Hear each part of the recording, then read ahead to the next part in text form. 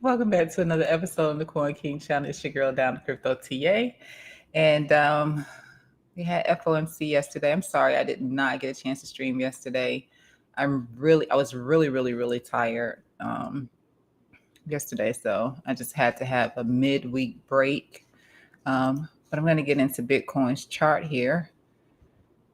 Not much has really happened aside from some of the things that we were looking at. We've been looking at these things for a while, but yesterday they actually somewhat played out here. I did update some levels too, and I will get into that as well. But let me take us over to the chart and let me get minimized. All right, so starting out here on this 15-minute time frame, we can just walk it through here. All right, so one of the levels that we were looking at here was this one here, where we have this purple box here. And I remember saying that, you could attempt to do this golden pocket. It is a psychological level, but that I really felt like, 786 is probably going to be the best position. And guess what? I honestly did not even, I was watching this yesterday, and I trade on Blowfin, and I was trying to get into that account to make a, to execute a long position here. And it did just the most perfect tap into this 786 with the bounce away, like perfect tap into it, which was also, of course, with this, with that level there. And I couldn't get in. I just could not get in. I ended up, I did enter a position, but I entered it late once I got everything worked out with whatever was happening with the account. And I think it was just slightly up above here, which was fine, because I really need to see price get back into the cloud and try to push out of it anyway. So that was just fine. Right now, we are hitting this level right in here, the previous day high there as well. Also a daily level here. 4-hour levels just didn't work out that great, so I just toned it down to the daily levels, which pretty much align with what you see in this box set. This white box here is what the last time when we got these two rejections at in here. But I expect for this liquidity here to get taken in here, and we may actually do more than that. So I was just looking at the 4-hour time frame, and the 4-hour time frame does have a rise. I mean, not a rise, but a drop in the dynamic cloud. So I said the 1 hour was bearish. I know I put it on Twitter. I can't remember if I discussed that with you guys or not. I may have just put it on Twitter. But the 1 hour was bearish. And this was on Tuesday. The 1 hour was showing me that it was bearish, but price kept pushing up. So generally what happens when you get the dynamic cloud rise like this white line right here would go in the opposite direction of the cloud. So I call it a thunderbolt. So we did not actually execute that thunderbolt. We just had absorption. So some bullish absorption came in here every time price was trying to come down. So this line here, it just kept rising with it instead of pushing out of the downside of it. But it was still, overall, the context was bearish because it was rising. And then once it gets above price, then there's the likelihood of price dropping. So this is what I was stressing over here on Tuesday. But it just took some time for that to actually play out. And let me see here. Just want to double check something and see. Yeah. So right here, you can see here on the 29th, I said that the Bitcoin 1 hour now has a bearish rising cloud. But, again, like I said, we just, we didn't see that white line flip down and give that thunderbolt. Sorry for my accent here. But eventually yesterday we did. You see how the white line finally dropped out of the cloud, and then we got that drop down and into a key area that we've been watching all along here. Now, the 4 hour, I'm liking. I saw it yesterday. Again, I saw this yesterday, but I wanted to wait. So when you get a drop, you want to see this pop out. So a drop is generally a bullish indication. So I would expect for Bitcoin to get more of a push up here. And like I said, I'm looking for I would say roughly in here. There's really nothing in here other than this daily line here. But if price comes through this daily line here, then I would be looking for price to get back into here. And this is 121. So it's between 121, we'll say 121.2 and 121.9. So we'll just go with that. We may have a little bit of resistance in here. We can see how this has worked out a few times before in the past, but there's nothing new in this zone here. The only new level in this zone here, a level that had not been hit yet, was this new daily level right here. And so we're tapping that right now at the top side of this range. So nothing new that should stress the market out to not be able to get that extra push up if this is going to do what I believe that it is going to do. And that's a nice little formation here on the scale as well. It's not as clean here on price action. So you can see kind of like right now we are putting in a bear div on this portion here. So we have a low here, and then we have a high here. So just a little bit of a bear div. But with this, we just want to see price be able to maintain. I don't want it to come back into the dynamic cloud, that's for sure. But if it does, then we want to maintain this lower bound here. And that's 117, 192, or let me just see exactly what this is on the cloud here. It may break it a little bit. So 117,233 or 117,234. So we want to see price actually hold there if it does come back inside of the dynamic cloud, which is resting on it right now. So if we do see that, this still looks very bullish in here. Now, I'm not saying that we can't do this because, again, we're not seeing this white line rise, and we do have a slight bear div in here. So we can roll down a bit, but that's the last call for alcohol there. Let me tell you, that's going to be your last chance to get into a position, if you're not already in one, to get a chance to ride this baby up, because it looks like it is going to give a nice little push to the upside here.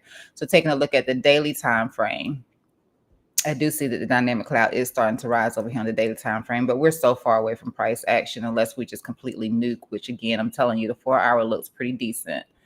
So I wouldn't be looking for that just yet. And you can see how we got the momentum break here as well. And again, a little bit of a bearish rise in here, which happens when you get a rising cloud, which is how this indicator works. So when it's rising, it lets me know that there is some underlying weakness in the market. So, and when it drops, it says some underlying strength in the market. So we do have a slight bit of bearishness here on the daily time frame as well. It doesn't mean that it's going to play out right away, but we do. All right, so let me take a look at a couple of the indicators down here. So, I mean, we do have this little bit of a cloud cover here on the RSI, which it reads differently than this one at times. But you can still put a nice regression line on here. So I'm not expecting for us to go to the 130 just yet. We just, have to take it one step at a time and see if we actually get there. But that's not terrible. It's not terrible yet. I mean, we don't want to do this over here as we're underneath here. And we've just been playing this move out, where we got the actual indication here that the daily time frame was a little bit bearish. And if we turn up now, we turn up in bullish control. So that's fine. Starting to get that curvature here on the delta, which delta is leading. So delta could be leading into something bullish as long as the MACD is above the 0 line. It's pretty far away from it at this moment, but it would be diverging against the delta.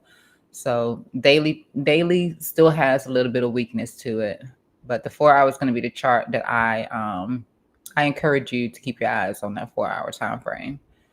All right, but I do like the posture here as it looks like we're attempting to curve up here on the delta.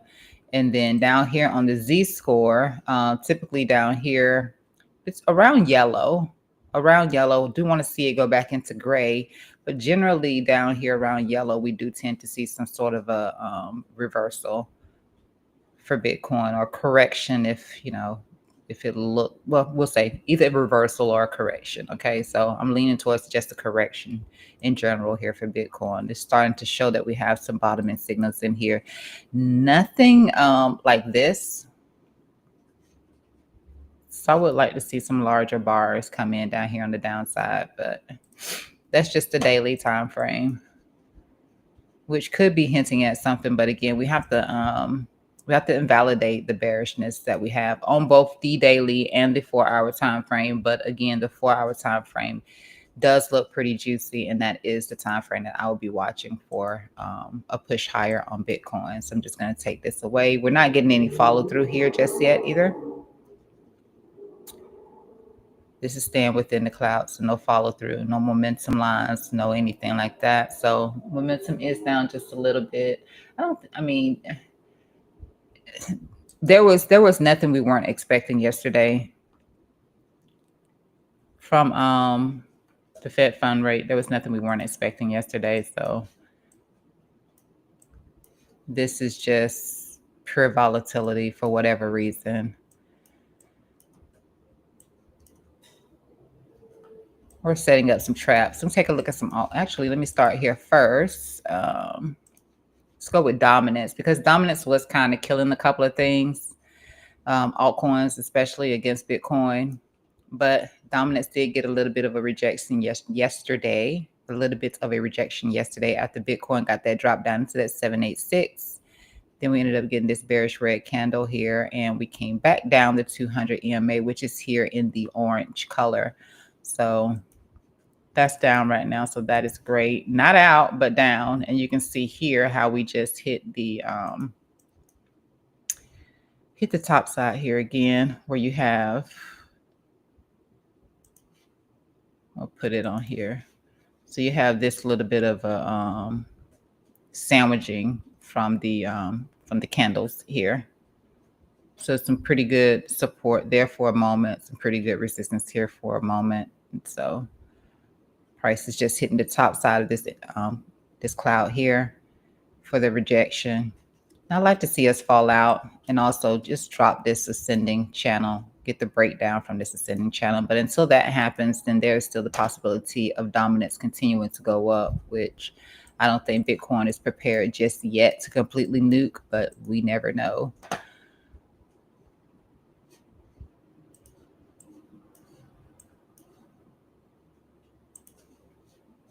All right, so Sui, on Tuesday, I prematurely entered that Sui position. I'm just going to keep that real. I prematurely entered that Sui position.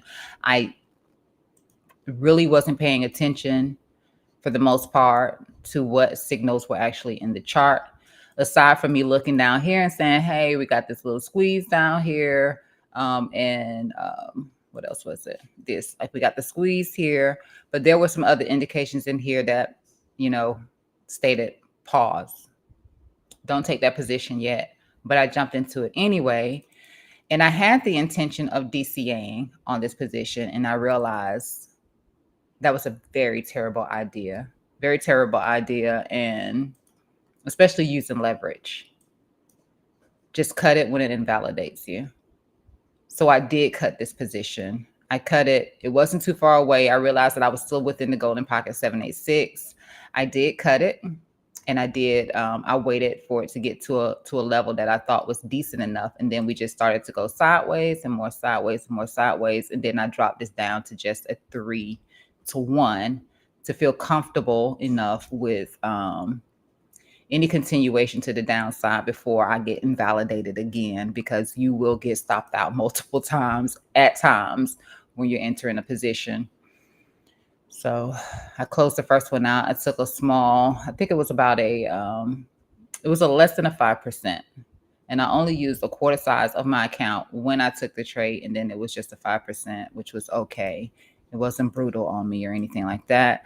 I went through and I reassessed the chart. I found that we were bouncing off of the 200 EMA on the 16, on the 12, on the 4 hour. So that's basically what that was. And if I turn this on here, which Sui, by the way, tends to have a better reaction to EMAs. If you're using moving averages with SUI, EMAs are really going to be the thing for you. And so let me go over here to the 4 hour.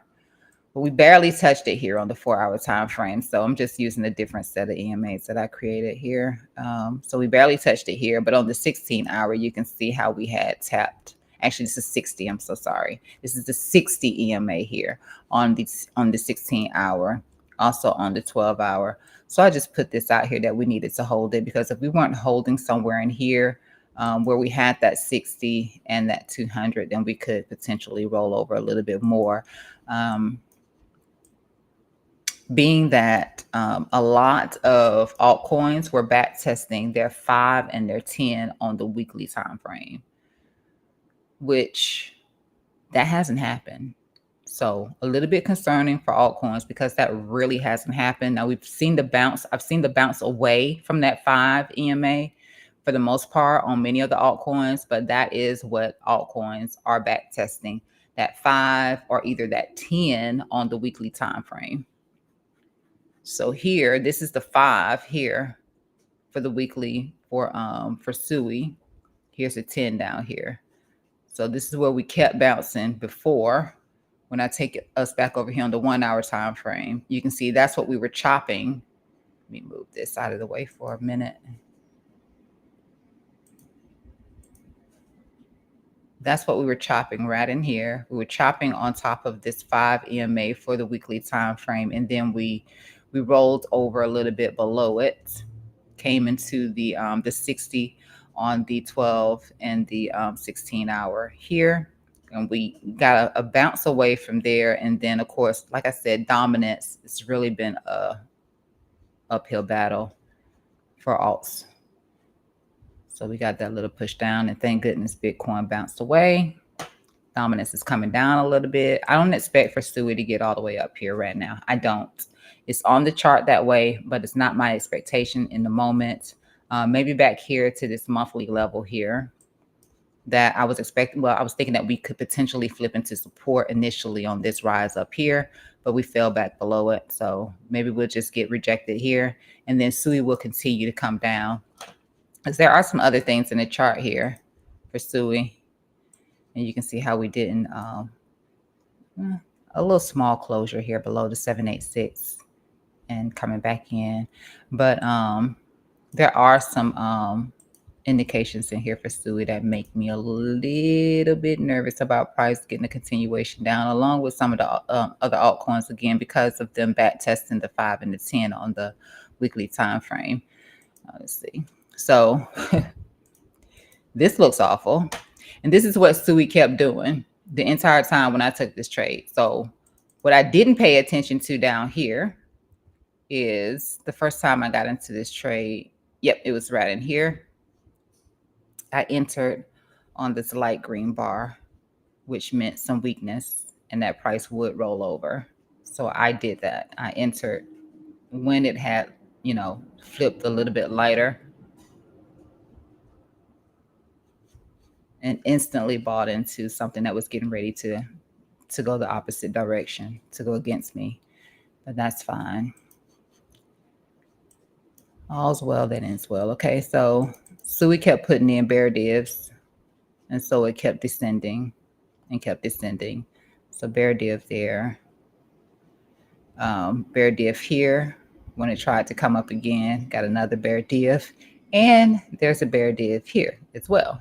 So, and SUI is below the dynamic cloud, which is something that I completely ignored when I took this position on Tuesday as well. So I'm in profits right now. And I may just set it to break even and let it go if it doesn't look like it's going to be able to push up at least to this this monthly level here. If we can't do that, then I just sit on the sideline and I'll just wait. But right now there is this bearish rise here for SUI. And take a look at Ethereum. Ethereum was showing the same thing here as Bitcoin was the other day too, where it was getting this cloud rise here, got the cloud rise here, and the white line continued to push up instead of breaking out. down and out. So price continued to rise. And then we started to do this. Never actually got an actual break out of the low. You pierced it here and you flip back into it really, really quickly here. But so far, Ethereum is above the dynamic cloud here. It's a little messy. Volume is a tad bit low. It's very low right now. And that goes for Bitcoin too. So it's pretty low. Didn't quite tap into the golden pocket here. So I will watch this 1 hour and let me check on the 4 and make sure that there's nothing happening over here on the 4 that we should be concerned about. And there isn't at the moment. Make sure this is not bearish divergence here. That's fine. That's fine. So Ethereum is fine right now. If Ethereum does push up, then I would expect for Ethereum to get to that 4,008. So we're still talking about this 4,008. But that's the next target to the upside. So what more can we say, right? We come down. I guess we really want to see Ethereum hold this golden pocket in here. And if Ethereum isn't holding, well, the golden pocket 786. So if Ethereum isn't holding this zone in here, the fib level here, then of course I will be looking for it to get down to here. And I don't know why I don't have any numbers on this. It's weird. So let's put some numbers on this.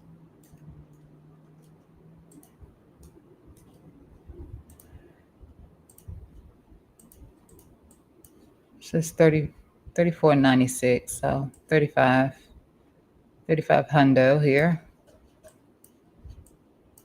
for Ethereum.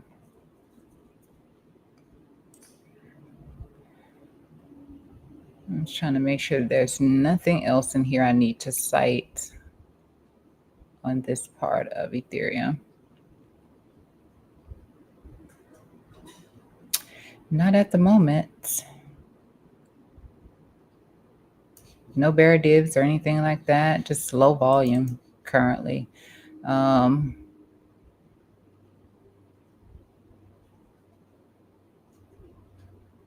little bit of a squeeze, it looks like, here on Ethereum. At least on the RSI, there's a squeeze. MACD and Delta both crossed positive, both above the zero line currently. But of course, we know when the Delta crossed above the zero line, then that means that the MACD just simply crossed the signal line positively. So they're both postured pretty good. We were down here in the yellow. That seems to work for the 4-hour time frame here. Yellow. Let me just look back and see. So yellow in here too. Did get a little bit of green in here, but yellow in here too. So that was fine. Yeah. Yellow to green seems to do pretty good for Ethereum. 4-hour time frame. Nothing really here. Just flat. Not a lot of momentum. And it's been that way ever since we got this drop here with this bear div on the top here. So this one bear div across here. So maybe a little caution is still needed for Ethereum. But if we get up here to this this 4,008 and you see any sort of bearish divergence, then I would be looking for this thing to come all the way down and potentially take out this low here for this 35. All right, XRP does have a rise, as you can see here. Has a rise, has some bear divs here on this rise as well below the dynamic cloud. Currently trying to push back up into it above previous day high. So that's decent.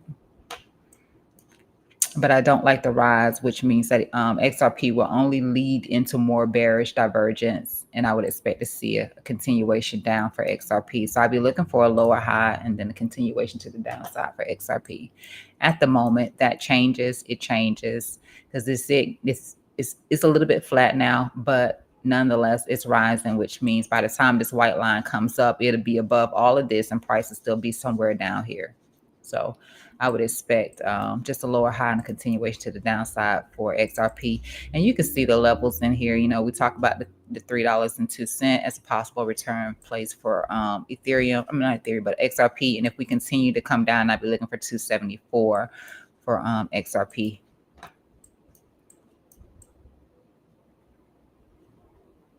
There may be something in here that I can map out, and I'll go back and I'll take a look at that. And then I'll add that on the chart because we will come back through these again as the day progresses while I'm streaming here. Solana. I mean, I did note this all across Solana that it was either prices either inside the dynamic cloud or we were seeing some sort of a rise out of one of the time frames here. So the 4 hour is flat. This is fine. Whatever rise was happening over here, it didn't actually play out because, again, you can see this stayed in and to the up and up, inside and upwards, instead of a little small break here, but nothing major because it immediately snapped back into it. Yeah, so price is inside right now. It's above this white line here, facing the momentum line right now. And if we get through here and get above this level, while it's still flat, let me just put something on here so I can see what that price is. So that's 186. So get through 186 and I would look for price to at least be able to get, actually, since we have a opportunity to draw a little trend line on here, I'm gonna go with this first.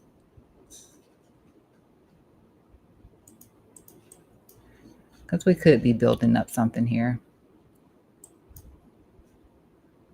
If I have to move it, then I would just say look for 190. I know that that's not a big difference. I get it. It is not a big difference. But we have to get out of this cloud first. So that will remain a point of interest, even though it's so close to that actual weekly level there. It is as it is. So I would just be looking for some nice bullish divergence. So I like this. I like this a little bit, but some of those other time frames here for Solana are not looking the best. That's a nice clean double tap here at this low as well. So I would be looking for that first. I'm just going to leave this on here for Sol. Then, of course, if we get through here, then we'll be looking at that 207, taking out that top up there. So if this is actually a bullish formation that we're building here on Solana, then that is what I would be looking for. It's in sync with this. I really like when it goes against it, but it is in sync with it. So just understand that it can break out of either side. And volume does confirm the pattern here. Did get a little bit of a spike here on this drop down, but overall volume was confirming this pattern. Positive MACD, well, positive delta at least. And MACD is just starting to cross as the delta is starting to push across this white line here. I mean, this zero line here. So it's just starting to get across here. So maybe this could turn into something nice for Solana. Just need to start to see some follow through here too. I mean, it is a pattern, so I would expect the consolidation. So yeah, we'll be looking for a breakout on Sol today. Since Bitcoin's 4 hour is looking pretty nice, we'll be looking for a breakout on Solana today. See if we get it. And then let me just, yeah, little Sui here. And you see I have flip here. I put this on here.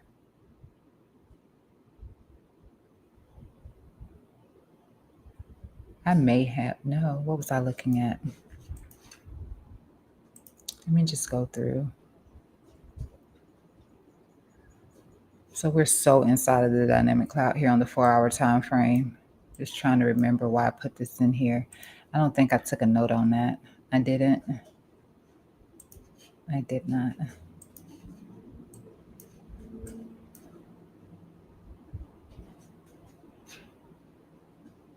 Let's see, daily.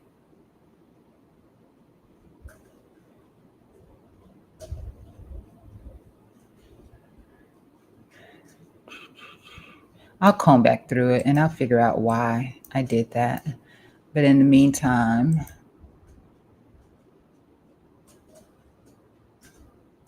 all right, Bitcoin is still in the same place, so we're all good.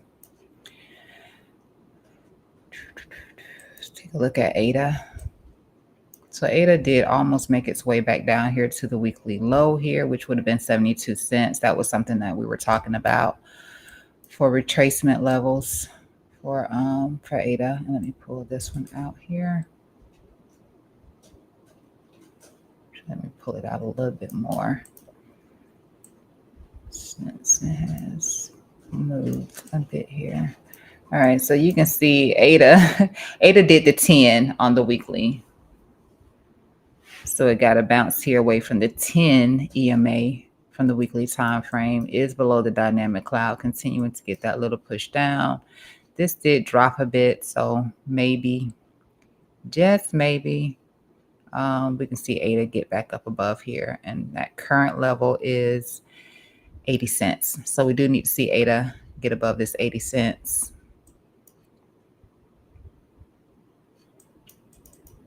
Indicators. RSI looks pretty fine. Yeah, RSI looks fine. It's moving into the bullish control zone. Looks like we do have some bear divs here.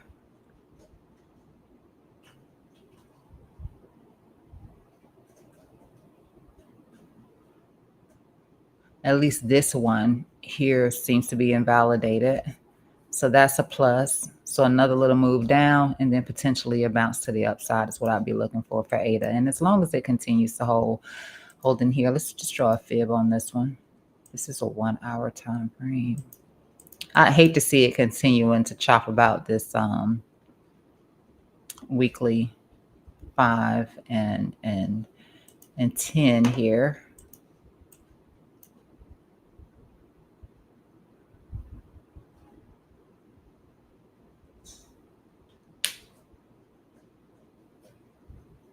So just maybe it comes back into here.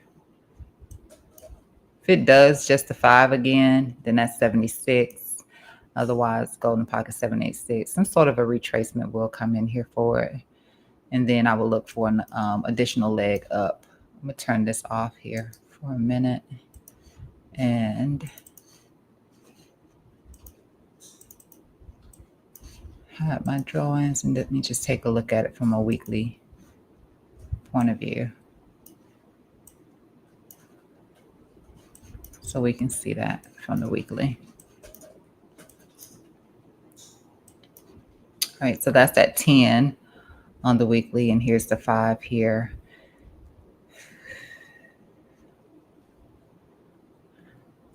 They're just sideways. They're just absolutely sideways. They don't have this feather. They don't have this feather look on it.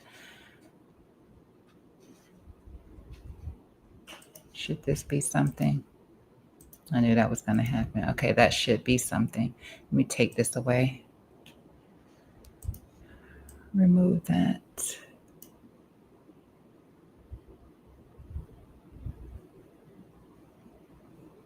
Okay, I can see what I probably wasn't seeing before. Let me just slide these out since I'm here, and then I'm going to turn them off so we can see better.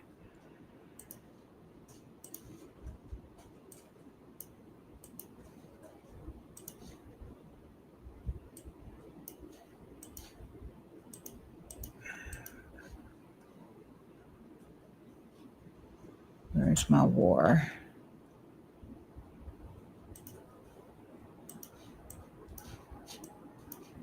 All right, so that's a nice little formation in here, I suppose. Nicely continues to bounce off of the 200 EMA here on the weekly time frame. I don't think there's really anything in here for this low per se.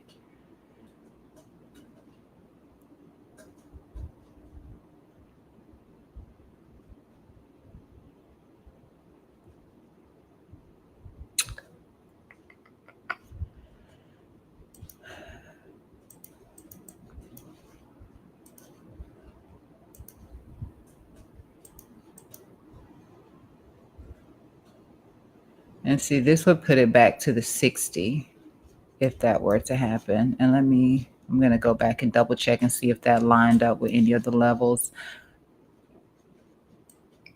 But that's 67, 65. for this golden pocket here. Since these are so close together, that's a little, I don't really like that. Keep doing that. No, it doesn't.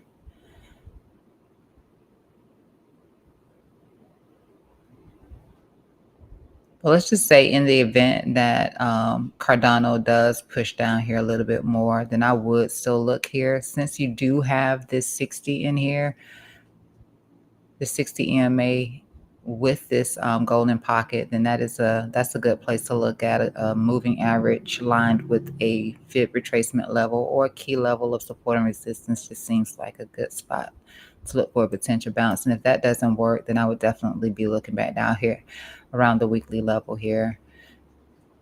I mean, if anything, it would still be a great accumulation if it did return here again, is what it looks like, since it has bounced multiple times here from this 200 EMA. So I would just leave that here on the chart, and I will leave this little line here on the chart as well. I'll lock that in and just have a bunch of stuff going on the chart. How about that? And it didn't show up because it's not syncing.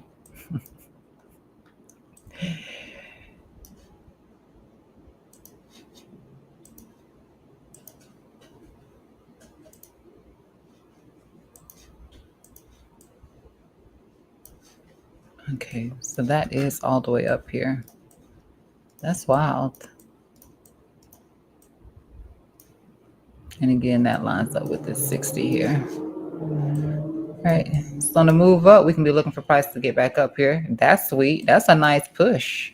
That is a beautiful push back to the upside for Cardano. I like that. It looks like we could drop a regression line across here as well.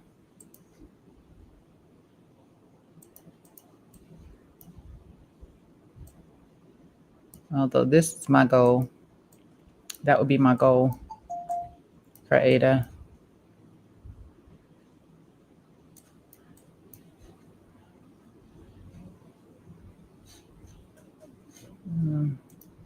Let's see, H bar.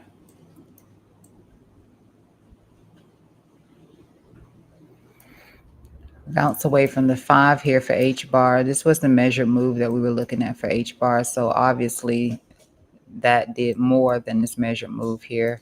And this was the next level in line, it appears, for H bar. And how about that? That wasn't bad. So you can take this away. Take that away. And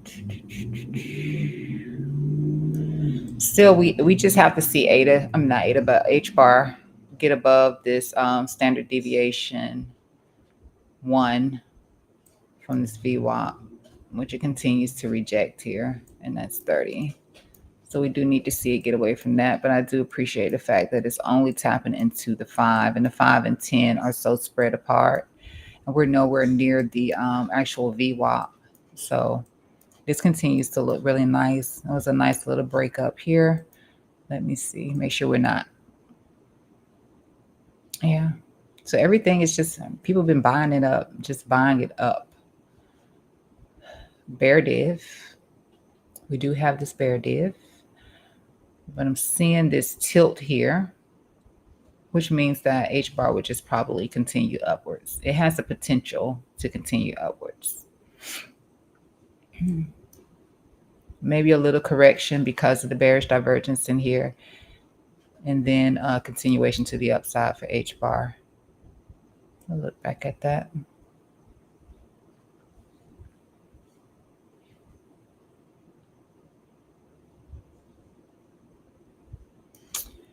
And let's see if there's anything else I need to look at. That's just the 1 hour. So let me look at the 4 hour.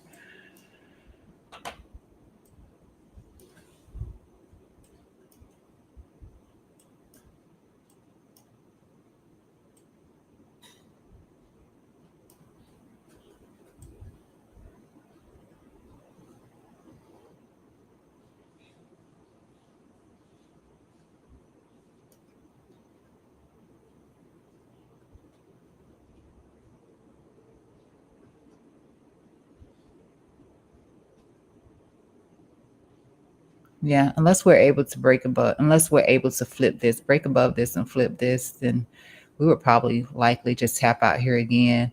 And especially just looking at how price action looks throughout here. It looks like a pending correction to the downside is coming, and it's going to give us more than what we've been getting in here, is what it's screaming. But it's H bar, so we'll see. I don't mind if it continues to go up.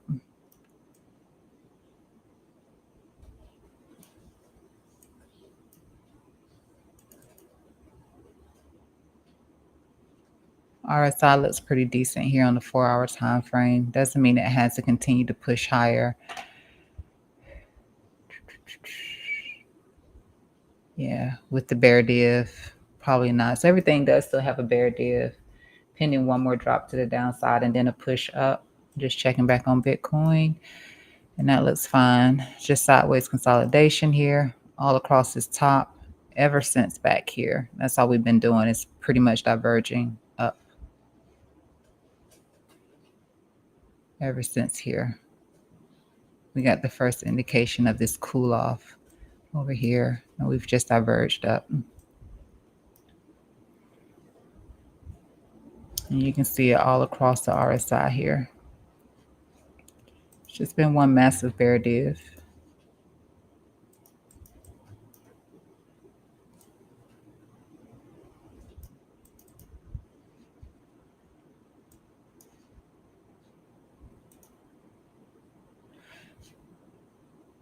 Take a look at the daily. I'll take that away for a sec. It's a lot going on. I'm actually going to take this away too, just to minimize some noise. You can see the bear div across here as well.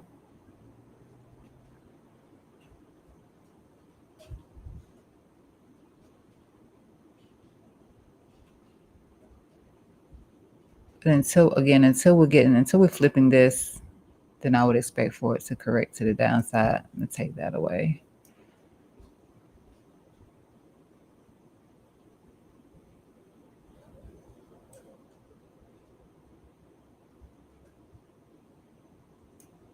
And still holding in here. Nice little clean bounce up from that pull back here.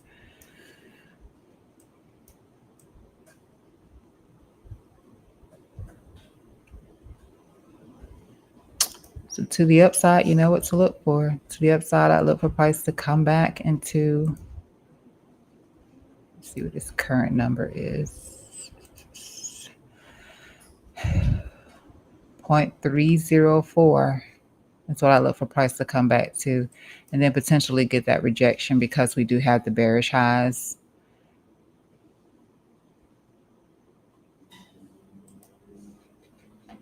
And this is a bearish, sort of a bearish rise in here. So I don't like that.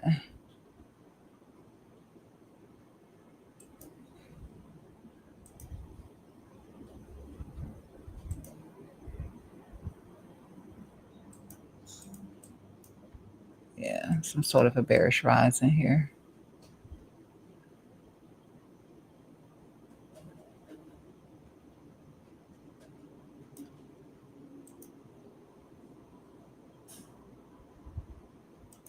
Make this visible on this chart only.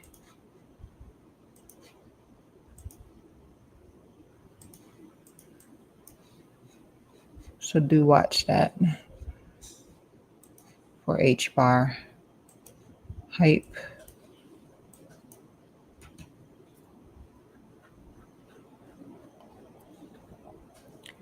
So Hyperliquid did come back in here and tap on this weekly again yesterday and got a little bounce away, so that's good.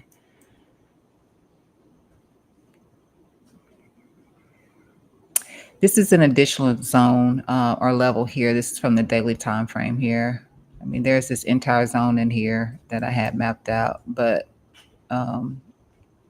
this daily level, let's just say that hype did break down and did break down, then I would be looking for this to be the next level. But so far, I like this little structure in here. It looks very corrective at this point, at these highs here, and I'd be looking for a push out. Um,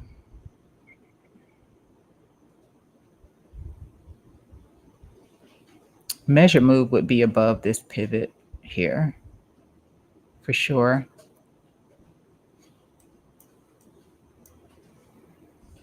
RSI stable, not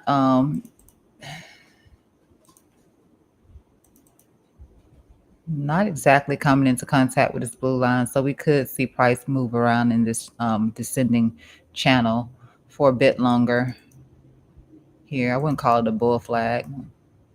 It's extended a little bit too far out, so I would just call this a descending channel, and then I'd be looking for a breakout upside of this descending channel here.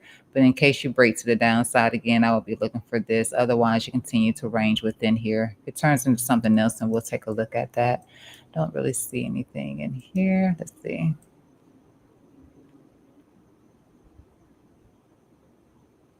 This really looks like a mega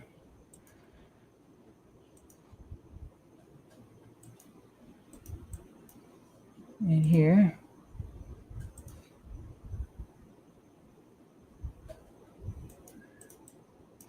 So it does kind of look like a mega, some sort of a megaphone pattern in here. Turn that back on. Let's take a look at this. Let's see if a golden pocket is here. It is. Okay. So right here along this trend line, actually. Could look for that as well.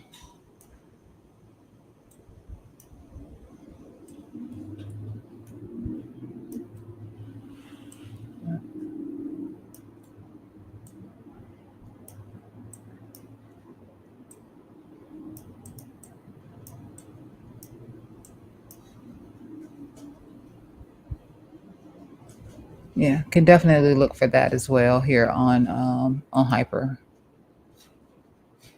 I want to make sure these don't move with me. And they don't. Okay. And that would be that same pattern that we were looking at here. And just see what 4 hour looks like down here.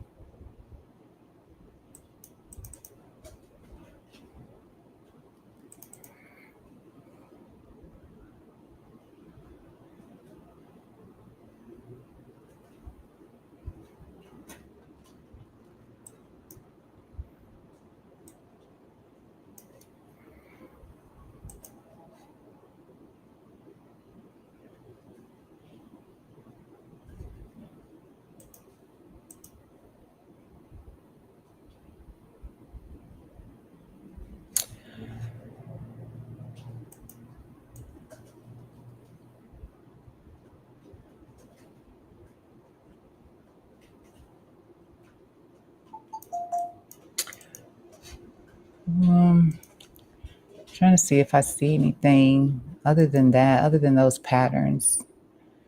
Just low volatility. So it is in a squeeze, pending some sort of a breakout takes place. Based on that pattern formation, again, I would be looking for that break to the upside on Hyper. But you have levels to look at to the downside just in case. So that's what I see on that. This is going to be absolutely flat, but holding the 200 EMA, at least whipsawing it at the lows and coming back above it. So if you were trading this, then I would look for a break below, not a tap into, but a break below and a reclaim of the 200, unless it hits one of these levels down here, and then you would probably be looking to trade back into it. Nothing much. And hopefully it's not under. It is underneath the dynamic cloud here on the 4 hour time frame. Same situation as any other altcoin. I should probably turn my mic towards my mouth. Hopefully that helps. All right, so no, it's not much different from any other altcoin. Just tapping the lower side of the dynamic cloud right now. Be looking for price to get above this, and that's 45. So do want to see it get above there. By the time that happens, it looks like it would be breaking out of the falling channel. So that gives it some sort of validation there. Let's see what the 1 hour is looking like.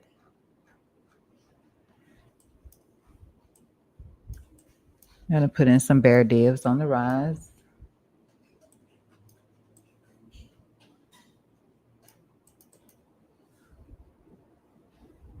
I like this. This is flipping bullishly. RSI looks nice. So this is showing some additional strength come in here on the 1 hour time frame. So I do like that. Although there is the potential for a bear div here if it fails to get above here. There's the potential for the bear divs across here. But in this current state, if this pushes up, then it does push up with bulls in control. So I like that for the continuation, falling behind that bounce here.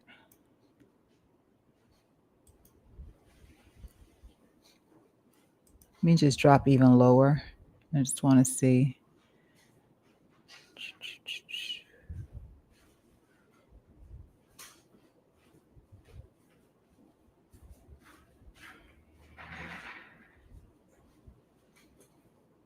So 15-minute does show a slight correction coming in. So where we were looking at it here on the 4 hour here at this dynamic top side of this dynamic cloud, likely rejection, and we see a little bit of a correction in here for hyperliquid first. And as long as it can hold within here, within the cloud, that would be great. So 42.43 on any sort of a move down is what I would be looking for. Price to hold. You want to make sure that it holds there. So again, that's 42, let's just say 43. That's 42.89 there for hyper. Now XLM, I realized I actually like XLM chart. I was looking at I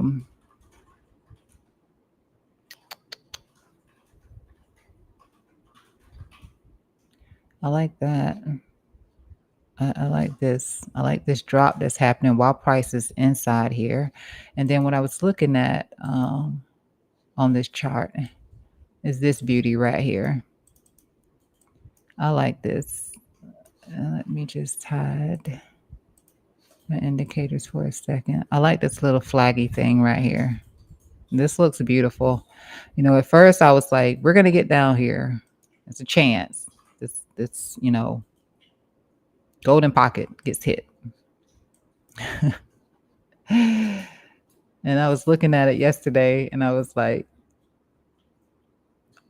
I like XLM. It's like it probably wouldn't do anything unless SRP did, but I like that. So we'll see what this does. We'll see what it does. I know that we did look at this a little bit. I think we did here on Tuesday. I think we did look at this a bit here on Tuesday, but when I saw it on the daily chart, it just looked a lot different. And I was like, yeah, that's nice. I like that. Let's see if we can get that push out of here. The last time we just hit these lows in here, price action. Could check on these lows to act as resistance again, or this pivot in here to act as resistance again as you get this push out. So if you're going to pick up some, I would be looking to pick it up in here and not necessarily be the breakout trader pushing into resistance on the breakout.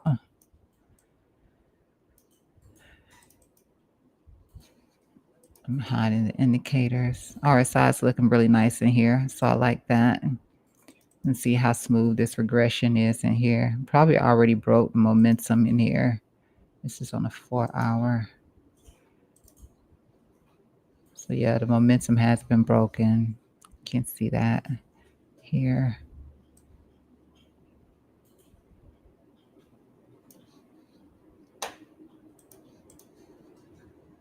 But that, yeah, that looks absolutely phenomenal there. I like that.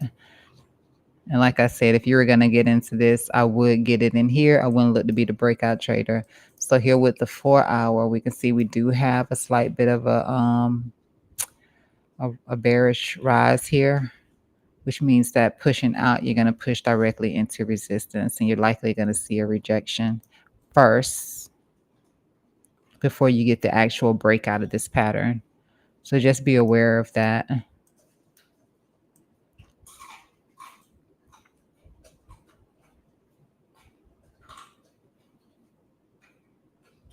And that was simply on any sort of a valid breakout. Come on, chart.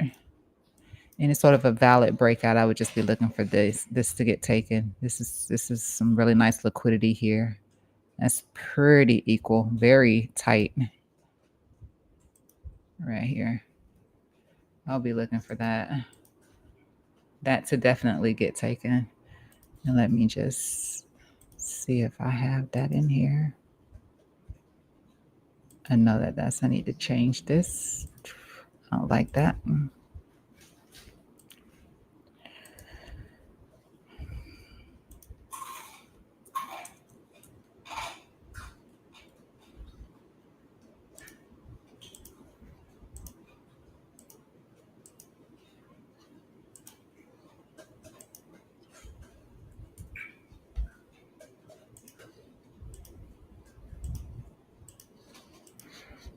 I would be looking for that to get taken out, if anything. How high it goes from there, if you find some continuation, but I would look for it to get a rejection first. But if it finds some continuation, I would be looking for 57 to 62 here for Stellar. But again, you will be met with resistance trying to be a breakout trader on this.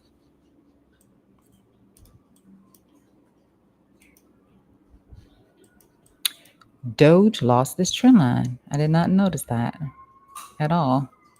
Okay. So this was one of the regression lines that I was looking at for Doge to see whether or not it was going to break it or get the bounce from it. It did bounce there. This was the first two touch points, so those really don't matter. It was this one. This is probably the last one. And, of course, it had the bear div here. Yikes. A little bit of a bear div there. But nonetheless, bullish divergence here on this low, which is fine.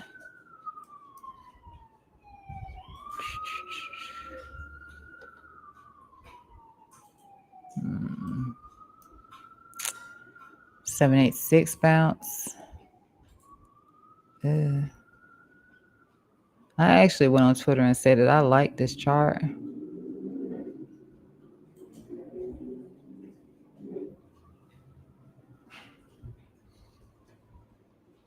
Yeah, it was actually on the 24th, I believe, because I said right here, while my ideal entry is lower around 0.20, which we hit.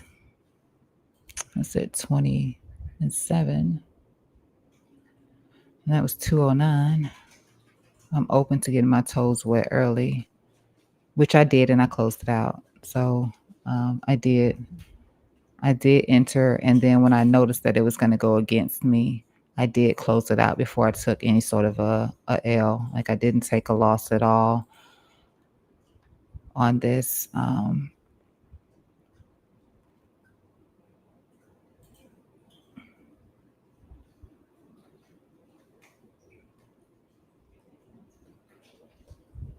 I did state that caution was needed on this as well. So, yeah. Rejection. Potentially trying to push up now since it does has this little bit of bullish divergence down here, but it would have to push up enough to take out this pivot here with a closure above it in order to invalidate any bearish divergence along the way. So we'll see if Doge can do that. So we want to see Doge be able to close above 24,784. First of all, it needs to get back inside of the dynamic cloud, which is 2280. So we need to see that happen. With that said, I'll probably just take away a couple of things that are on the chart here. Let's see if I redraw this, if it makes a difference. I'll put this here. That was that touch, that back test there. This first drop out back in. Some sort of cute little inverted here. Should I leave it like that?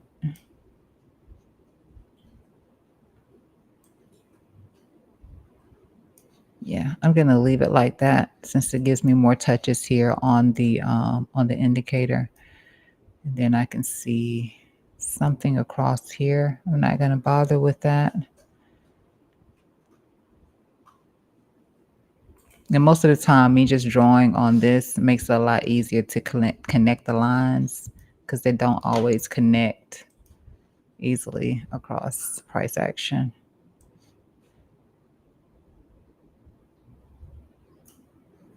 That's pretty close to this already.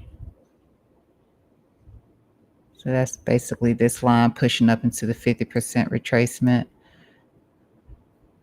which I'm going to take this away now because no, I'm going to take away this 50.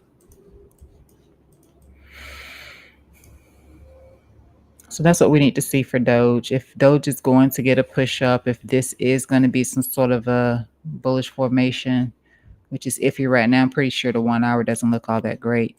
But if it is going to get that move up, then we do want to see that closure up above here. I don't think I really need this here. I'm going to take that away and see that. But for now, the rises are bearish here on the 4 hour time frame. Bearish rise on the 4 hour. Tapping into the low of the dynamic cloud here on the 1 hour time frame.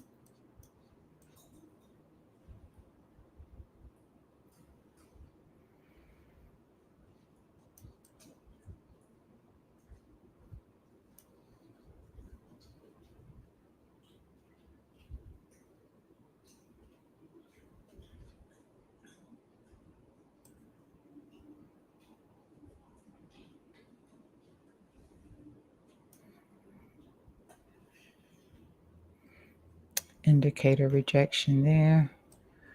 It's a nice little wick there. Let me check volume, which I'm sure it doesn't look that great as all things. Volume is terrible right now. And I don't think we have any data today. Let me just double check.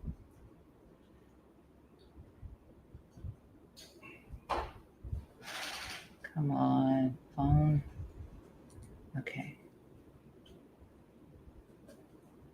I'm sorry if I'm missing anything in chat. Let me see. Yeah, we have core today.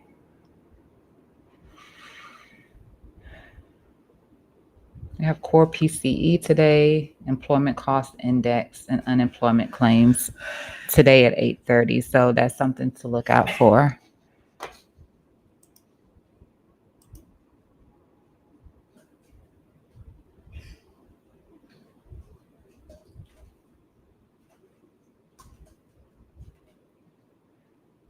Thank you. And I hope I say it correctly. It's the Jen. Mel. Hi, Mel B. I replied to you on X.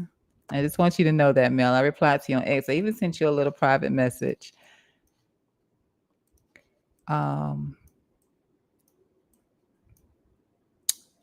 So yeah, Doge rejecting a little bit since it did get such a beautiful reaction down here off of this 786. I won't be looking for it to come back down there, not in the moment. But of course, you can see what the level would be if we lose the 786, and I'll be looking for that 0.20 here, 0.206, which is not too far off from that that 786 there. Just say if price was to come back down here and just take out this liquidity here from yesterday. Since we do have a little bit of a bear div here on the 1 hour, on the 4 hour as well. And then let's take a look here at the daily again.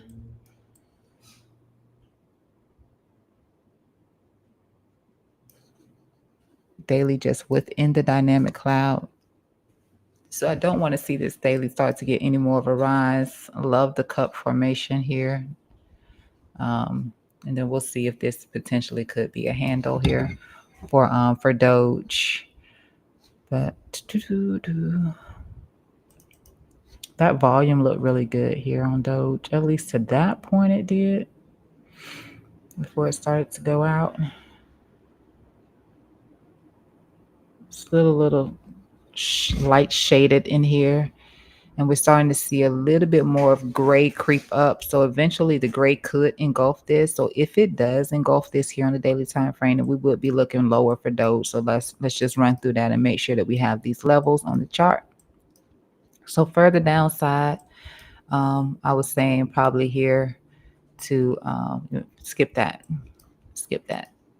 And let's just focus on this here. So if price loses that 20, this just 20 cents even there, then I'll be looking for price to potentially come back down here to this low. And I'm starting to lose my voice at 14 cents, potentially 14. So 17 to 14 somewhere in here. Let me see.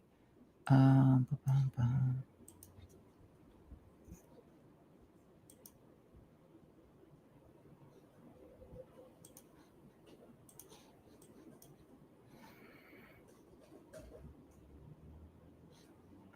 we can look for it to catch this again inside of this zone here. So you're not focusing too much on a broad range. And you can focus on this instead, which is going to be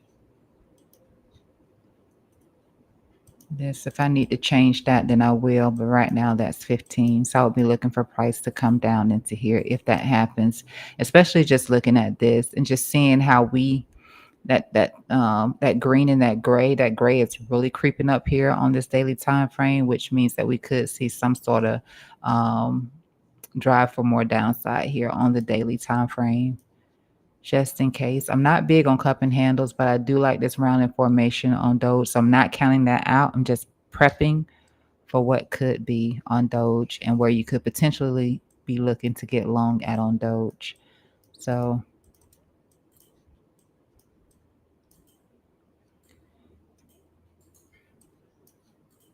just if that happens, I would be looking down here.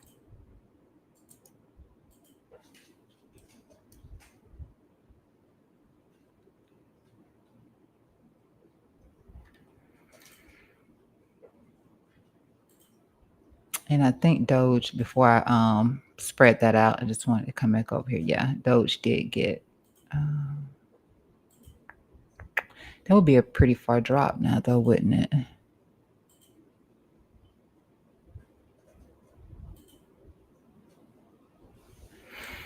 Because we've already changed, got a chart over here. We've already done this here. Let me drop this lower. That might have been, no, it wasn't. So if I drop this to here, then we wouldn't want to see price come here. So I'm going to take that away. And I'm going to focus on the 786, which aligns up perfectly with this range here. So that is what we would be looking at. And we would not be looking for price to take out this low here since we have got a charge and we want to see a higher low and a continuation for Doge. So let's give that a try.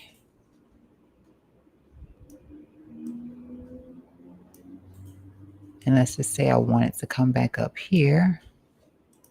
Then I could do that. And I could do this and still have a good risk to reward ratio. And I'm just going to type these numbers in.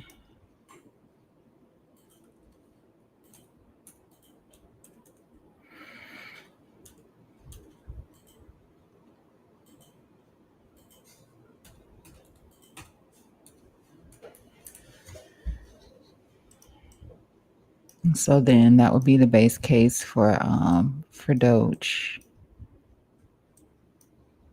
So I wouldn't really necessarily be looking for this golden pocket unless it's all about trying to stay within this dynamic cloud and not lose this.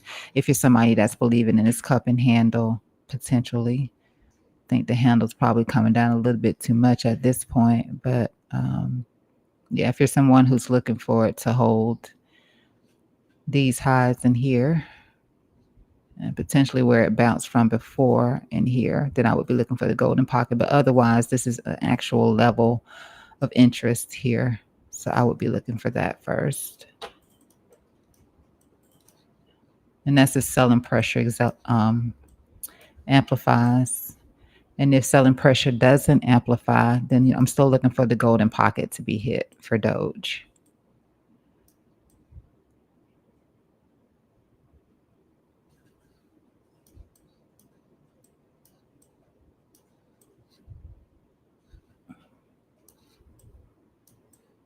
And you can see the potential stops along the way, maybe 32,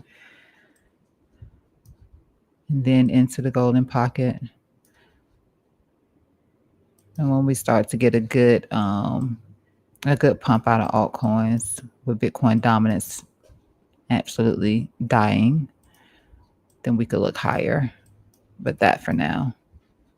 To the downside, to the upside.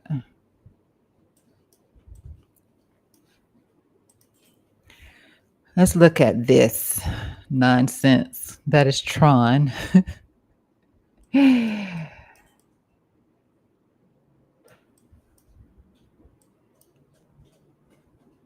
mean, you have to appreciate an overachiever. Bitcoin is just still sitting there, probably waiting on these numbers to come out at 8:30. So, I mean, TRX didn't get much of a pullback. It did leave the body, but below this weekly level. So,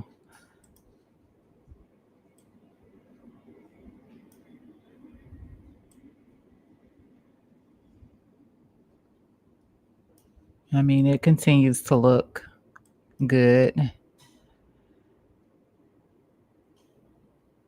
not sure if I need that. So I'm going to leave it there for now.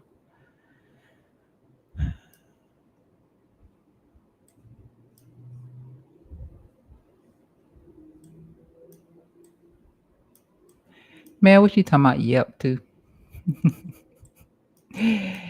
I'm gonna leave it. I'm gonna leave it there for now because I'm not really sure. I'll look back at it and I'll color code it and put some numbers on it in case it is something of relevance.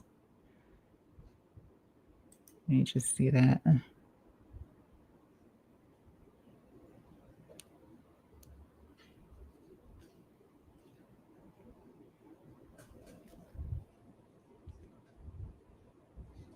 No, it's really not relevant. I'm going to take that away. I think it was like a momentum line or something at one point. So I'm just going to take that away.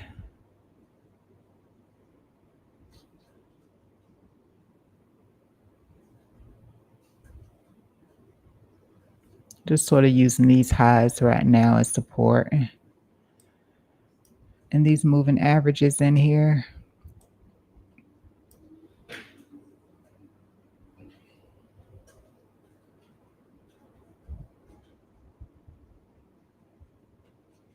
The whipsawing of these moving averages here, how they're kind of starting to bond together a little bit, could mean that Tron does get a pullback. It's hard to say with Tron. I'm not going to even try with TRX because it will continue to pump on me and make me look crazy. So,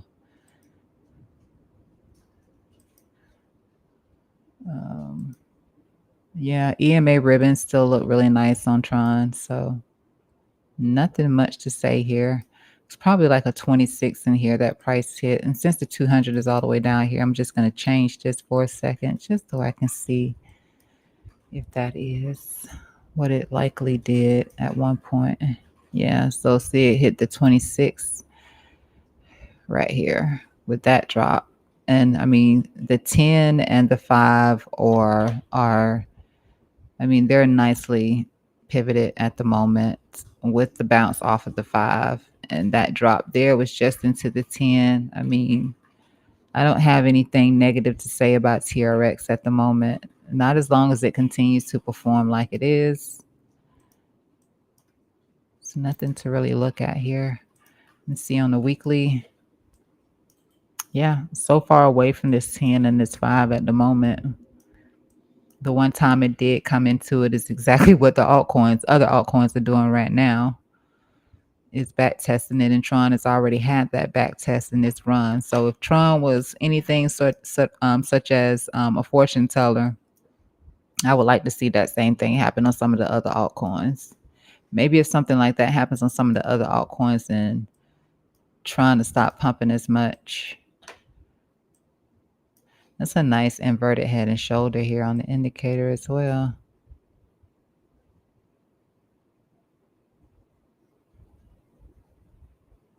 I know darn well this didn't happen, so I'm going to take that away. I can't say it was any of this because this was, yeah, nope, had nothing to do with any of that. This is nice.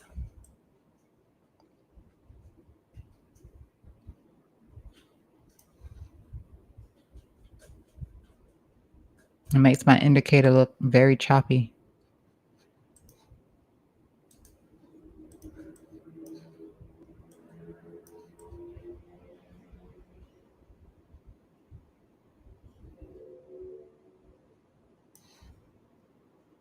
It's from 2004.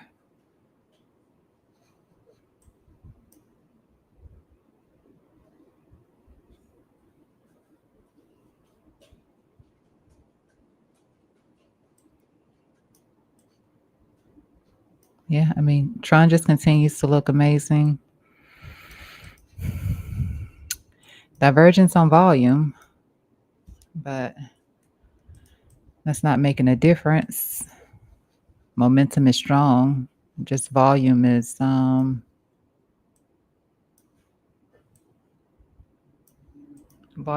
as strong. Yeah, I messaged you, Mel. Like if you were to click on, like there's a little box in your right hand corner, if of your screen on X. It has these two little, I want to call them arrows.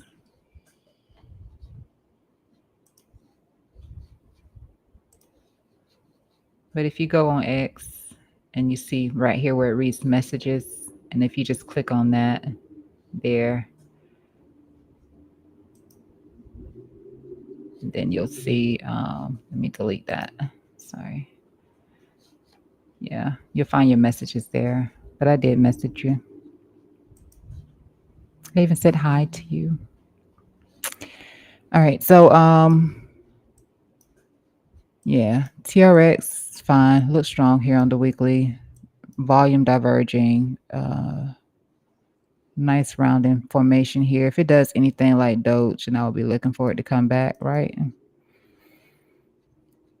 This is very strong here on the weekly as well. You had this one occasion in here where you flip light and you got this little correction in here, and then it was back to green, dark green. I mean, this is still bullish. The light green is still bullish. It's only when it's gray that you have some some concerns. And there's been no gray since over here. Like this was the last speck of gray before there's a tiny bit right there. Otherwise, look, it's so far off. 6.33, this thing is not coming back. Green is all the way up here at 37. This is nice. Still though, I don't understand with all of this movement here how this blue line hasn't crossed up this yellow line just yet. But again, I think I looked at this the last time and I said the last time it did finally get the cross up, it was where the reversal happened here for Tron. So we can look for that. We can look for the moment that this actually does get that cross up. Since it hasn't happened yet, and the last time, again, once it did cross up here, it was the end. Well, not the end, but it got that correction off of that cross. It got the correction. So I'll be watching that. Seeing what Bitcoin is doing. Volatility is creeping up just a little bit here on the 5-minute time frame for Bitcoin. I'm gonna pop over here to Bitcoin real quick just to look at it.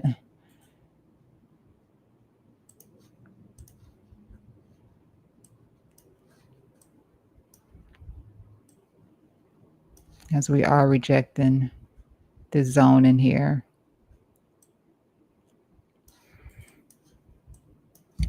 I've let my coffee get cold.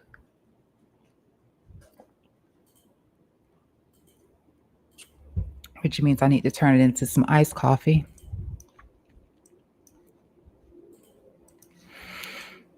So a slight rejection here for Bitcoin. And then on the 5-minute, let me just see what that looks like.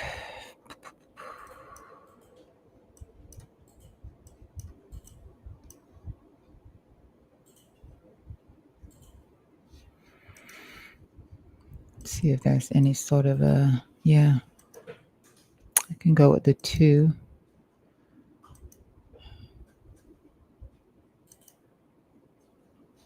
Since this is the second candle inside of the 2, and I'm sure that with this 2 hour that's all it is. I'm just going to connect this. Actually, let me just put that back on the 1. Let me switch this to a 2.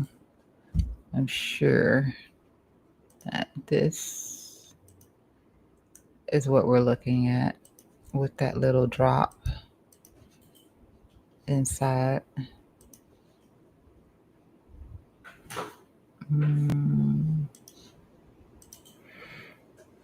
It's the base. Yeah.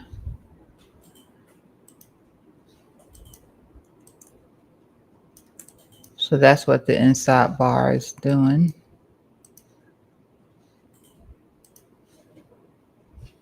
Is this?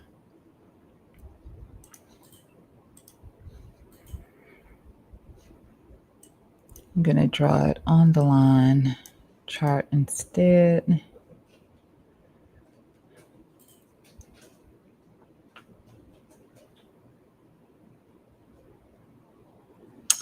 I'm going to let this make a pivot. I mean, you could try to draw it from this. I don't really like it too much to do that, but sometimes that works.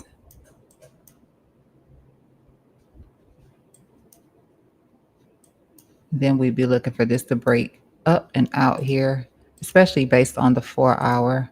That is what we would be looking for.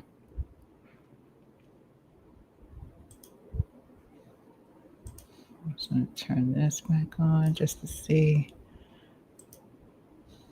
4 hour. We're just capturing the top side of the cloud here. 118,488.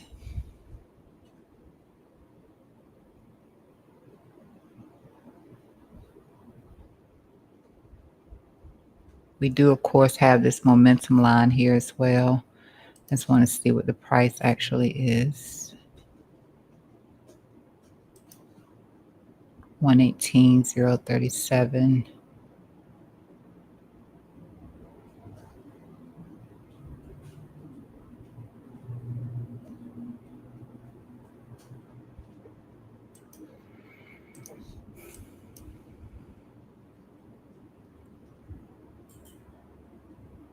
I wouldn't be looking for that since we're ranging within here, since we're coiling on the 2 hour.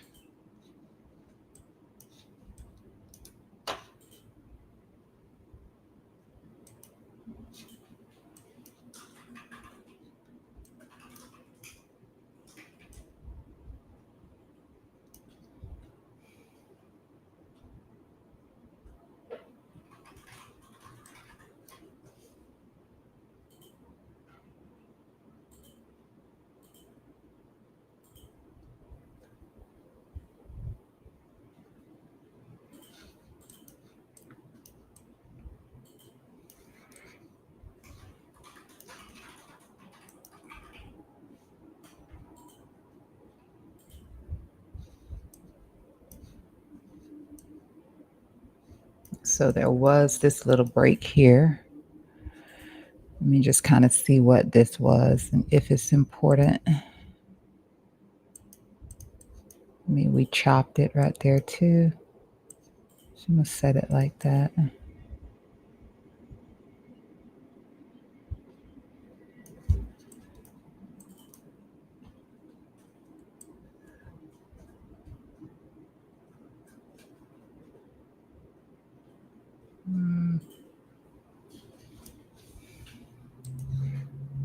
I don't think that that was anything.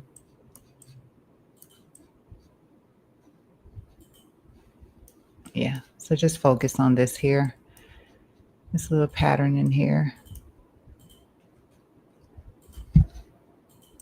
Let's see if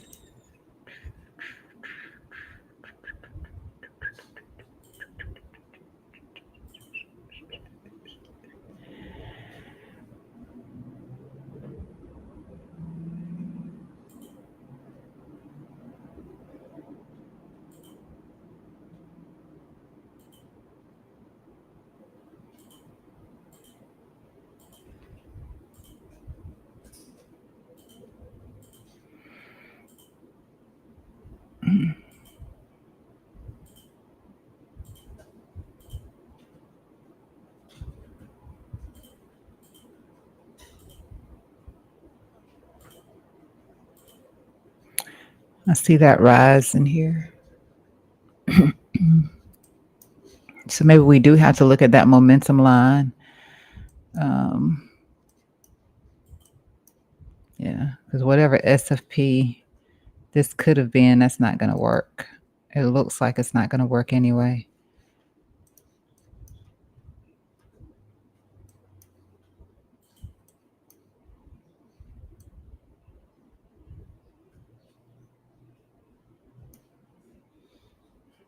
But our volume was low. So there's, I mean, that is not surprising.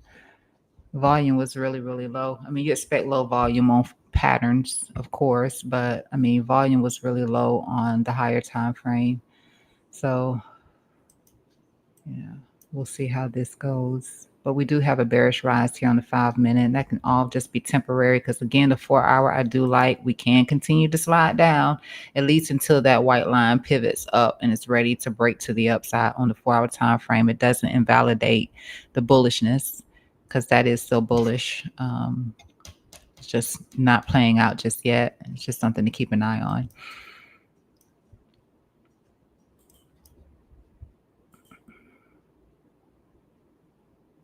Okay, so it did flatten out a little bit, but it doesn't mean that we won't get the bear div on the rise because we will get some sort of a bear div. But we're inside of this range now, 2 hour coiling, and we could look for a sweep of this liquidity in here. Since this is the low of that range, let me see if there's anything else in here.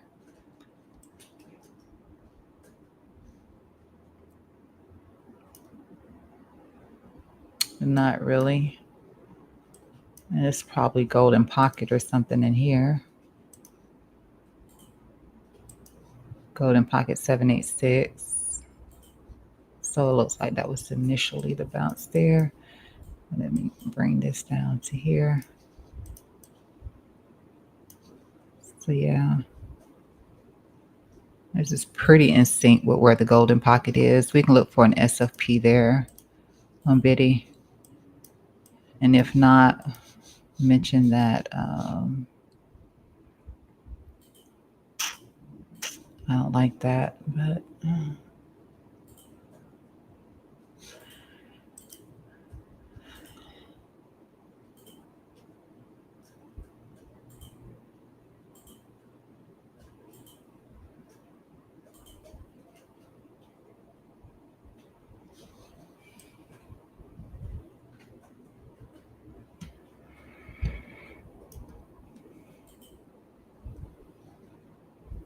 'Cause we did take that liquidity from that little point there, so it makes sense.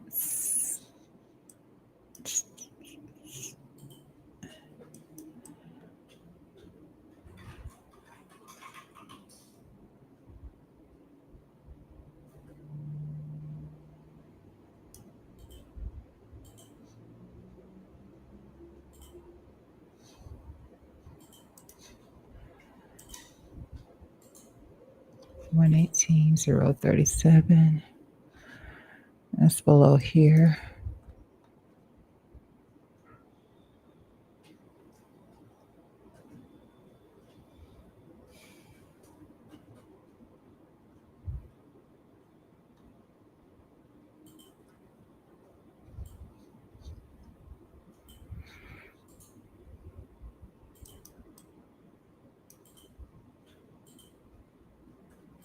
And since the coiling is a lot clearer here from this 2 hour, I'm going to leave this 2 hour chart on. We'll see how that works out. Again, I do like this 2 hour too, 2 hour and 4 hour, and we will see how we do over here. And if an SFP, which means we break through and then we come back up and take the entry based on the reaction back up, we get one. Yeah, I can see that volatility was increasing a little bit over here on the 5 minute.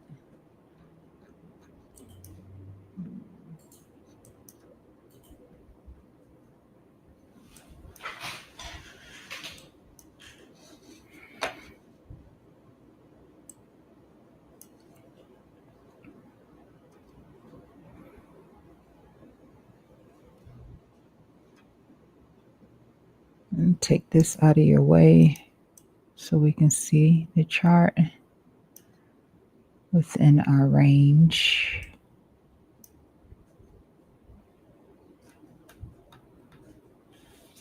Let me check liquidity.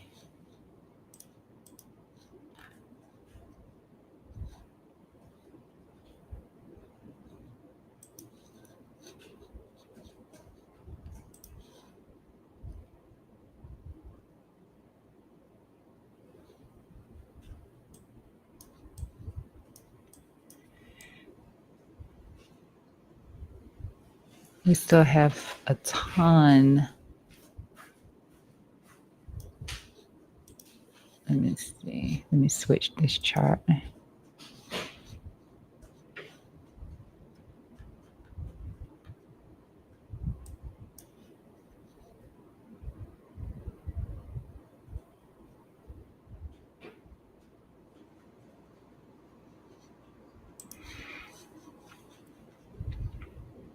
So we did take some liquidity overhead, but we still have a ton of liquidity here.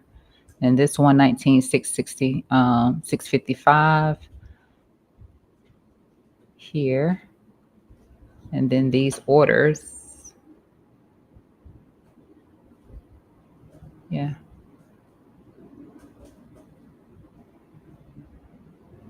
One 119,665. What is this here? 120,839 in here.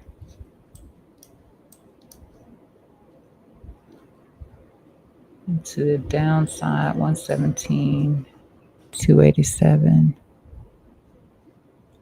287.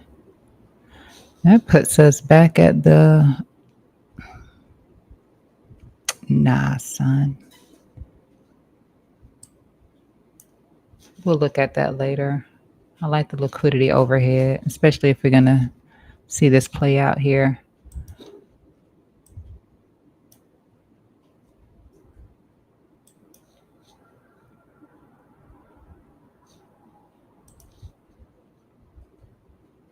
You can see all of this down through here. What's this in here? 116.5. Yeah, that looks way better.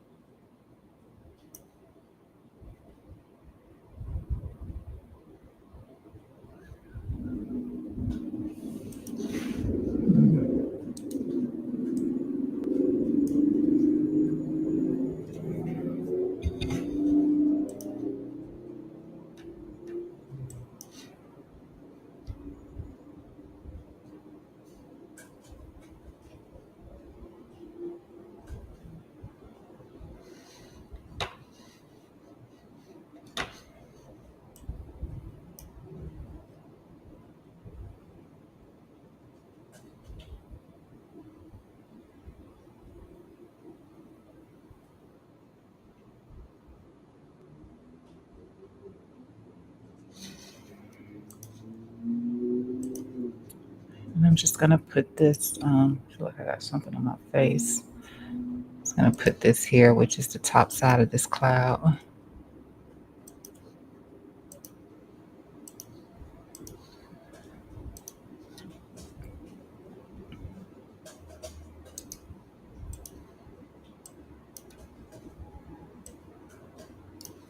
It still reads like we're consolidating.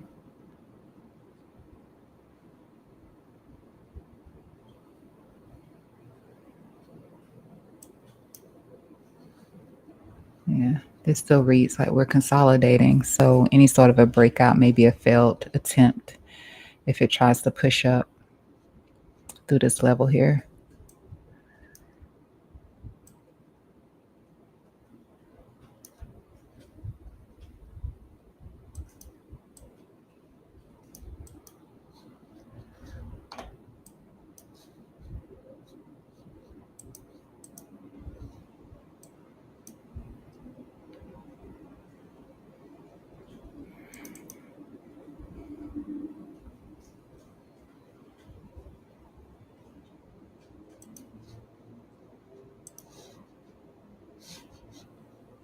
Check back in on this little SUI position.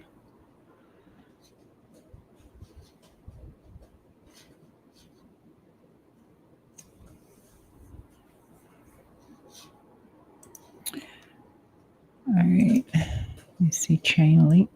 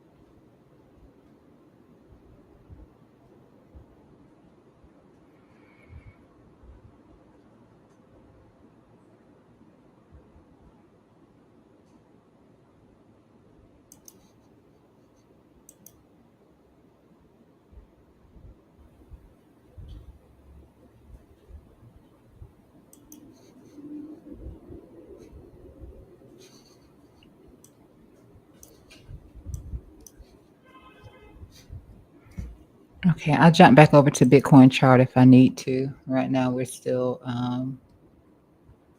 holding there. We start to move down towards the level or towards that trend line. I will move back to that chart. All right, so chain link here. We've covered chain link a few times. Looked at the Bollinger Band and how chain link has seen explosive moves outside the Bollinger. Um, to the upside every time it got a squeeze here on the weekly time frame, which again it is within the standard deviation 1 and 2 on the Bollinger Band. Back test here of the neckline here. Still holding the within the 5 and the 10 here. EMA on the weekly time frame. I take that away and we look back here at the Bollinger. You can see that we just did standard deviation 1 here to the downside. So unless we start to close below here, then I would say Chainlink still looks great, and I'm still expecting for Chainlink to get a push to the outside here. And this is a little bit different in terms of how we got this red bar here on the weekly time frame. I don't like that. That can be bearish a little bit, not necessarily bearish, but indicate some sort of inconsistency from this break to the upside. That's basically what that tells me here. Because again, we should just be green. We should not be flipping into red. We flip into red. There's some sort of an inconsistency here. And so just a minor correction could be all that we get there. I mean, it did it over here, but it never really had any issues on the breakout before. So, I mean, that's the only difference that I'm seeing right now. When we got the squeeze here, there was no sort of an issue. Once it flipped into green, it stayed green and it just continued up. And you can see Chainlink got one nice green bar here, and then it flip directly into this red bar, and a little bit of correction here just off of this doji candle.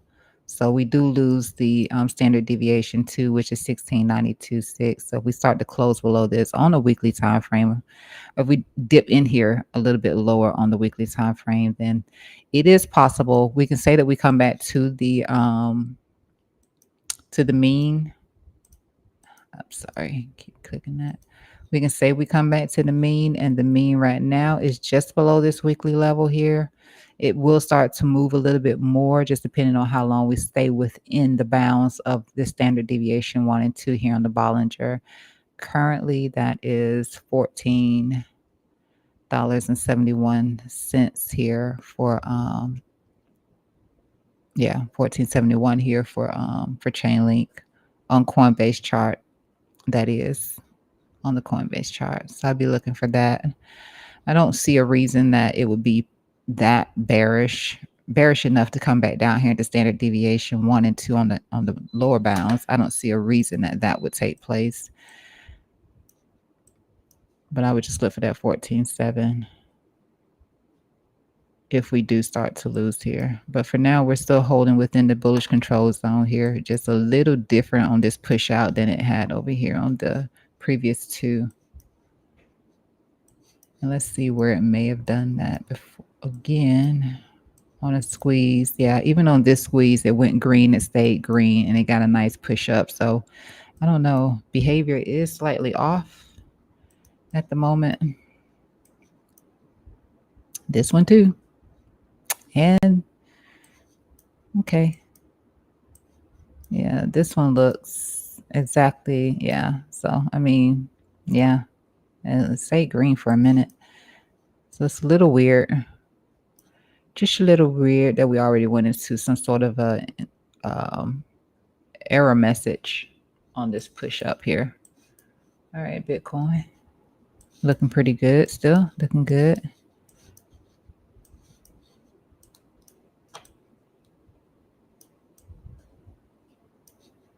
I mean, things are a little bit different now with the adoption of Bitcoin and all of that good stuff. So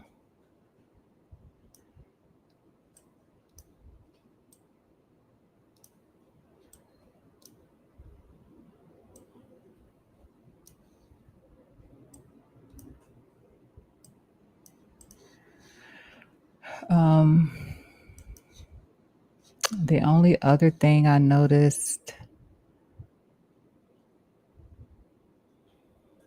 I mean, this is still good though. This is all good.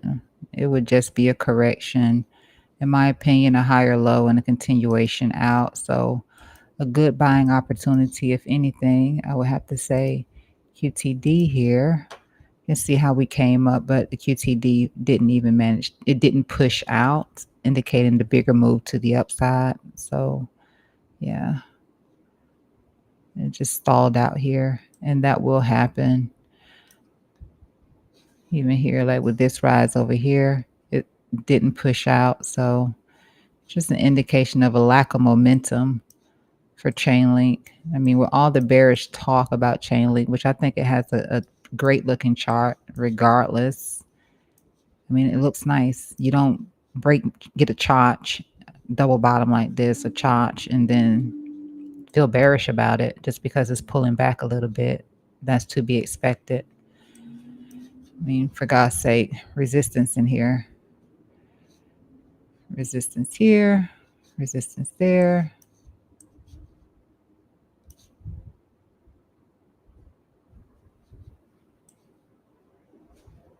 Yeah, I mean, it has some resistance through here.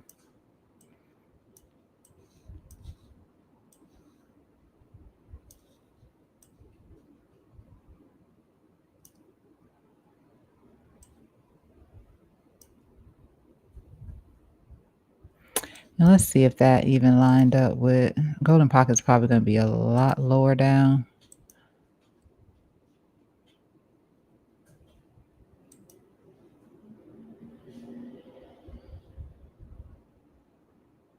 Just a little bit. So we could see that. What we were looking at on the Bollinger, I think we said 14.7.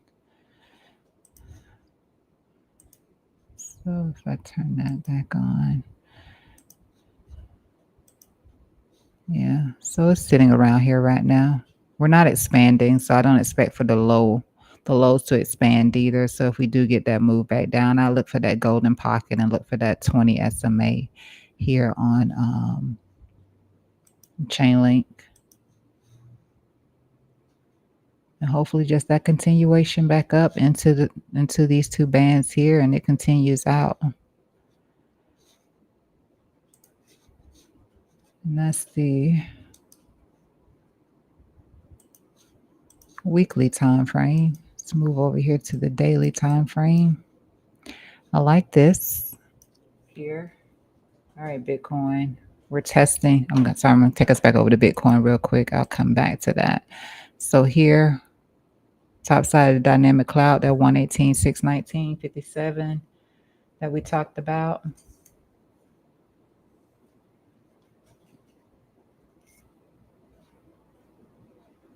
Looking for the rejection here. If not, and we do push through, we're going to push through with some sort of bearish divergence potentially.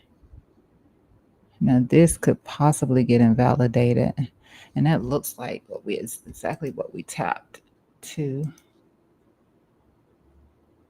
I mean, they're so close. But this one could get invalidated with the closure above here.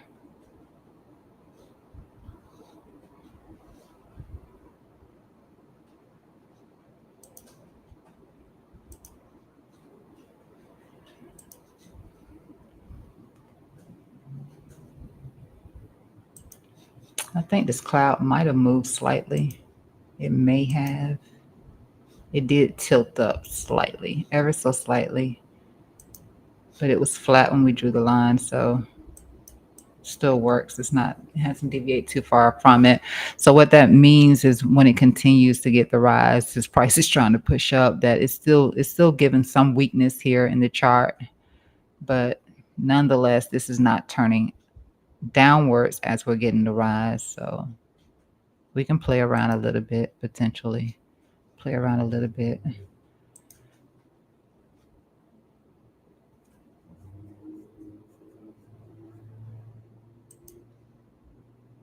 I'm not going to move that and just look for the bear div, if anything, here.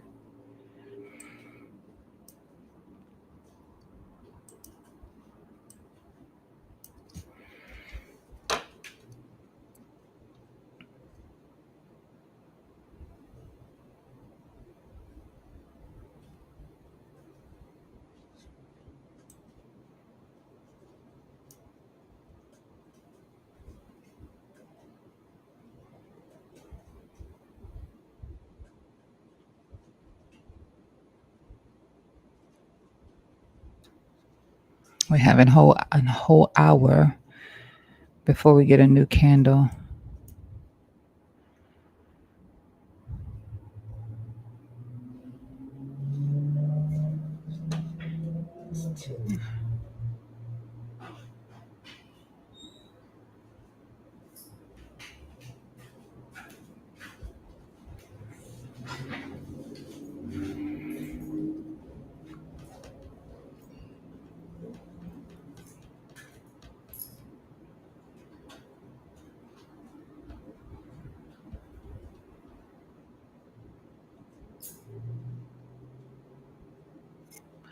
And because the low isn't flat, I really can't draw a good line on it. It's not flat, and it would just move.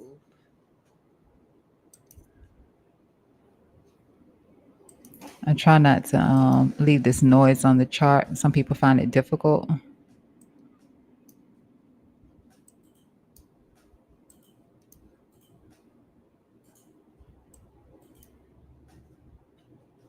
But price is going to break one of them. Right now, I lean bearish on this time frame. But this is still rising until it's still good until it breaks out of the low here.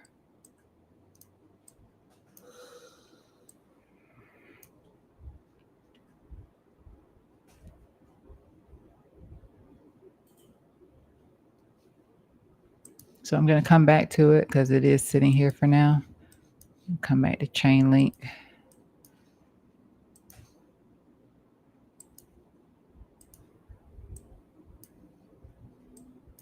All right. Since I have two pivots here, we'll do it like so.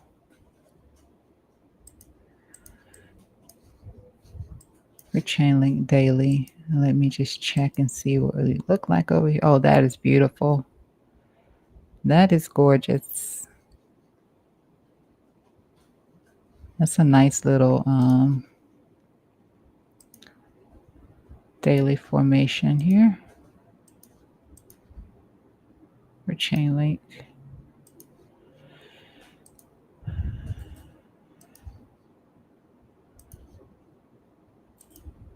Yeah, so I like that for link. This looks nice. And once this pushes up, we'll start to see some additional momentum come in. If nothing more, then chain link will come back up here and retest the top side of this trend line here until we see some sort of a break. But we'll have a momentum break take place here first, which it is on the edge of giving some sort of a momentum break here for chain link. I like the way the RSI is attempting to hold in here. So a flip back up above here, above that 58.89 on the RSI.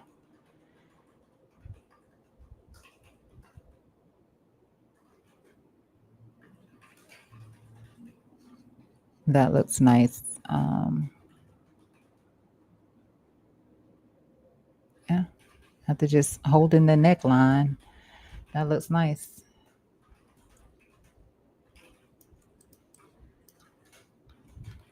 And that was our double bottom neckline here.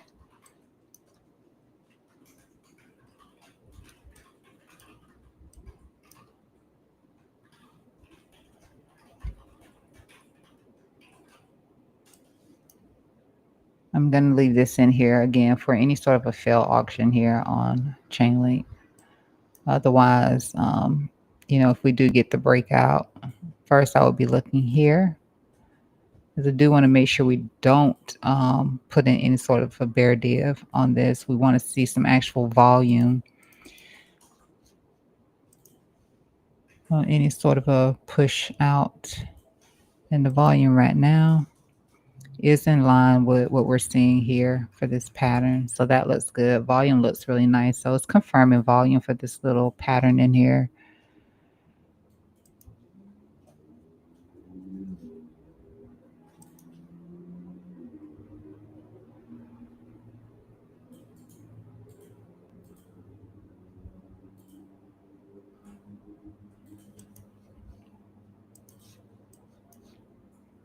Yeah, I look here. I look for some sort of a reaction here across the top of this pivot here. And then if all is well, then potentially Chainlink can get into here.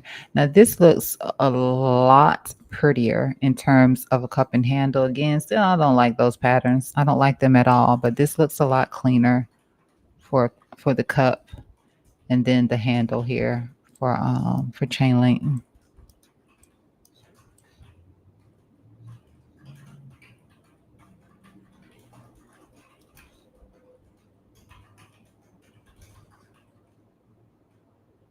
This isn't too far out, like it's not still chopping and extending out, which is what you want to see in something like this on the cup. But yeah, I don't like the pattern. See, 6 hour, 16 hour, same thing. That looks nice. 16 hour, 12 hour, same. 8.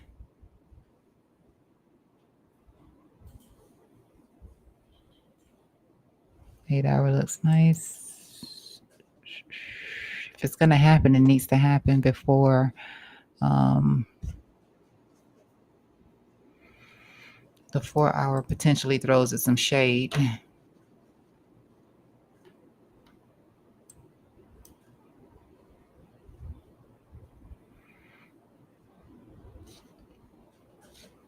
Let me just see what it look like here on the 4 hour.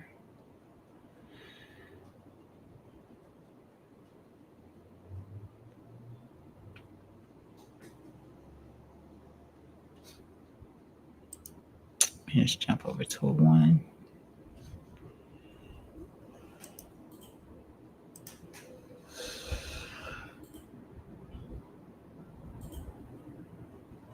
It's a bear div. Yeah. So we have the bear div here on the 1 hour time frame.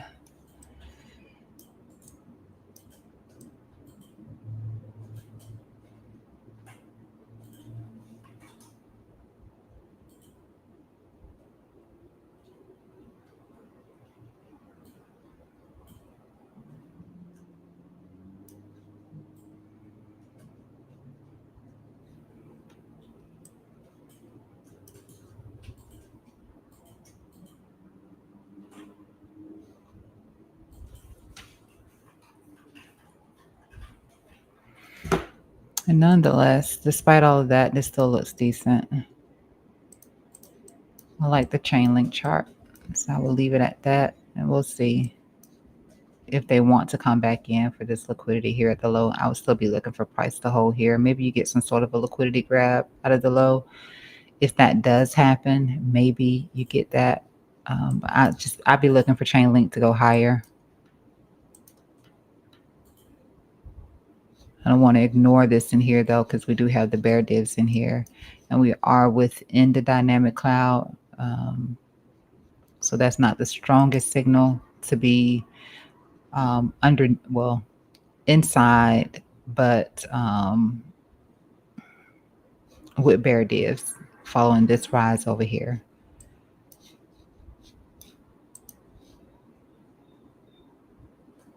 All right, Bitcoin is pursuing a breakout attempt again. And since this dynamic cloud is still rising, it can still do that because this white line is still rising as well. So it can still make an attempt to squeeze up.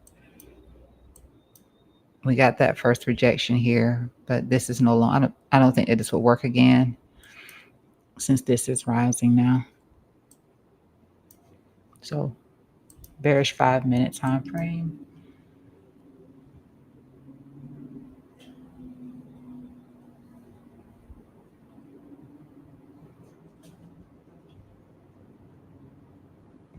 Volatility at the moment is declining, so that's a plus.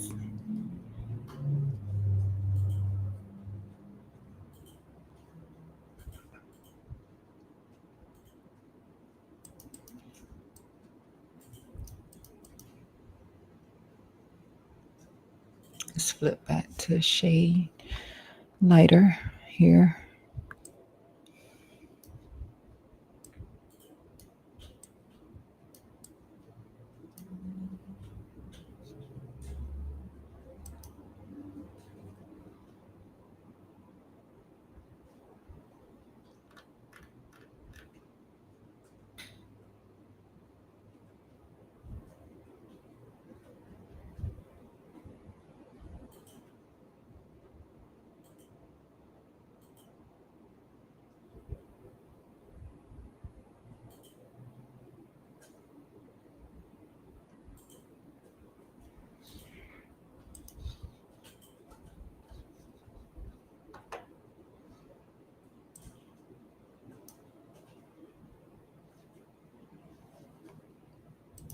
I think how I should draw this actual fib on here. So just maybe back to that daily level.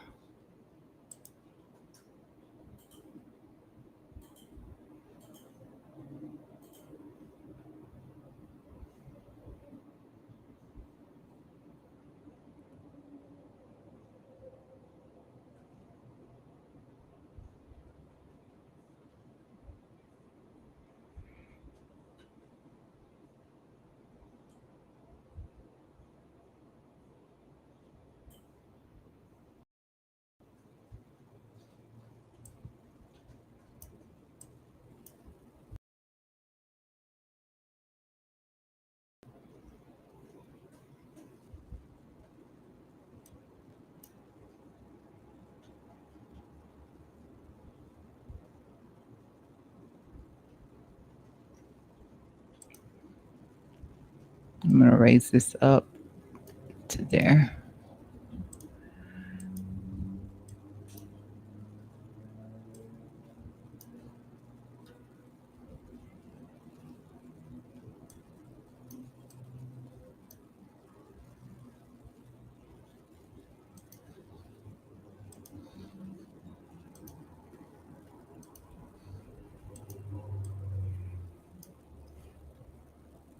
All right, so we're slow.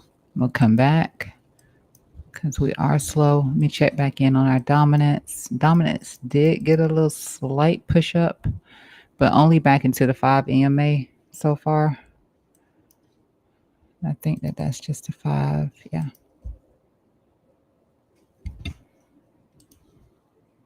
So a slight little push back up into the 5 EMA, but dominance at the moment still looks a little bearish in here. So that shouldn't hurt the altcoins too much. Not too much, unless it's pegged really close. Something like SUI, I believe, is pegged tightly to Bitcoin at the moment.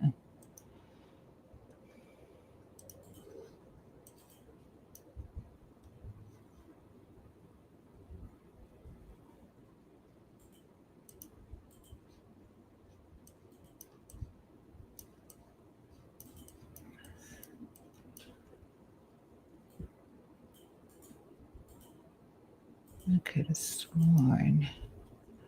Hold on. We'll pick up with chain virtuals. But I could have sworn that I had something else mapped out here on virtuals. Maybe I didn't.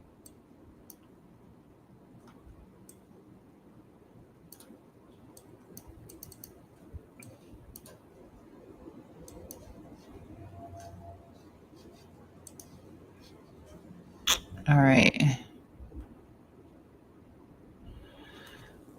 All right, so I haven't updated any notes here on virtuals, but we did cover virtuals and we talked about virtuals holding this VWAP here. So this macro VWAP here, and it failed to hold. It got the initial bounce up here. There was also this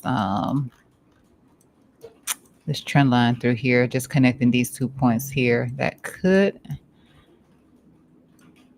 have also acted as some sort of support, but it didn't. It did absolutely nothing. I'm gonna take that away because that did absolutely nothing. So simple bounce off of VWAP back into a resistance. Cloud cover here, and this is what you typically want to see, especially when we talk about a bearish cloud rise. You see how this did not manage to continue to get that push up with the cloud, and you get the drop out of the low. So that's what you're looking for on the bearish cloud rise. That played out really good here on virtuals, same as it did here when you got this what I call it Jack and the Beanstalk. Sometimes I refer to it as gold digger on the RSI, but got this bullish, which is what I'm looking for on Bitcoin right now on the 4-hour time frame. So as long as that white line continues to move with the the bullishness here, then you can continue to get a little bit more of a drop. But nonetheless, it is still a bullish indication. It just has to confirm, and once it confirms, then you'll be looking for a nice push up. So looking out for that on the 4-hour, and it looks like the 2-hour as well. But for now, this did go a little bit flat, still far away from price action. And we know that virtuals doesn't have many levels to it. So this was it for the range that it had been moving around in. For me, that was it. That was it for this range. So maybe we can look for it to hold here. I mean, it did sort of get an SFP here, but otherwise, we determined that the potential for this gap here. And this is rising even more here on the daily time frame. It doesn't have a lot of levels. It doesn't have a lot of levels. We can see if we can hold this gap that's in here. I think this gap was from wasn't from the weekly. Okay, wasn't from the weekly. It must have been from the 4. Wasn't from the 4. I don't know where we got this gap from. I don't know. It wasn't from that.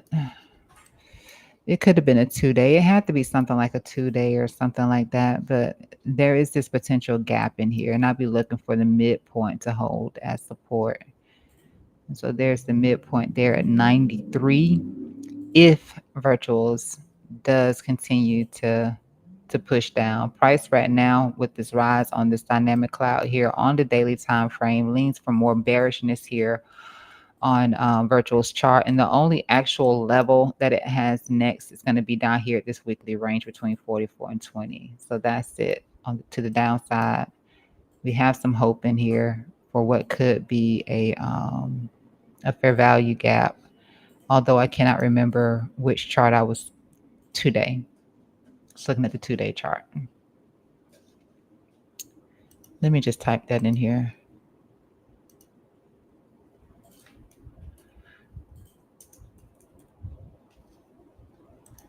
All right, so it's a 2-day fair value gap. We can look for this to act as some sort of a support since we did lose the VWAP. This dynamic cloud is still so far away from price action. I mean, it was far away from it over here too, and it just depended on all of this. But again, if we come down, we look for that. If we lose that, then I will look for this.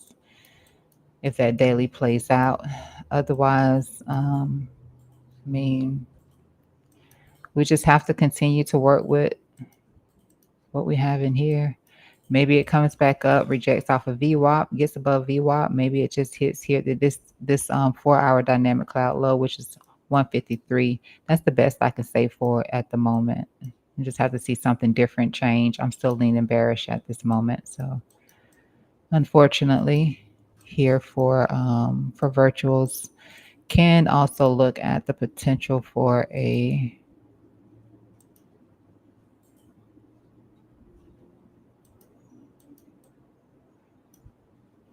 trend line break on virtuals. I just don't know that it gives much.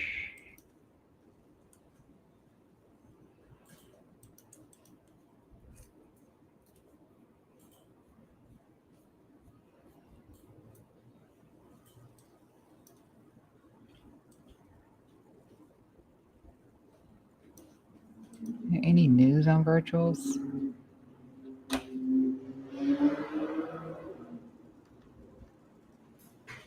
No.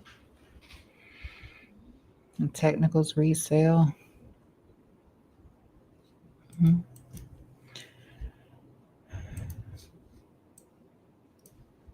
Data rejecting off the lower bound of the dynamic cloud here.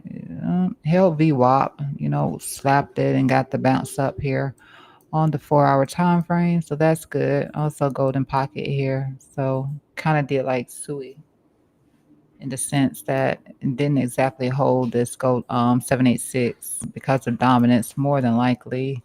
But nonetheless, below the dynamic cloud here on the 4-hour time frame, it is flat, so price can push up into it and break to the upside because it is flat.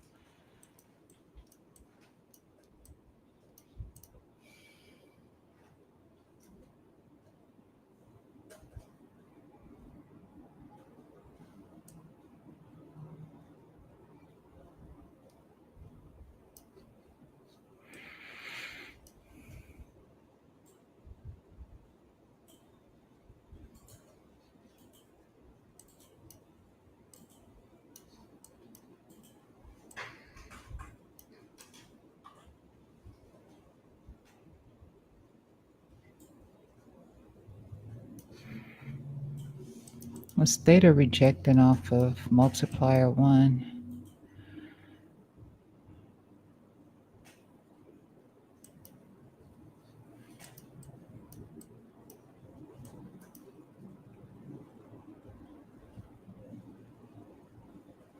So it is going to get some bear divs on any sort of a push up. So I'd be looking for a lower high and a continuation down. Just like it got the bear div here. And then it got the little bit of bullish divergence in here. Some sort of a rising pattern is what I'm getting from the from this indicator here, from this QTD. Some sort of a rising formation, which again, like I said, I'd be looking for a lower high and another move back down. This could be building some sort of a bullish formation though.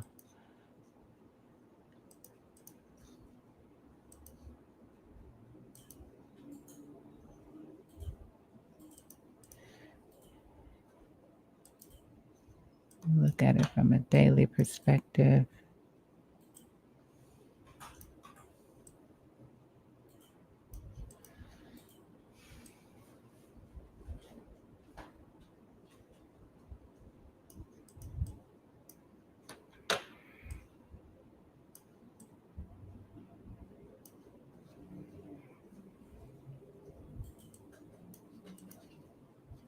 Don't want to start back trading below VWAP though.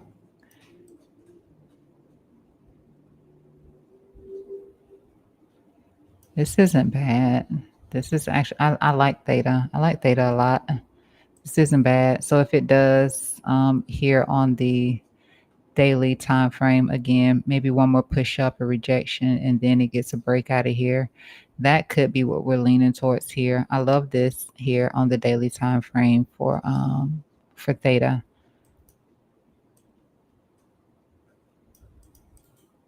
Because we still haven't got that neckline closure above here. So that's what I'd be looking for on theta. So we move up here. We actually get a closure above this monthly level here, which is also this pivot here for the daily chotch to happen. And that's $1.08. And if we don't turn these lows into resistance, then I would be looking for theta to get this push up here to $1.50 eventually.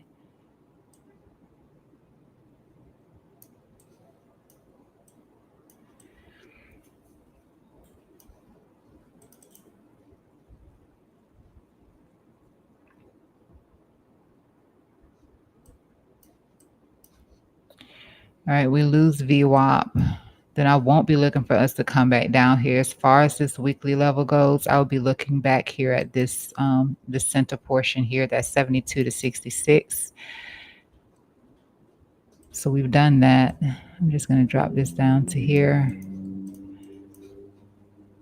EMAs are probably flat, and they are with the rejection there at the 200 EMA at the top side. And just simply finding support off of the somewhere around the 60, which is in line with this VWAP here.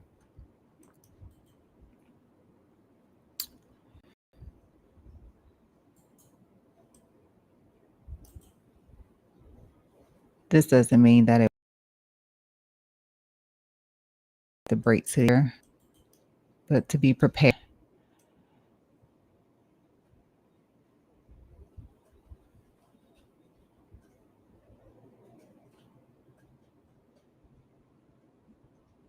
If it's flipping 87, then I'll be looking forward to at least get this push back up here.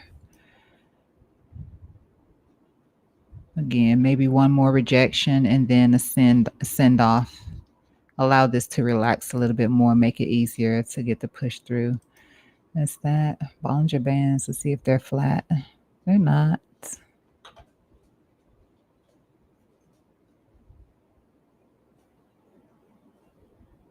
Price starts to expand below 78, which is also the low of this dynamic cloud. So it's about 77.3. So that's what I was, yeah, about 77.3, 77. Price starts to, could potentially expand below there. So again, I would be looking in here between this golden pocket and the 786. Seems less likely for that move down. Honestly, it seems less likely right now here on the daily time frame that we would be breaking back down here to these lows, but we don't know with certainty.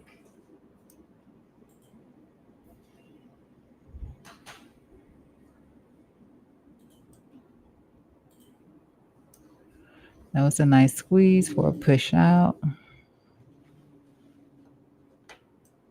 Tap out. I don't see anything.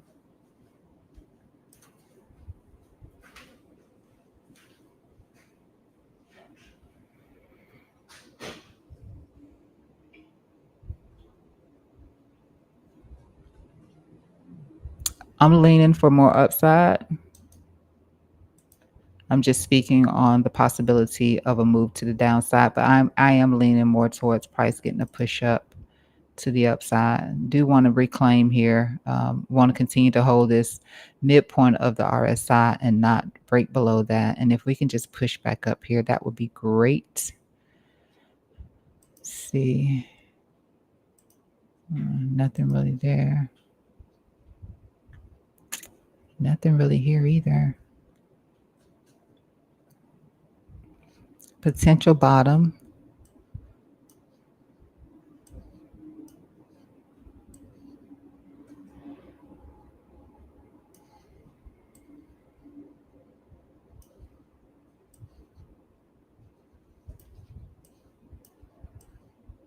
I mean, Theta has had its struggles, but this is the most activity it has had with this indicator, which is why I am leaning a little bit more bullish on Theta. And I think that Theta will go, will go much higher. This is literally like the most interaction here. I mean, look how long it was outside of this, how it got the breakdown and it just stayed away from it. And this is literally the most interaction. I just simply lean bullish on this.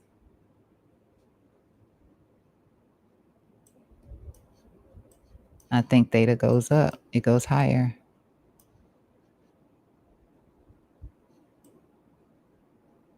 Be nice if it does something like this, because even here, beforehand, you can see how much it stayed away from it. And then once it did start interacting with it again, because it was so close to price action at that point, funneling around inside of it. And yeah, got a nice move out. That's what I'm looking for Theta. I am simply looking for this thing to continue up. I like it. I like the chart a lot. Even a pullback would be a buying opportunity here. And I'd be looking for this golden pocket 786 if it does start to lose this little VWAP right here, which, I mean, it's not the end all be all. If it does, it hasn't really moved away too much already anyway. It hasn't started to change any structure here just yet.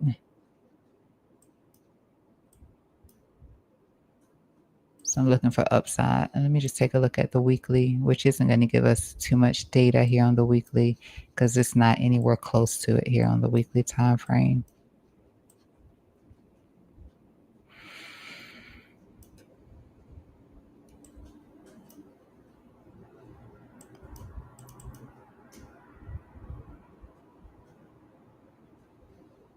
Yeah.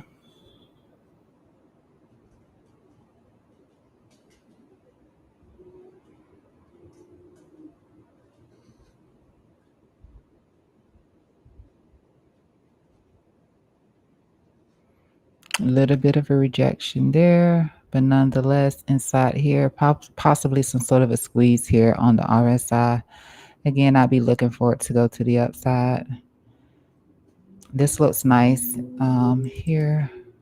A tiny bit of gray still in here, but nonetheless, these are dark green in here.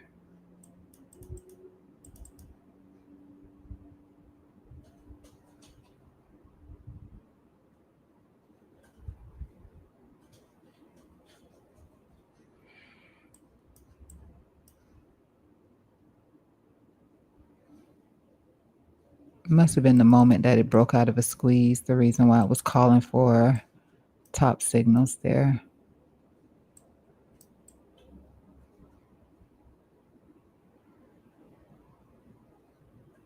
Multiple rejections off of the VWAP. Let me take this away. I think both times there was a Bollinger Squeeze, and that may be what's happening now. A nice Bollinger Squeeze here on the weekly time frame. Yeah, I'm just looking for this puppy to pop. That's what I'm looking for Theta. It looks really good.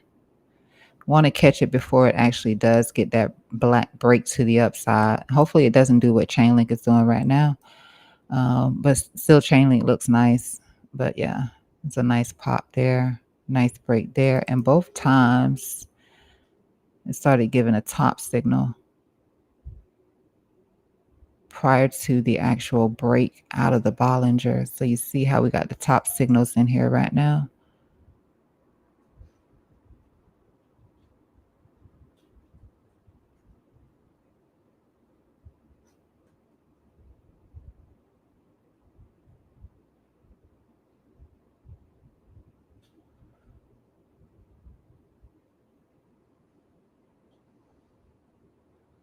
Let me see what the difference was.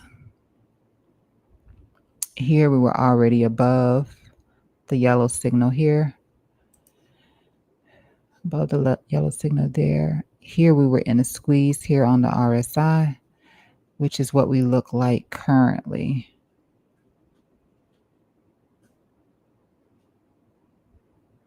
And again, we had these topping signals here, which is in the green, which was simply validating the acceleration of a squeeze. Now here we did not do so well with it. This doesn't look the same. Or would you say that look? I mean, we wouldn't have known. Possibly we wouldn't have known in here.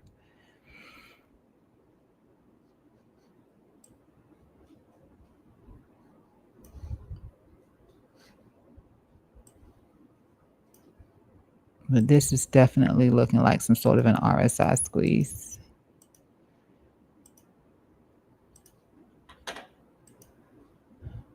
And you do have the RSI squeeze, as I was stating, because when it gets in there like that, that's just a Bollinger squeeze here for the RSI as well. Bollinger squeeze here for the RSI. You get the breakout.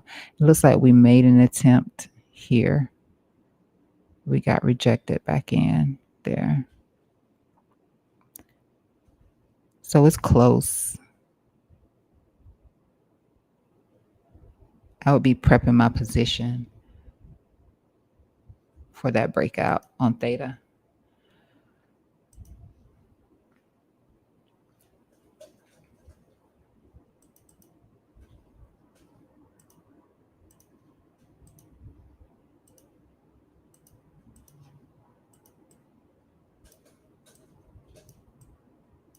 And if you don't know how to tell when you have a squeeze, it doesn't matter what it is, what indicator it is, or if it's moving averages on your chart, it's when price gets trapped in between two moving averages. On your indicator, because everything uses a moving average. And people will tell you, I don't like using moving averages. You're using an indicator, you're using a moving average. You're using a VWAP, it's an average price. So it's a moving average. And it kills me every time I hear somebody say, I don't use those. I don't like those. You using indicators, you using it. So get over it. It's when you get trapped, indicator gets trapped between two moving averages, price action gets trapped in between two moving averages. You can identify that as a squeeze. That's what a squeeze is. It's trapped. That's why with the Bollingers, when I say price moving inside standard deviation 1, standard deviation 2, it's still squeezing. It's still squeezing. And until it breaks down from it, then yeah, you're still inside the squeeze.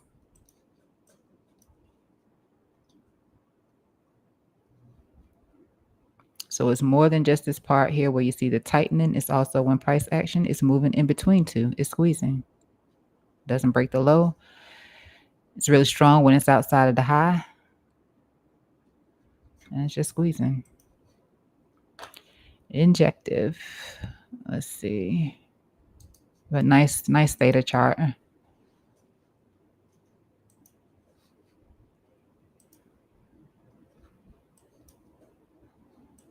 Can pull back, yes. But it's a nice chart. Technicals lean bullish. INJ. Not looking different from anything else. Weekly back test of the high here.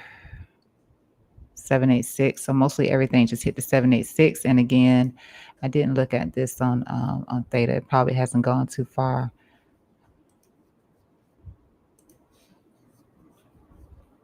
Let me turn these other ones off. I shouldn't have them on. 26. 60. Turn those two off. So this is pretty close to coming into contact with the 10 on the weekly time frame. You also have your 200 EMA here on the 1 hour time frame, which is pretty close in here. If we do see a pullback, I would be looking for that to hold.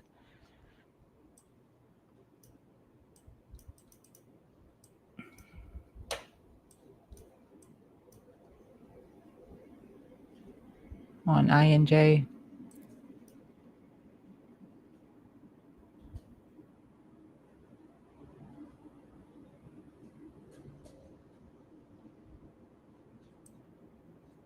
Otherwise, I mean, we're hitting VWAP here,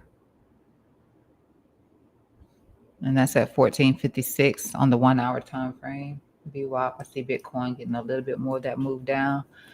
Volatility is still declining. I'll see what it's going to do from this point, but we're just coming back down.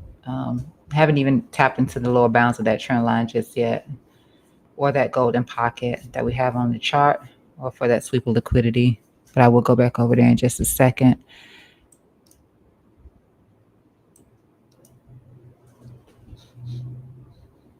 So yeah, on the 1 hour, I'll be looking for price to maintain structure above 1296. You start to see it go below that with some sort of acceleration, because you can break it and then reclaim it. That's not the same. You really have to, I mean, I wouldn't be in any position unless possibly, let's just say we're taking some liquidity or something like that. So it comes down and it breaks and take this liquidity, get a nice reaction back above it.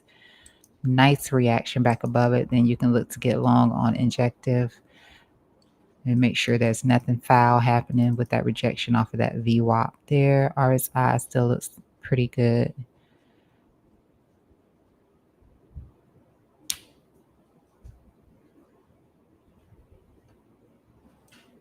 It did get a nice little squeeze pop out here, especially after that drop. It was probably outside of the Bollinger here.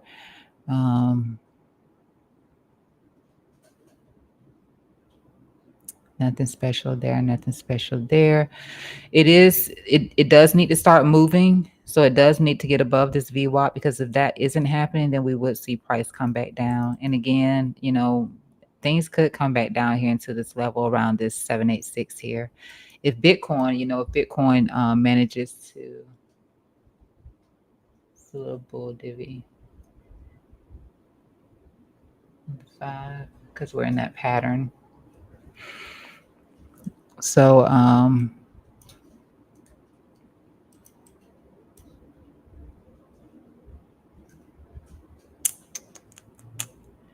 with the exception of that just being a daily level on Bitcoin, and this is probably what these were too, even though it did tap back into the weekly here, we lose this point here, then I'll be looking for price to come back down to 893 here for INJ. I know that seems like a long way to ride, right? But that would mean that injective is also starting to slip below the weekly 10 EMA, and you won't really recognize that you're actually in a downtrend until it's too late, especially if it starts to lose that.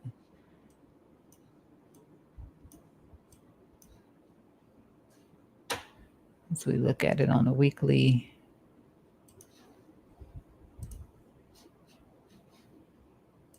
hold on, I have my drawings.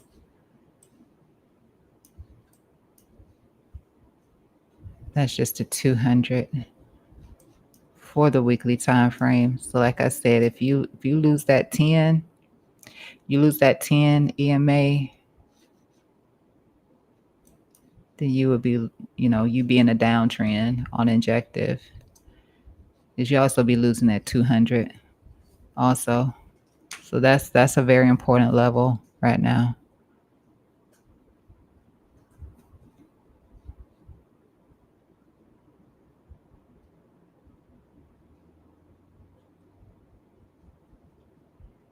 Didn't quite get that close above here.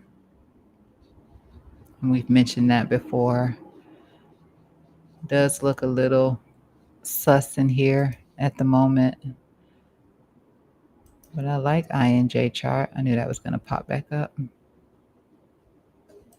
I like it, but yeah. Still waiting. I do like this chart though. We have to make sure we're holding that 10. Oh, you know, dreams will come true. And since we did that, I'm just going to move this back to the dream zone. And I already have INJ.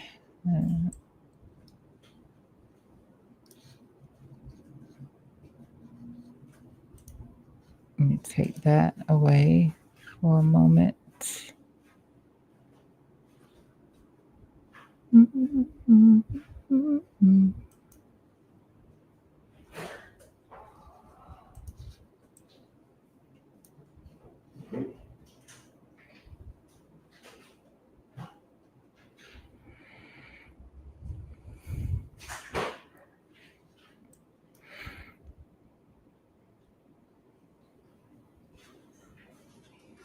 Yeah, so just the bare div. In fact, I'm gonna move these, and then that way there's nothing on that chart. So when I look up here, let me do this like this.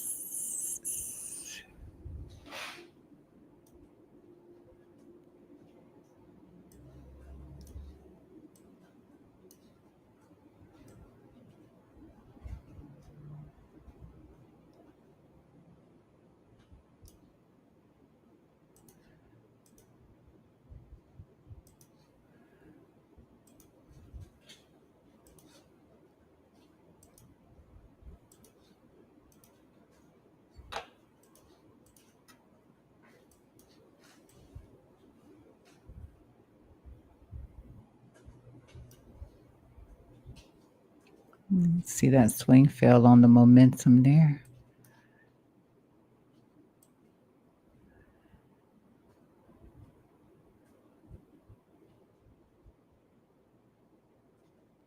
I don't like this, but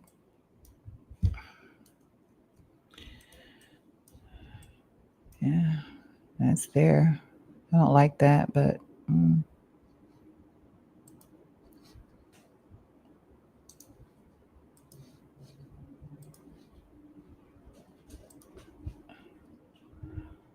what's I gonna look at? I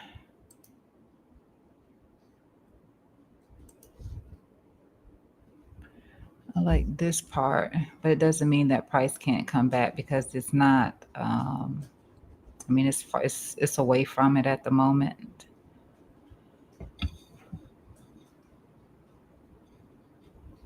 So you see over here, can come back in and back test it. So that could actually be, yeah.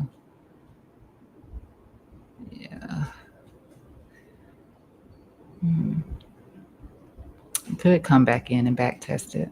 But for now, it's okay as long as we're holding that 10. We lose that, then we'll start looking at the potential for coming lower.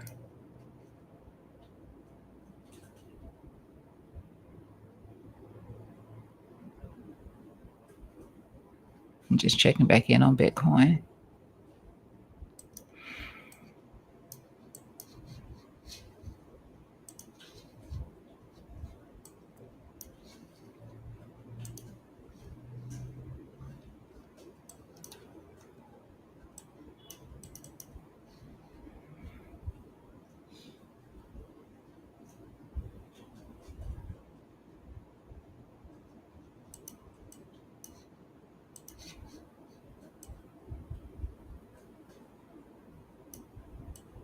Okay, so for OP, we were simply looking at the potential of coming back maybe into one of these momentum trend lines here. Didn't hold this one. It was at the top side anyway from this move. So generally you would be looking for it to break down. A little bit of a back test there now. We drop to a lower time frame to look at this. That's not bad. Let's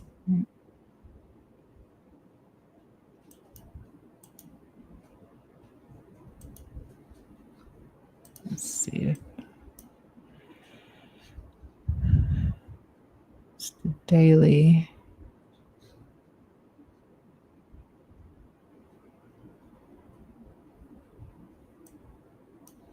And this is the current position that I'm in. I did get stopped out of that near position yesterday.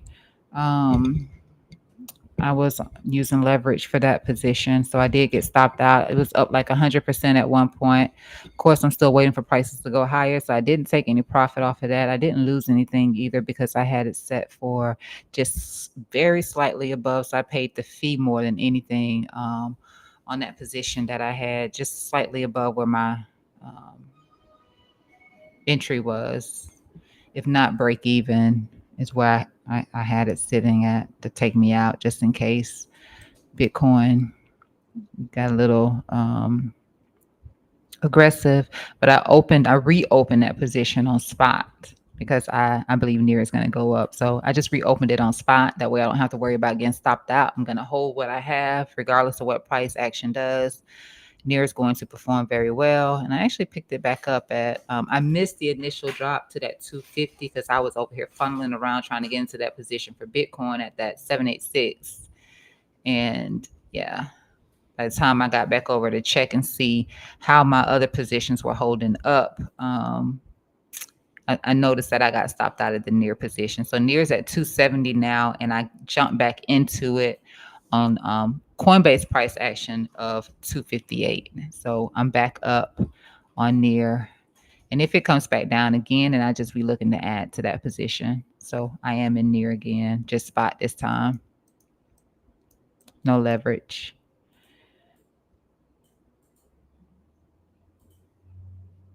And that will likely be one of my focus bags for altcoin run pump, bigger pump on altcoins. Anyway, let me just put it like that. And that's going to be near. Sui can be a good performer, so I do like Sui.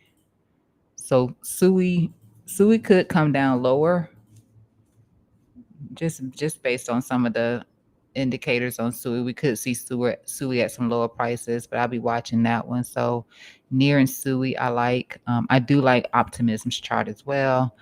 It hasn't been a great performer, but I like OP's chart, and I also like Theta. So I like Chainlink too, but Chainlink prices are just too much for me at this point. But um, and H bar still looks fabulous, and that's another one. So if I had some that I could just add into, and I'm going to put Chainlink in there, although I'm not going to get Chainlink, it would be Chainlink, Theta. I have H bar, Near, and Sui, but Near I think is going to do really good. So I am focusing on Near.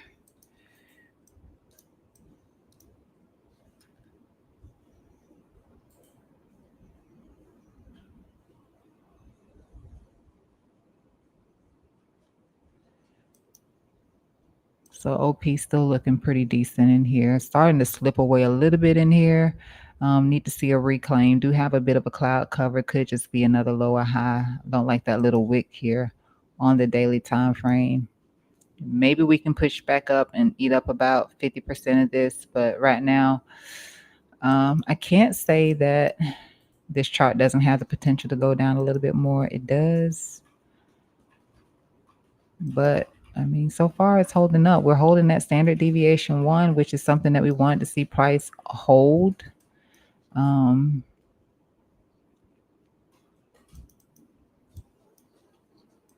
Hold and move away from to eventually get up here to standard deviation two. And both of these are to the lower end. So VWAP is up here. VWAP is all the way up here.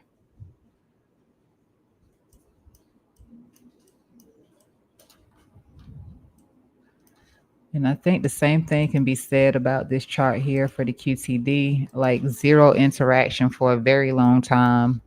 For a very long time. This is back in 2024. So I like OP. I'm feeling OP right now. And not that things can't go lower because they can. And it's just going to be a harsh, it's going to be harsh on my account if it does. Um, if the altcoin market just starts to tumble here, I don't know where price would go to, But right now, I like this. Like no interaction since back in 2024. And we're interacting with this once again. So yeah, I think that the timing to get in here was pretty good. Like we did really good. Everyone who took this near position, because this was one of the positions that we discussed on screen of getting into and got into it. And initially, when we got into it, it did this. I probably didn't pay attention to something. I miss things from time to time. I do. But I see the bigger picture as well. And the bigger picture is that OP is going to do well. It is going to do really good. And if it can get up there to that VWAP, it will do damn well. So I like OP. This is just the starter pack here. I just need to see it do something like move from one weekly range to the next. Just need for it to do that for now. But it looks good. All right. Let's check back on Biddy because it is hitting that golden pocket.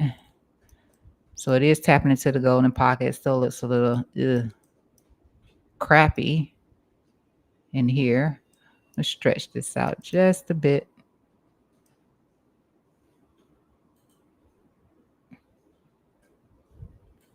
I hope that's right. Let me just double check. It's not here.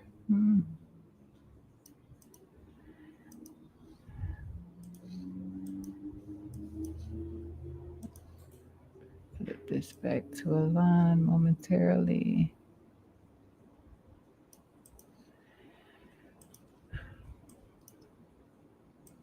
So that did work out pretty good. We're calling our rejection zone. I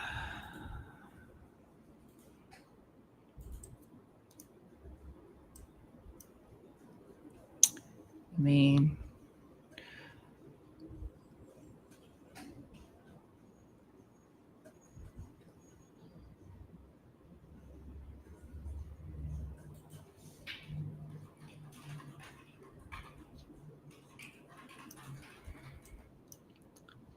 I don't like that. So I'm not going to touch that. I'm just going to move this.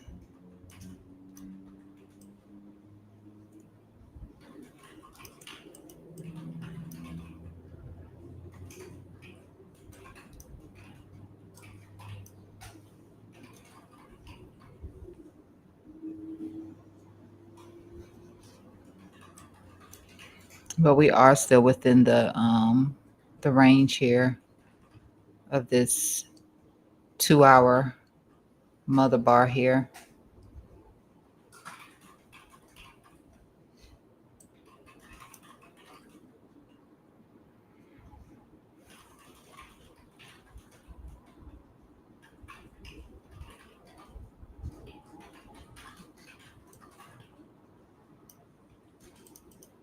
Let's see what this chart looks like.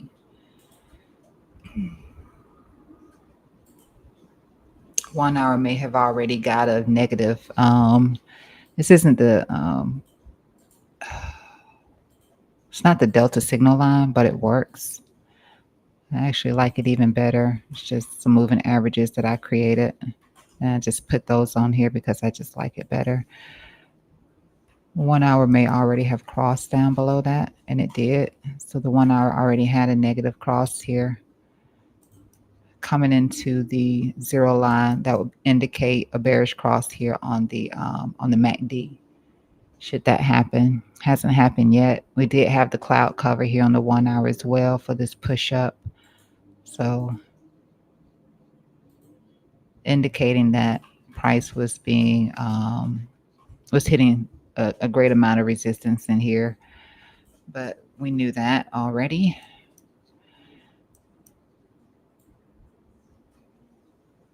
Still above this signal line here on the RSI. That's probably when volatility will start to increase if we start to push down below that. So we're going to wait to look back at this. I'm going to take this off the chart for now. I can see it from the other screen. I just want to see what the Bollinger is looking like with this. And I did add the standard deviation 3. not necessary, but I just put it on. And the reason why I did that is because when we got the drop, stay where you are. When we got the drop, we just kind of stayed within that standard deviation, stayed below that or within that 2 and 3. And it wasn't until we put in um, our green candle here, which indicates some sort of inconsistency in that push down. I need to lock these things down. Actually, let me just hit auto. Well, let me take this off first and hit auto.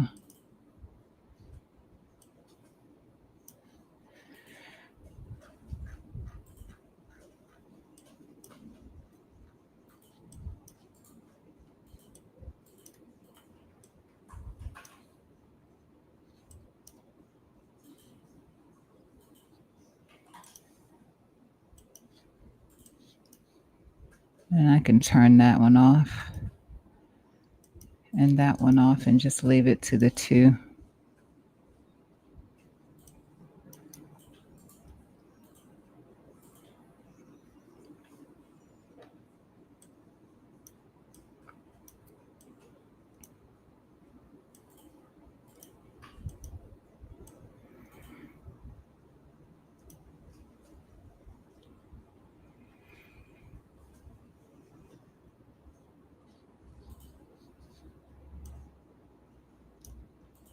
Anything over here would just be looked at as scalp, especially with the potential for a bearish MACD cross here on the 1 hour time frame.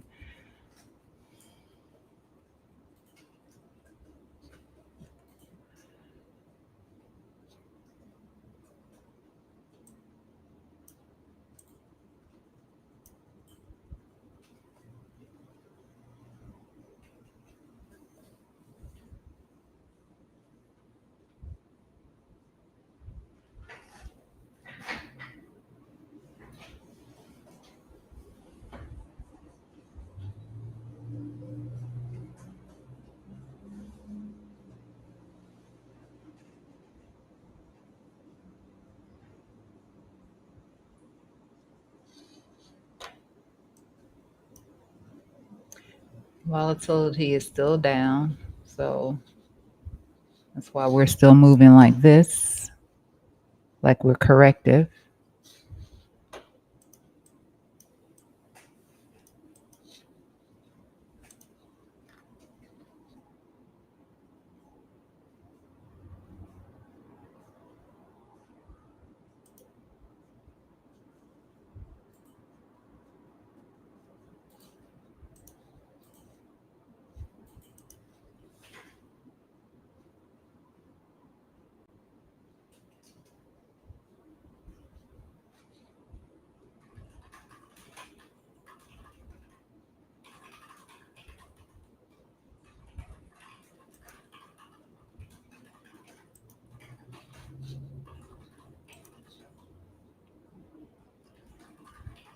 I actually signed up for Telegram.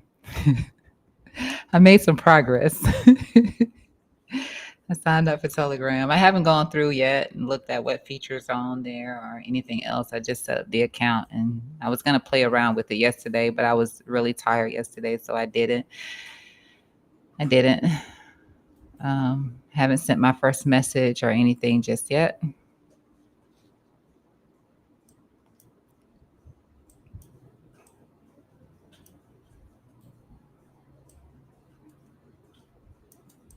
But I was listening to because I was gonna go on and just do that Discord, which I did download as well. But I was listening to Andy yesterday, and he was saying that he was no longer using Discord. I didn't know that everything on Discord too. Like if you want to set up your like your profile and all of that, that you have to pay for all that. I would think that something as simple as just setting up a profile would be free. If you wanted to do something more, I understand you're paying for it, but yeah, I don't know if Telegram is the same way just yet. So I just stopped at setting up the account. but I will look at that later today.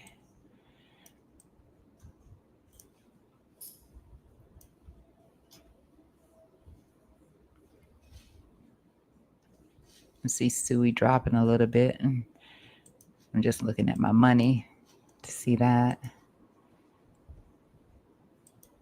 Still green for now. Are still in profit anyway.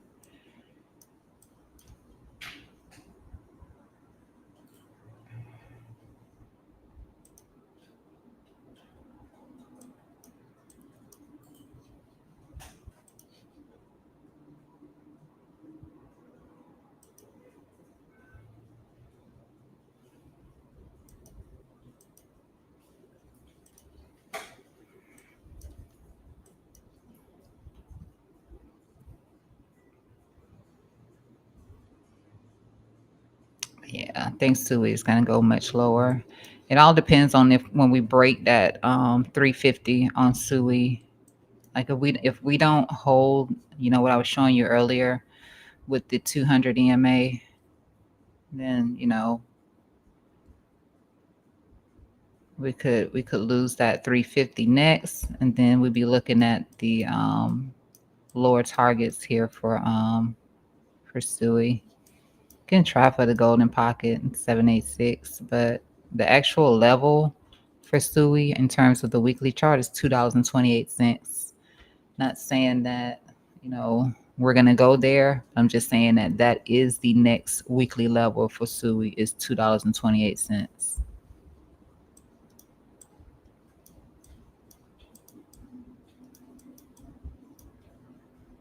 I mean that's a big drop. Should something like that happen?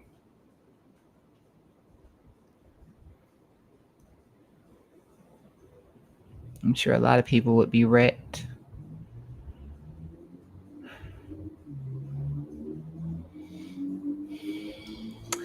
And while we're watching Bitcoin, a nice little wick here. But again, um, this would just be scalp stuff over here.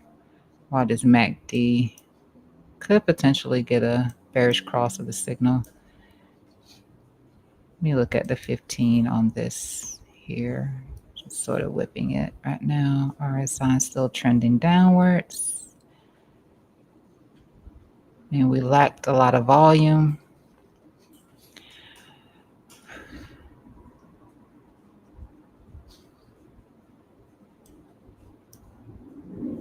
Since I have the 5 on there, we'll look at another lower time frame like this one. I need to collapse that and take that away. And that will happen later. It's just additional confirmation.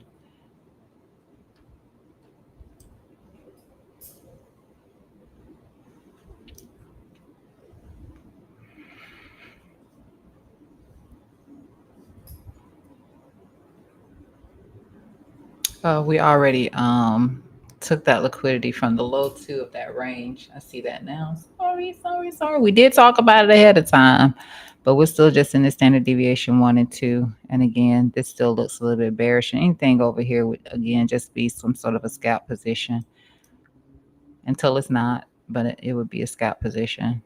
But we did take that little bit of liquidity right there. We barely swept that. Let me look at it here. There's nothing there anyway. So yeah, absolutely nothing there anyway.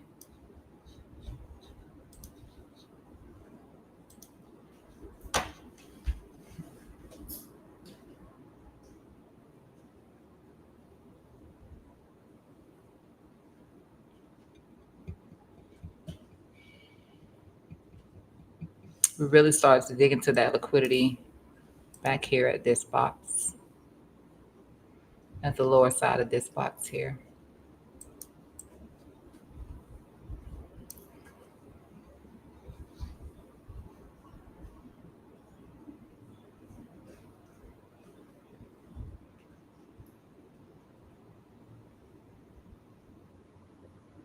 It's a good candle.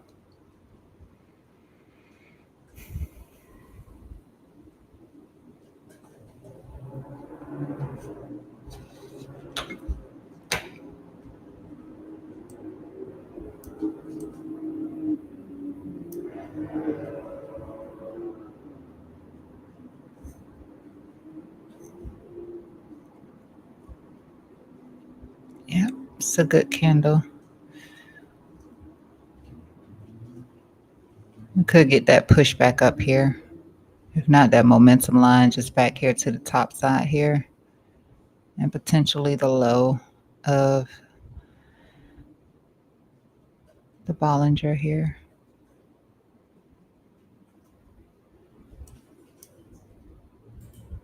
And just waiting to see this close above this candle.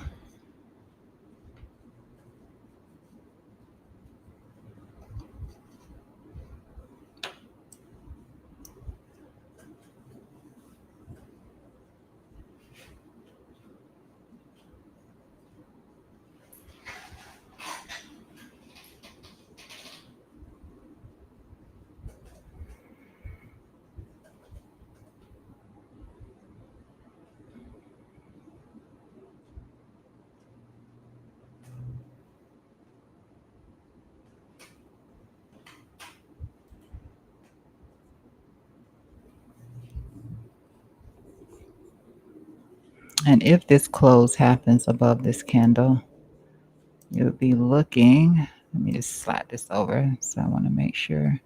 If I'm saying that it's not going to do any more than the possibility of, we'll just say the possibility of that, there's not a lot of room for any sort of a move back down. Be looking for at least like a 3-to-1. So you wouldn't be looking for it to come back down to that low. And then if it gives you more, it gives you more. But for right now, it just be a scalp position. It barely closed above here. It closed above it. But you see that volume? That doesn't look too good unless this candle right here brings something to the table that doesn't look good. It's a little volume. It's very quick volume divergence there.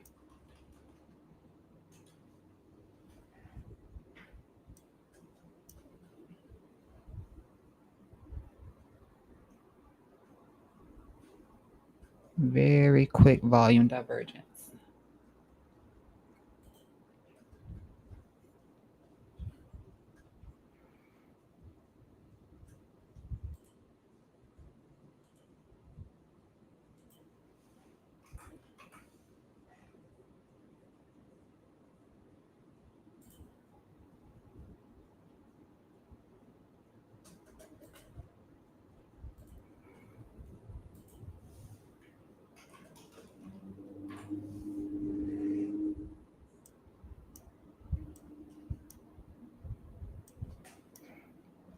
So if you wanted something more, which I don't think that we're in a place for anything more. Uh-oh, didn't mean to do that.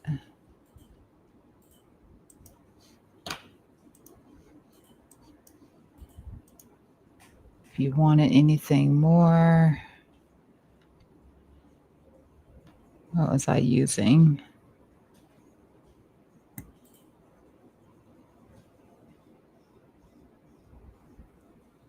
Actually, I need to go in here and delete some stuff.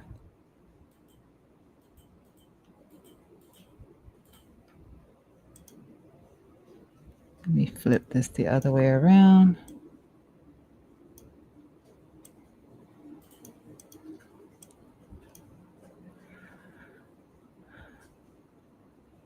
This would have to go to the 786.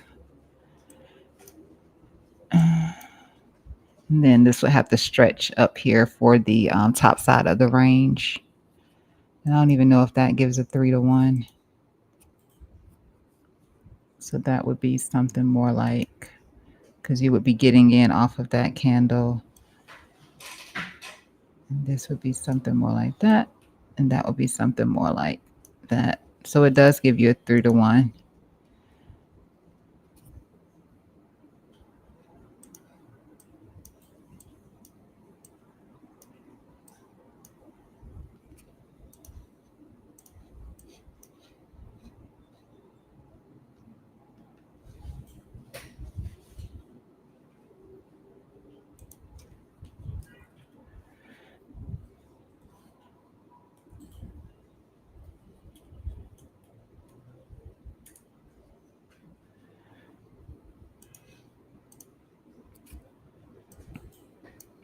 Yeah, so that would have to be like that. And I don't think that price action is going to do that at the moment.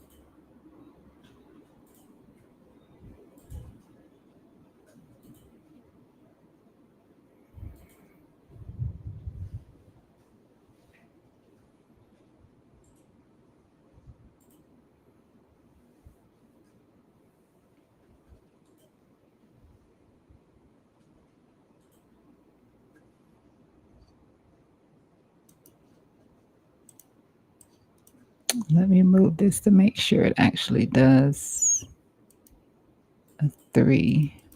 Make sure I'm going in the right direction. Nope. Have to raise this.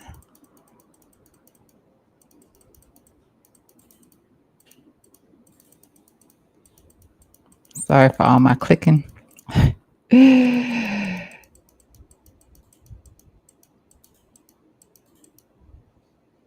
Yep. So that would have to be like that. And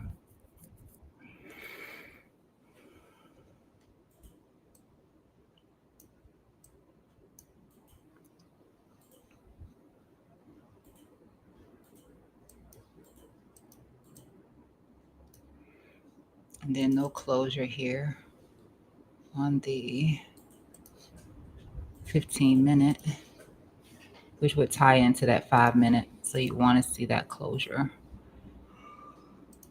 Actually, off of the 15-minute.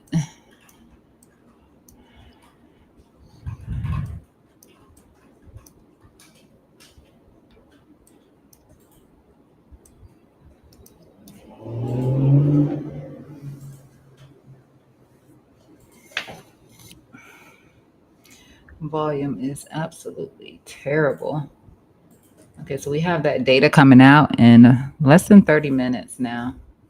So we'll be on the lookout for that, see if that has any effect on the market.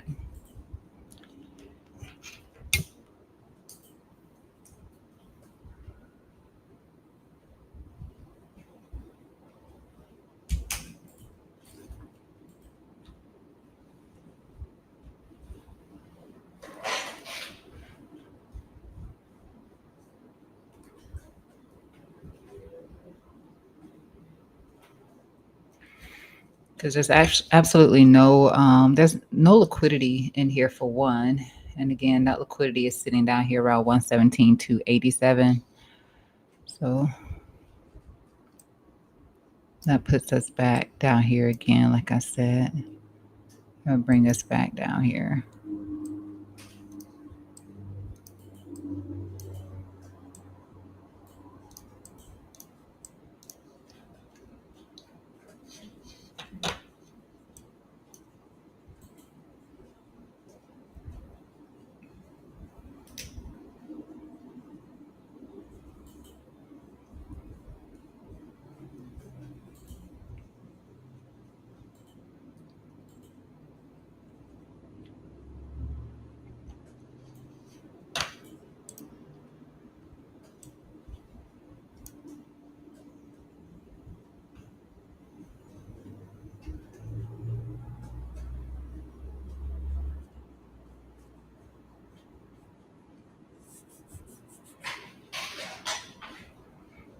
Love. Let me just put some ice in my coffee since it's gotten cold, and I will be right back.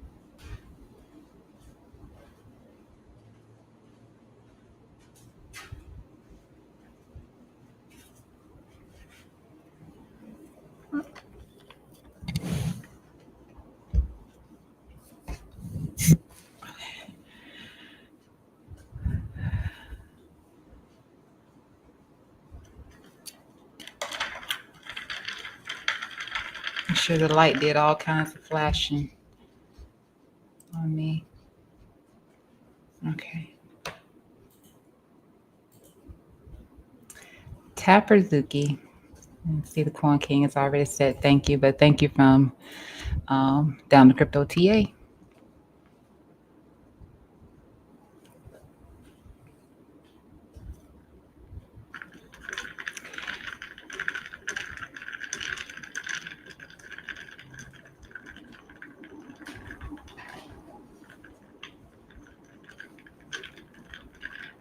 So this is a little bit of bullish divergence here.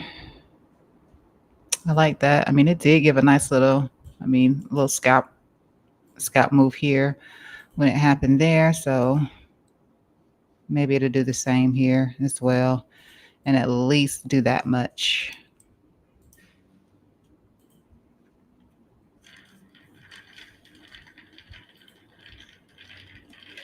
Volatility still low.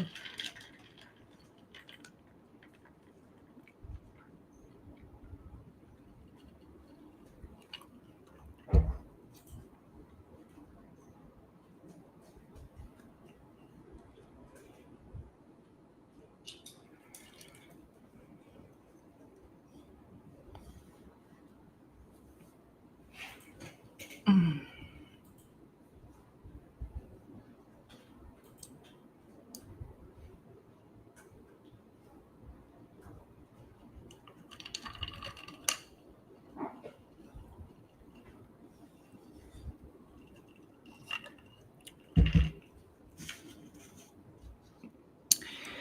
Three minutes to validate this close. That would be great.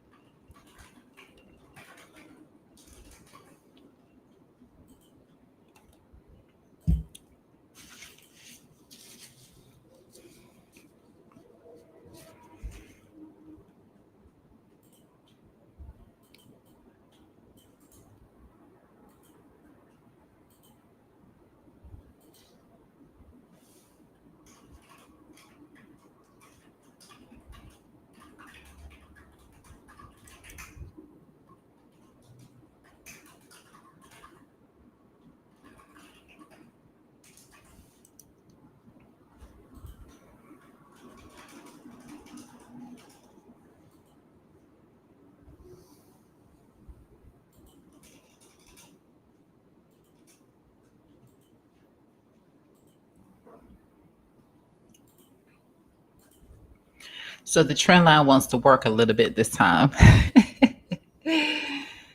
Oh boy, that's great. Okay,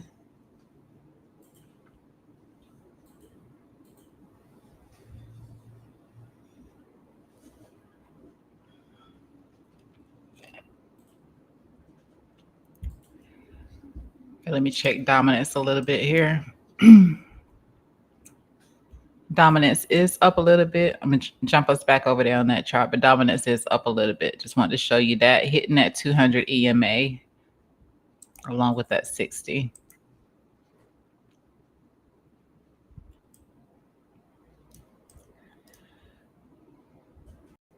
That was a much better volume that came in there. So I like that. A little rejection again from the trend line here that we were wicking above it. It is drawn off of a line chart and this momentum line here. So I'm still favoring that it doesn't do any more than that.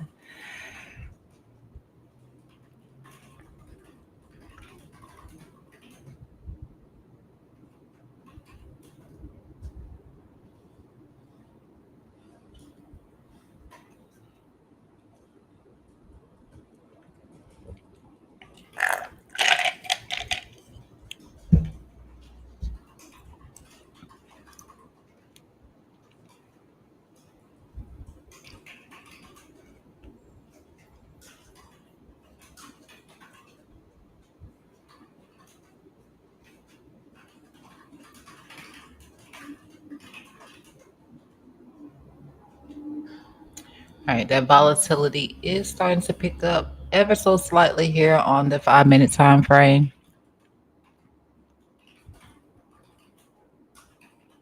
It actually did so with that candle there.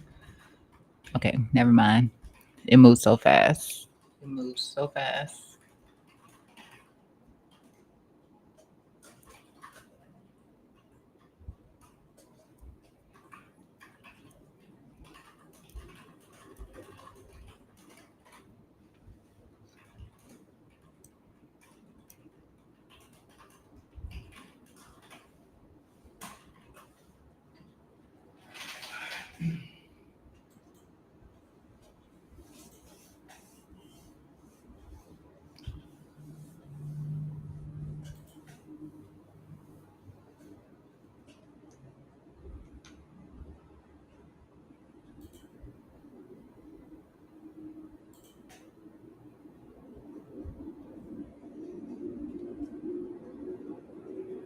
It was a nice RSI pop.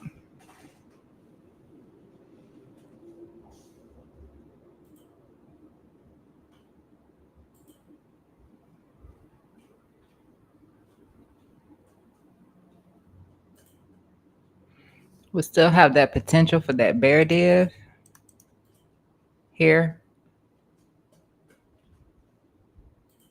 along where that purple line is. Let me change it to white.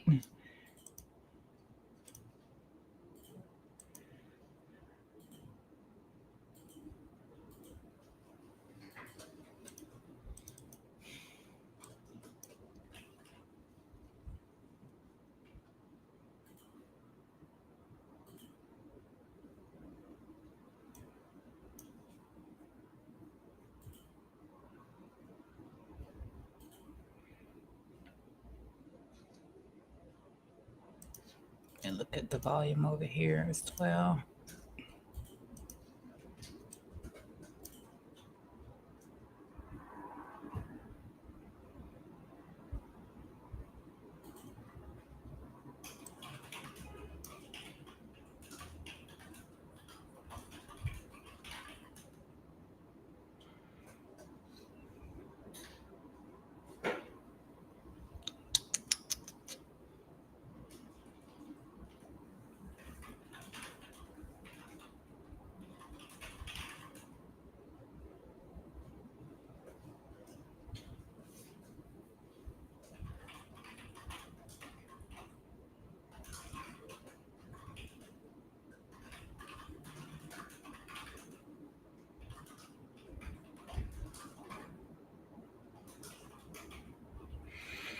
Yep. That volume out of this candle right here stated it all.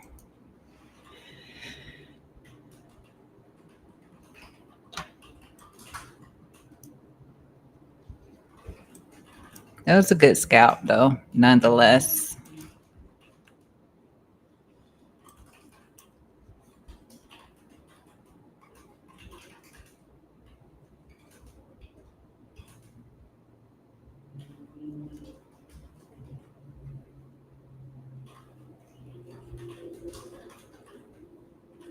Volatility is increasing on the push to the downside.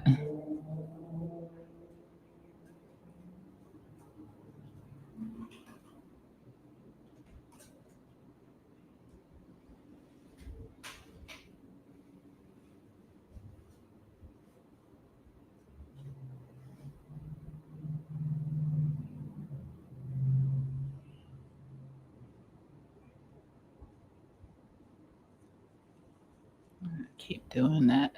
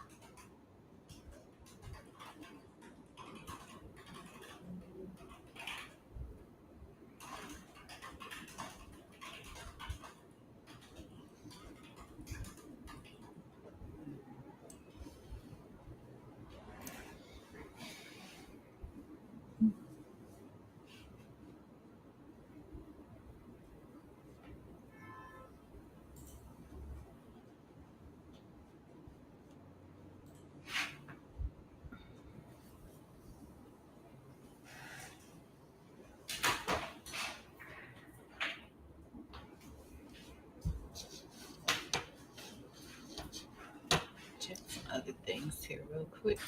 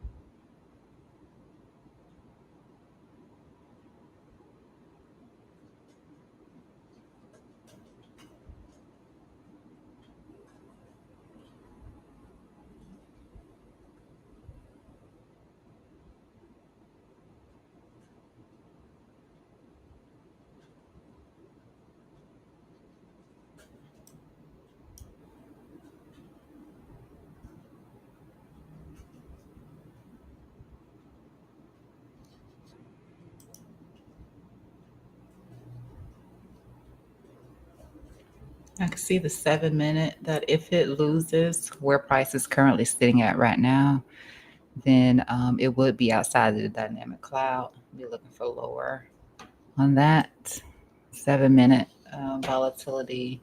mm, Not extremely rampant, but keeping my eyes on that. Let's see. So it is outside of the cloud temporarily here.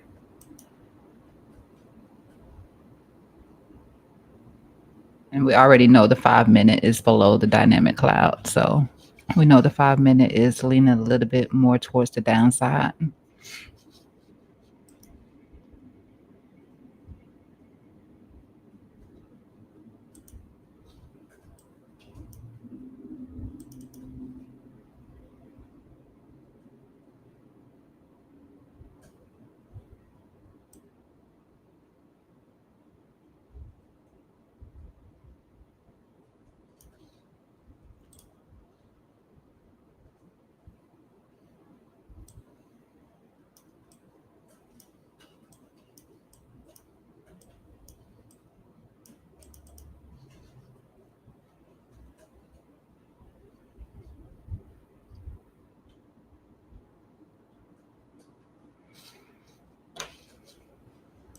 I like the regression line over here.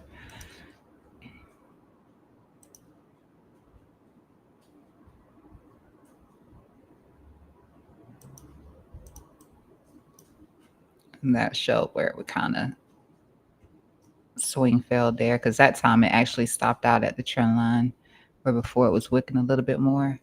Let me make sure that that is drawn decently. I'm gonna put it on that one. Yeah, that's fine.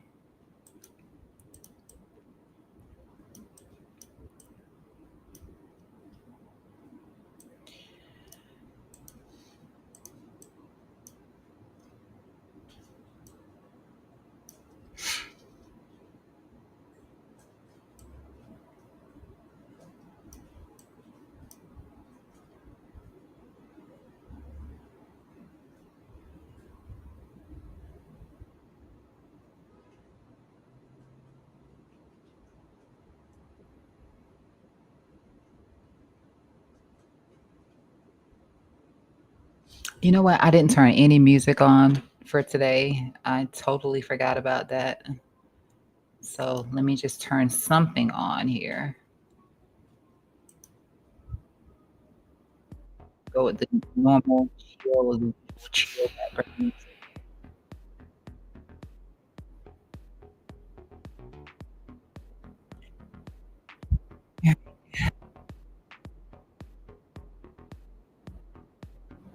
At least, I guess the positive that I can take away at the moment is the fact that price is not ranging between that S1 and S2 for now.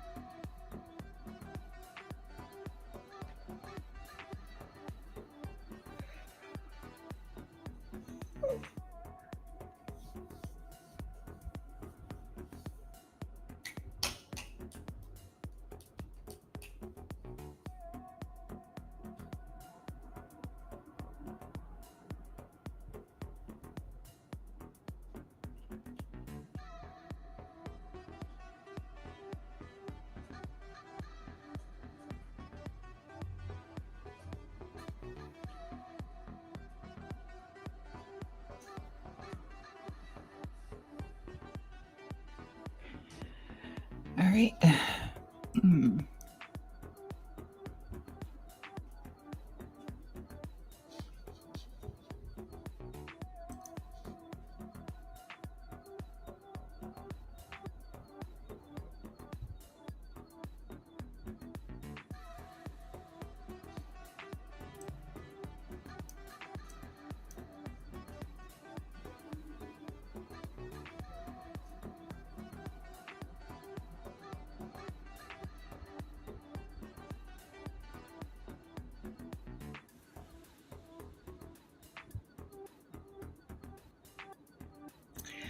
So picking up a little bit more volatility on that 15-minute time frame.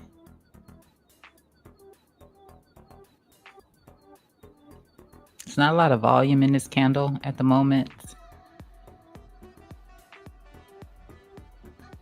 Not this 5-minute time frame.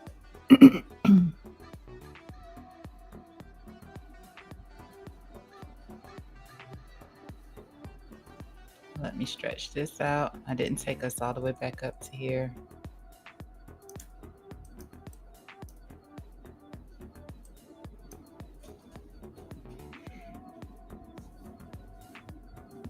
All right, and our S1 did drop a little bit on me, so it did drop a little bit.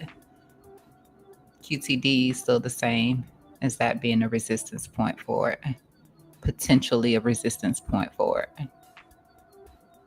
So we're away from that on that scalp.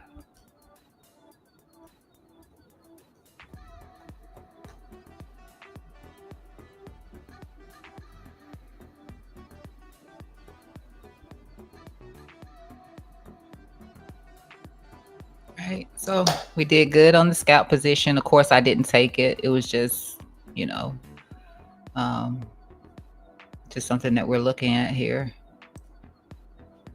So that was good on the scalp. And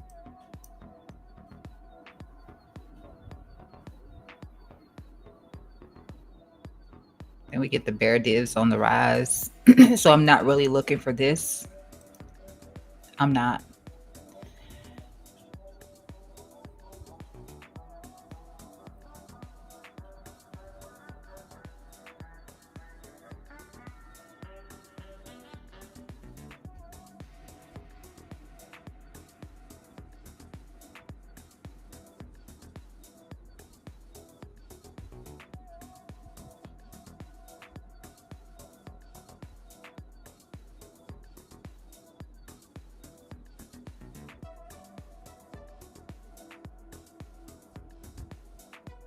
This would be the first candle closure outside of the pattern formation here on the 5-minute time frame.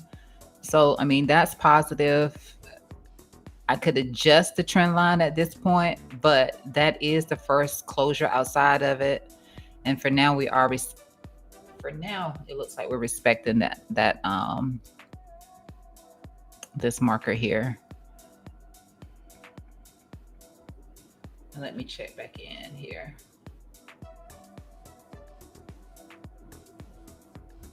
Unemployment claim 218K. I'm not sure what the actual was. Looks like it's break even or something. Like suspecting. Forecast was 222. We got 218. And that came in pretty good. So Unemployment cost index, quarter. Let's see. Forecast was 0.8% and we got a 0.9%. So I think actual greater than is good for it, and that was correct. And then core PCE index forecast was 3. We got 3. So nothing. Right. And that was it.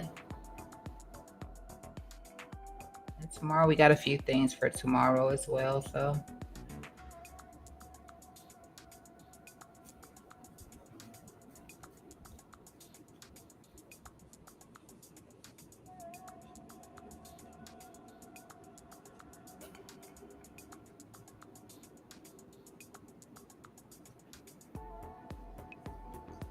So this is going to remain valid, this range that we're in. I don't invalidate it with the sweep. I invalidate it with the actual closure. And since it is coming from the 2-hour time frame, that range is still going to be valid until we actually get the close outside of it. But nonetheless, great scalp. And we saw where the invalidation could potentially be at if this actually played out. And that was freaking perfect. That was perfect. So every now and then I got to pat myself on the back. Every now and then. So that hit. I'm going to slide this over because don't know about that. Like I said, I don't think that this right here would be a possibility simply because of the bear div. And we were talking about that bear div.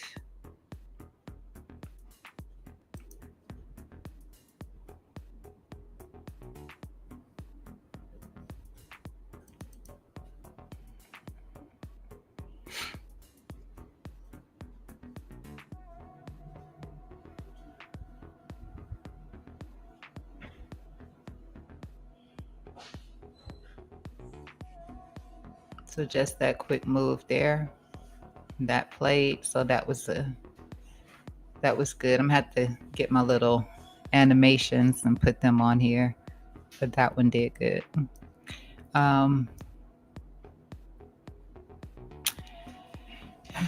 Okay, so we just tapped the bottom side of our range again, which again, this is our 2-hour range that price has been coiling inside of. And since this hit here, I am going to move this now. Going to move it here to the high and move this here like that. And let me make sure that that is okay. And it is, and I will leave that as so. All right. So just a bounce currently off of standard deviation 2.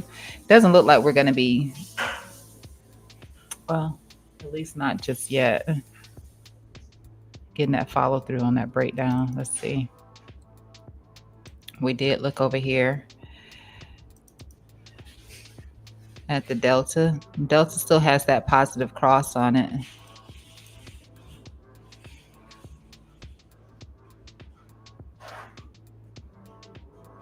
Of course, positive with the bear div across here.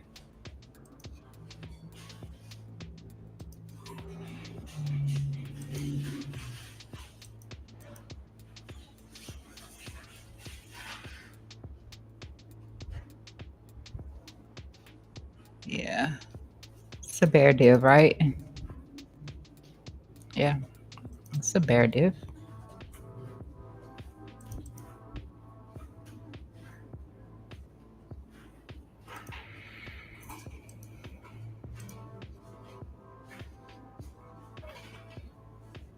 Still just moving down and sideways here on the 15-minute time frame.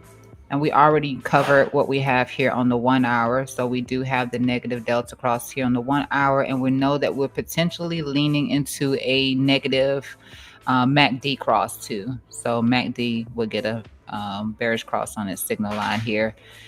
This breaks below the 0 line here. RSI still looks okay. But again, volume is petty.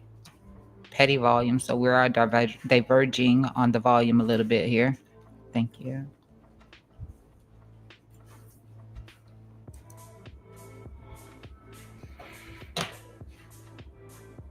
Which is why I'm not looking for anything like this at the moment.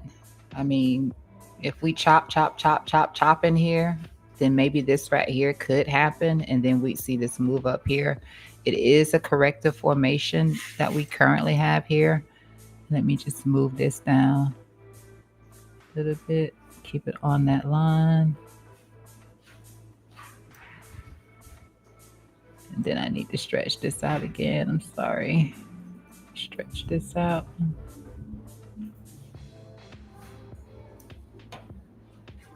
I'm just going to pull this one back in a little bit here.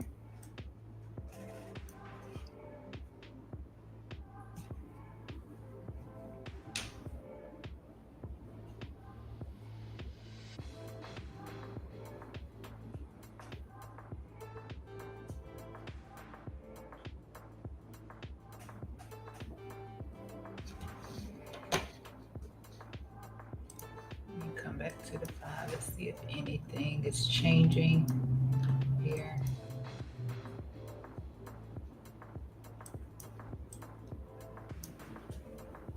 Nothing so far. Dynamic cloud is still just flat. It's still just flat there.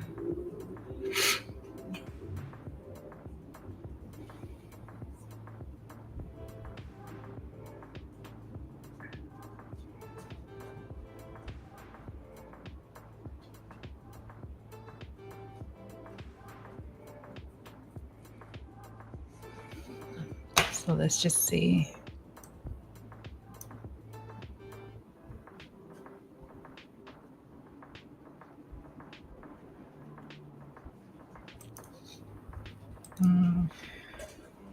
Okay.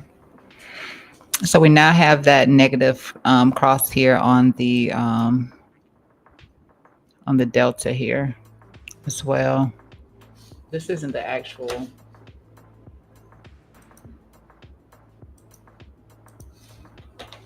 It's not the actual line I use. So let me just do this real quick. Let me just turn this one on. Oh, I can't change that. I can't change that. I just moved something. I don't know what I did.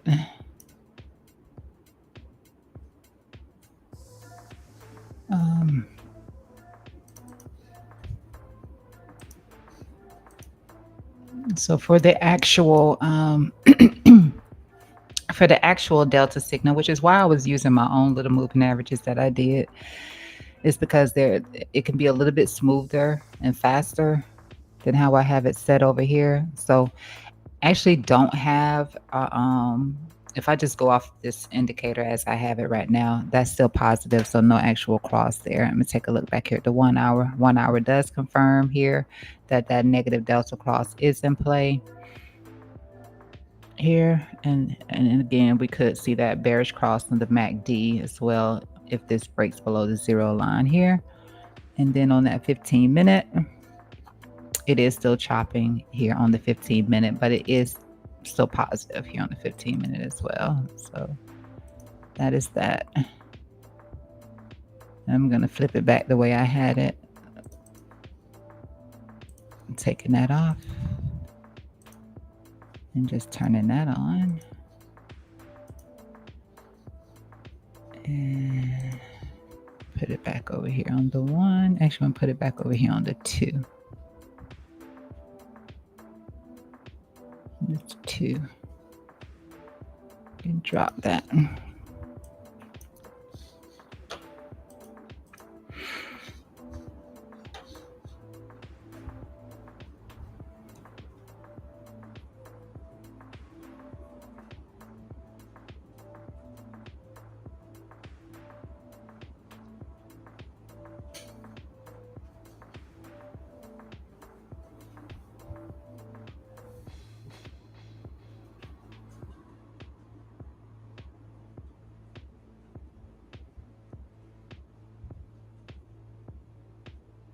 Give me just a minute. I'm going to grab myself a pen.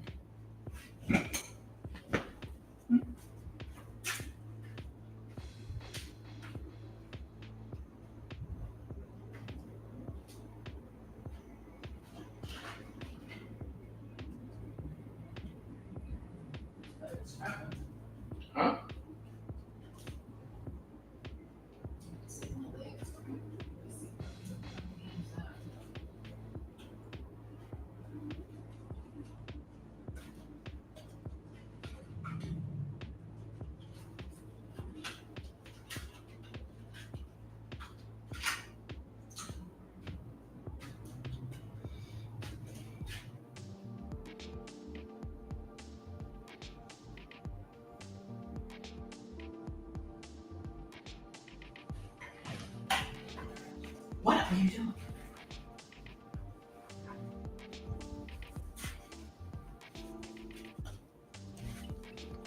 Okay. I'm trying to get comfortable. Have me some water.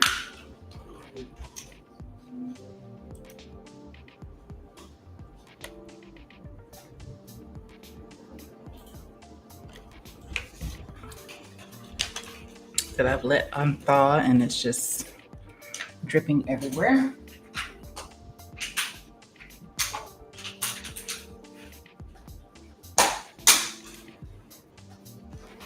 I'm using my bed as the office chair for now. My chair that I have, I bought recently, and it is the most uncomfortable chair. You know, it was supposed to be one of those chairs that give you a lot of support, but I'm not getting that from it. And then I bought one of those memory foam chair cushions, and that hurts. I thought that was going to work too. It didn't. I just need to get a new chair altogether. But for now, I'm the most comfortable just sitting on my bed and just pulling my desk around. So I have like a complete mess in here with my desk. I could stand. It is a standing desk as well. But I'm comfortable right now.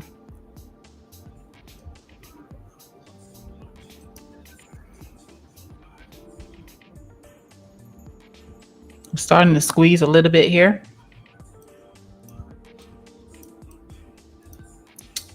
So that's a plus.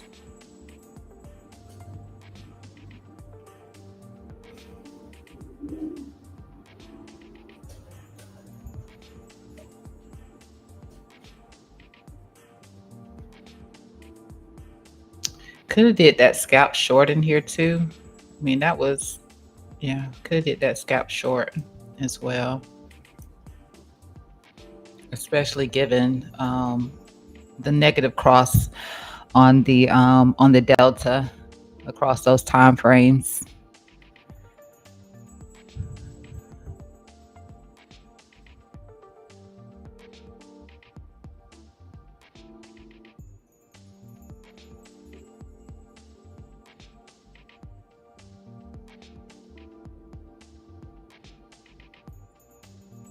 Again, we'd be looking for it to lose this range low, and you can see what that is. So it's 118,287. That's the range low. So far, we've had 2 sweeps of this low, and that's it, just within here.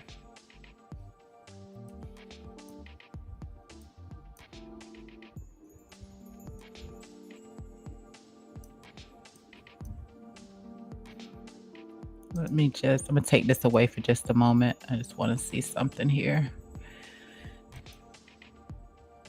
Put this on this Kindle.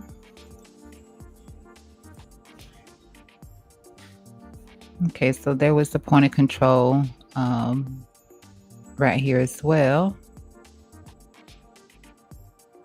So you could have also used the point of control, but I don't think it was more perfect than that. And I'm not tooting my own horn, but I am. It wasn't more perfect than that, but that was actually the point of control in there. And then let's see what they have their low as here. So the low is higher than the range. think I like the top though. I like the top that they have, but if I were leaning towards the top, yeah, I mean, I like the top that the volume profile is offering because I like this across here, but we have it figured out. So I'm gonna take that off because those are better levels at the moment, which is this range low here. This point here, which is just the lower bounds of the dynamic cloud that we were looking at. And then where the high was located at, I can respect the high.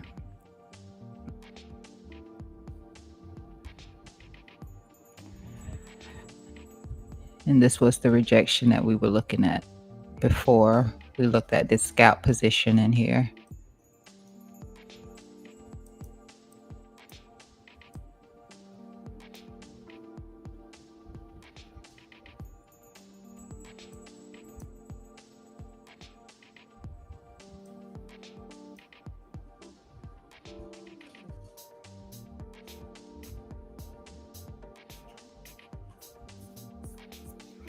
Let me go back to the 15-minute over here.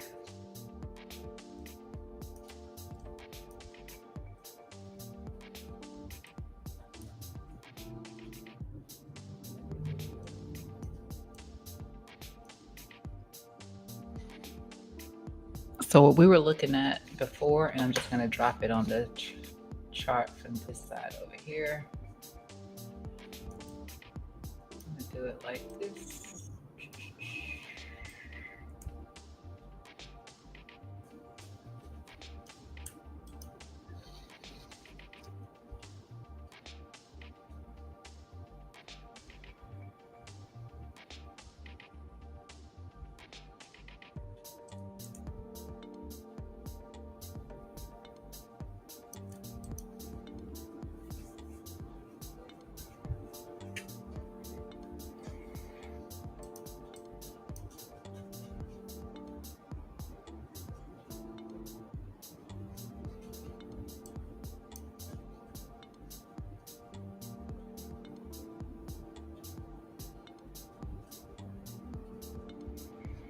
So we're just still in neutral on the Bollinger. So we know that the lower bounds of the Bollinger are here with the low trend line here of this pattern and the top side of this pattern here. And just to confirm that again, that's what we have for the Bollinger.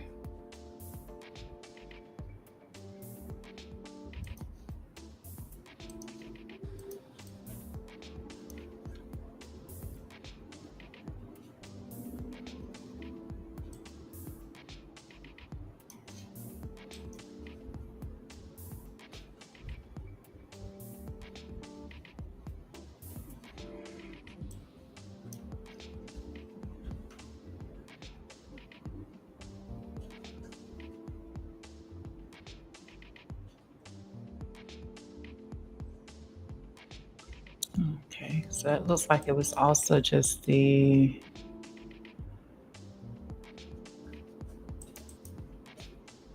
low of our range as well.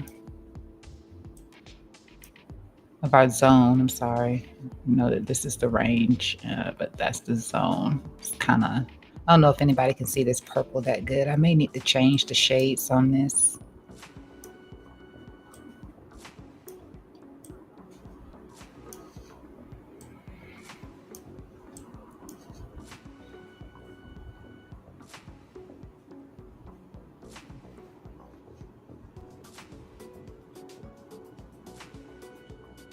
Right, so this is an actual break out of this pattern this time. The first time it was the line chart, and this time it's the actual pattern itself.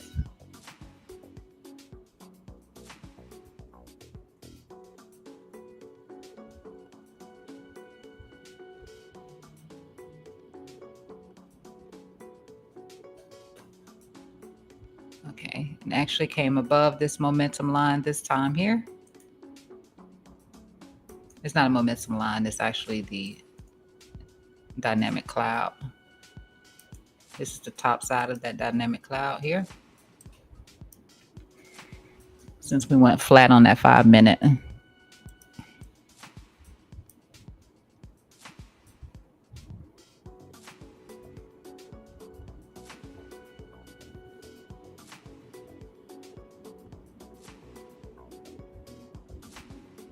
You'll know it's breaking outside of that dynamic cloud, the indicator. You'll know it's breaking outside of that cloud if you see one of these pop out.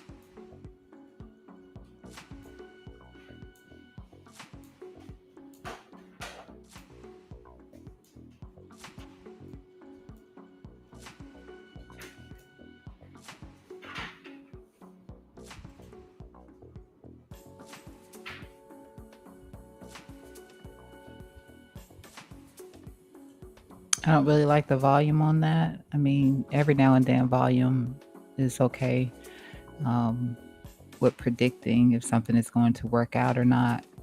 Uh, mm.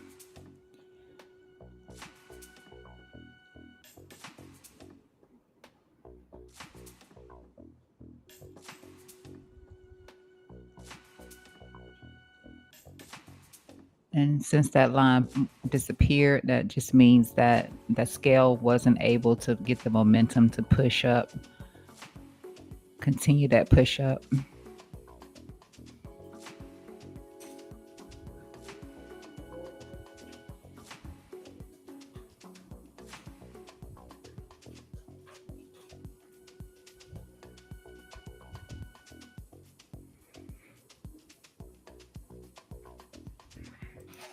So this should be pushing up. This delta is pushing up just a little bit more here.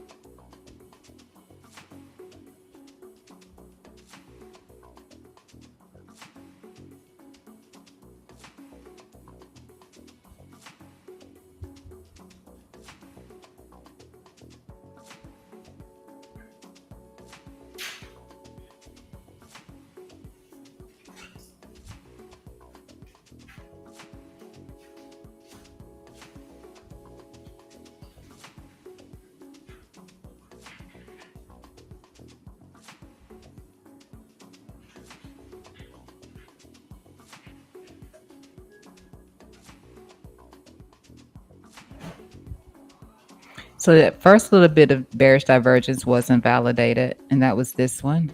So this one did get invalidated. So no bear div here. Then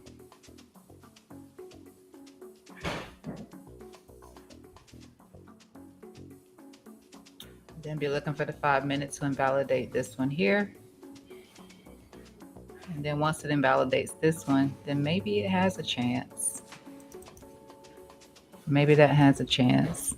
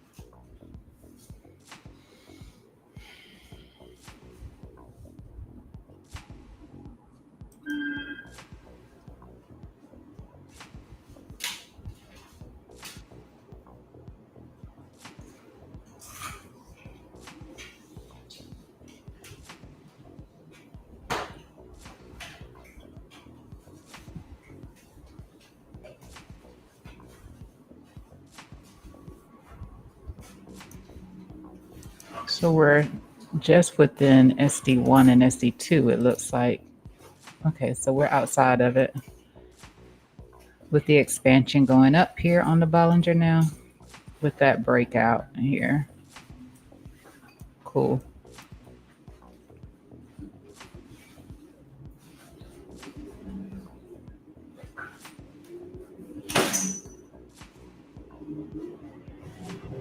So we'll just say it's not a volume-based trade, it's a momentum volatility trade.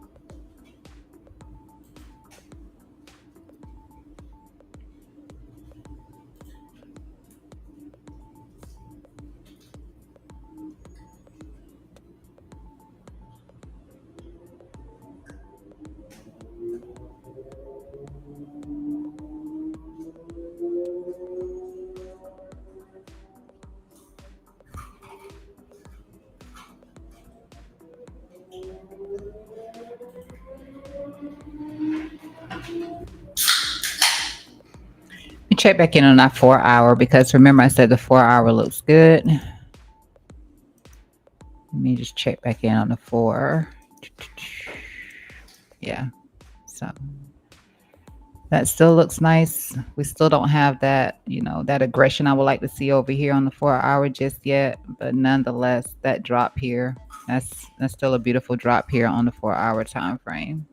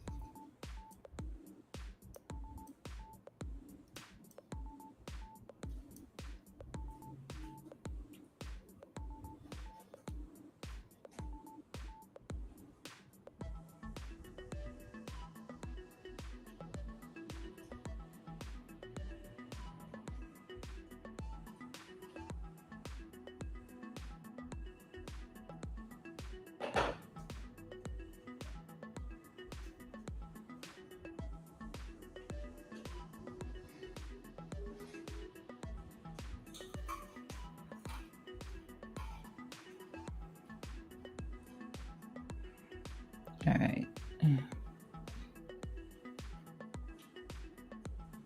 See how we did with those pair of divs. Okay. So invalidated that one. That was good. Didn't quite invalidate this one. At least it doesn't look like it did. It's 118, 627.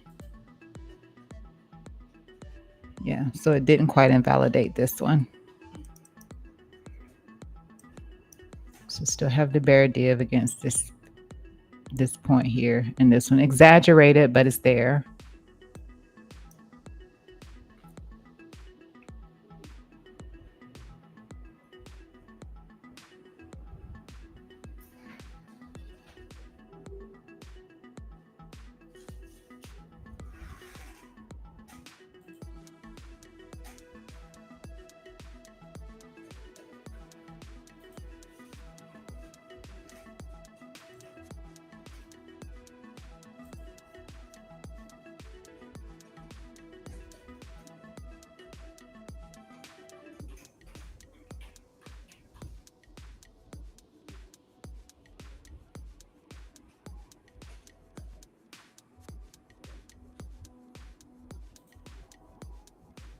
Let's see if we can hold that 118,541 if we're just going to drop back out of the low bounds here of the cloud.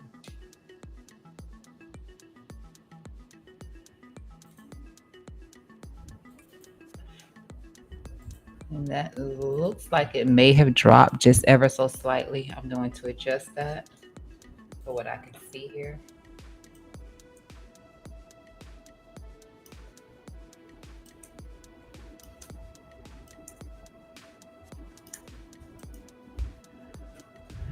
So it did ever so slightly tilt down a little bit.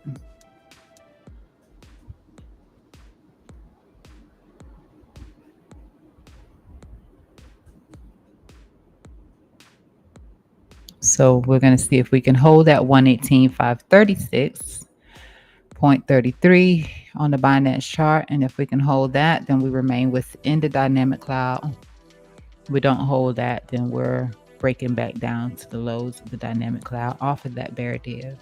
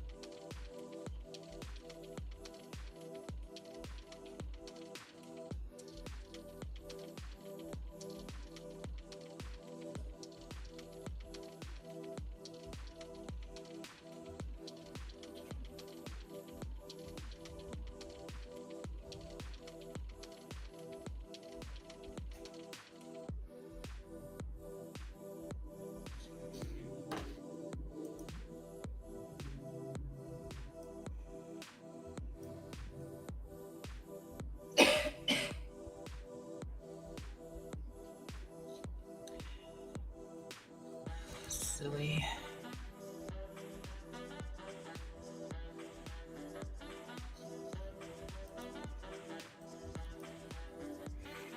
Right. So just note Bitcoin dominance is up. Once again, it did reclaim there. So previous day low, 200 EMA, and it is back up. So I could see the effect taking place over here with SUA rejecting at the bottom side of the dynamic cloud here, as this is still bearish. Still have the bear divs within the rise here on SUI. So still moving bearish, not invalidating any of the bearish divergence whatsoever.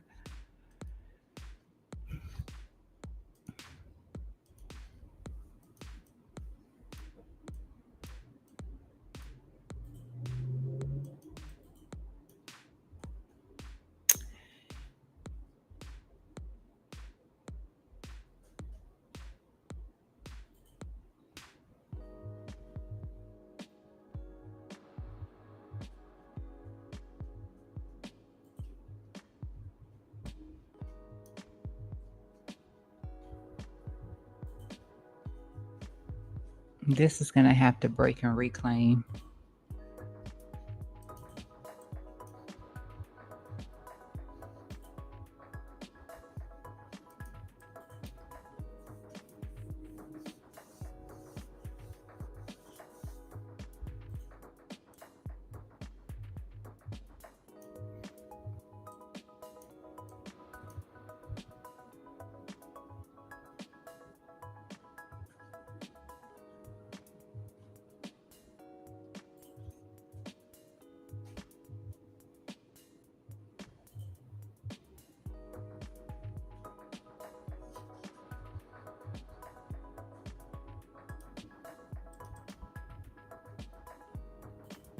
That's still okay at the moment.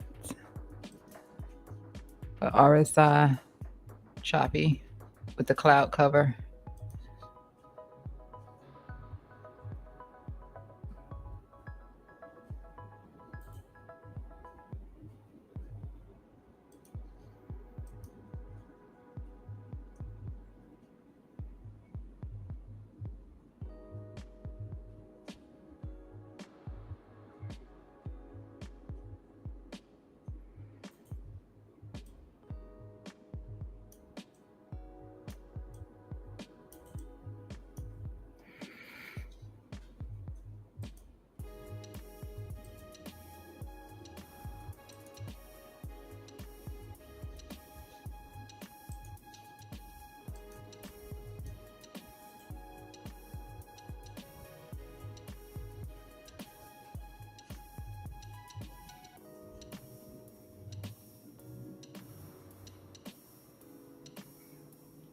Sui continues to roll down. Probably should have just closed that out.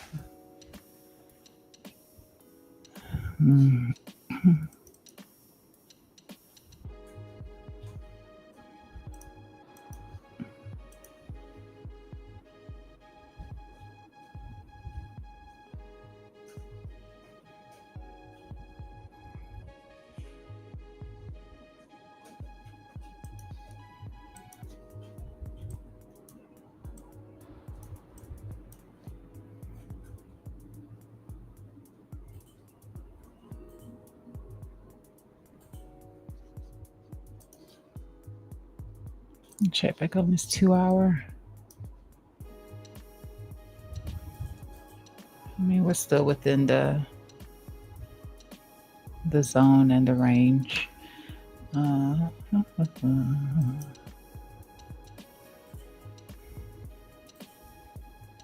hour. Looks a little bit like a head and shoulder here. Ever so slightly, that looks like a head and shoulder. Cloud cover rejection. Still light through here. And there's the MACD, potential MACD confirming here. This candle just opened, but I mean, nonetheless, you can see that that's flipping red, which means the MACD is crossing that signal line bearishly. But we knew that already. Talked about that.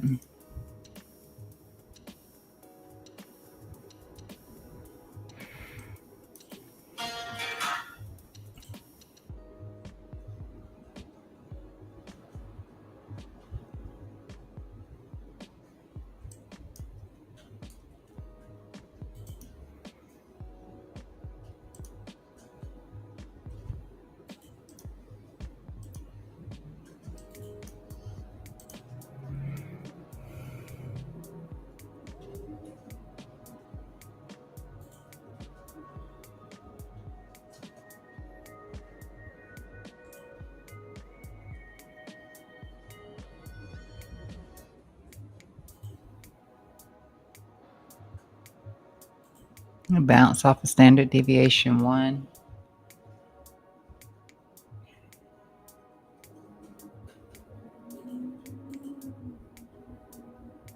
Volatility is declining at the moment on the 5-minute. It's still very choppy.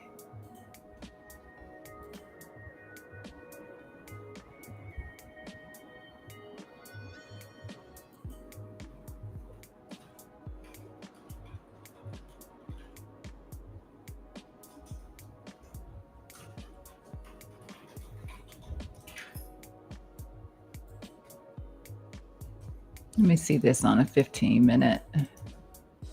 Let's see what it looks like. Okay.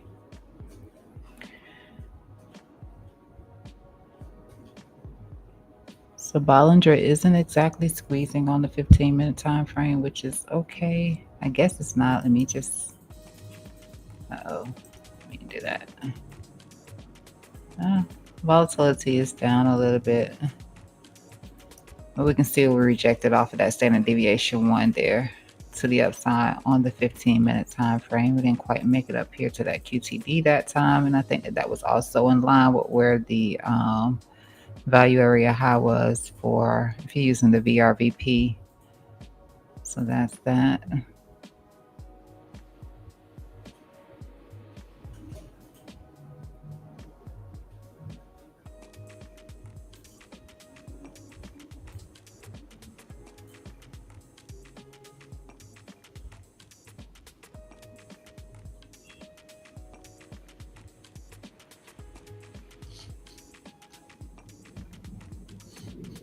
I really should have just closed out that Sui trade. Let's see, 7-minute, same thing, still within the Bollinger at the moment. Back over here on the 5.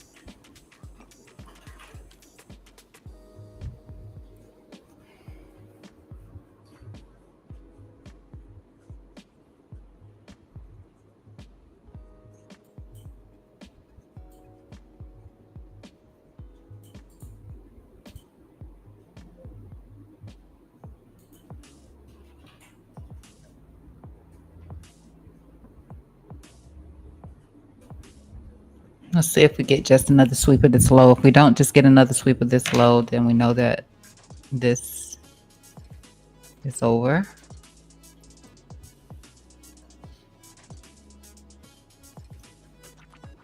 And if we lose this zone in here, then we start to look back down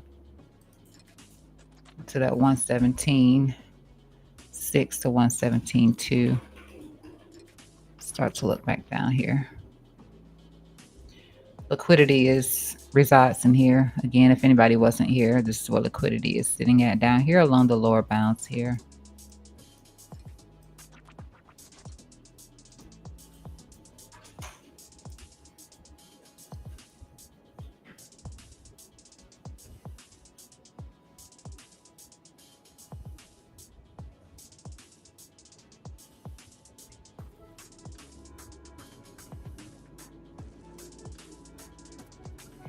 And if this is a head and shoulder, I just want to put a number on this. Let me change that. Again, if we're doing more, it looks like we did close below this line here. So that's a little different than these last two sweeps here. That actually closed there.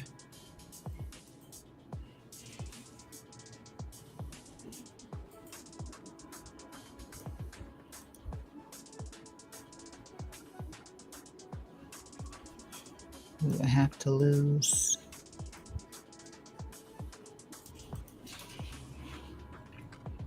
Yeah, so that's, I mean, it's pretty in sync with what I was just saying about the liquidity sitting down here. So this potential head and shoulder formation that's here, that could lead us down here into this level where that liquidity is.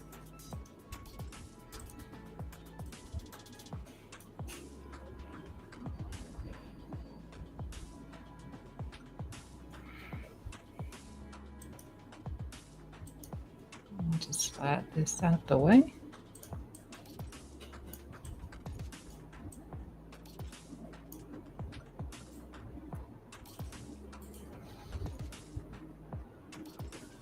Let's see how we do here. At the 786 with also the top side dynamic cloud, we start to push in, then we know that we have the potential of just continuing that move down here into this zone here.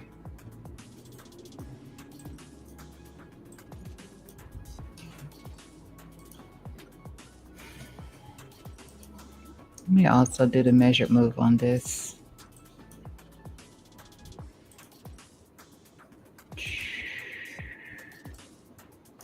Yeah, that measures down here too. So it's all the same.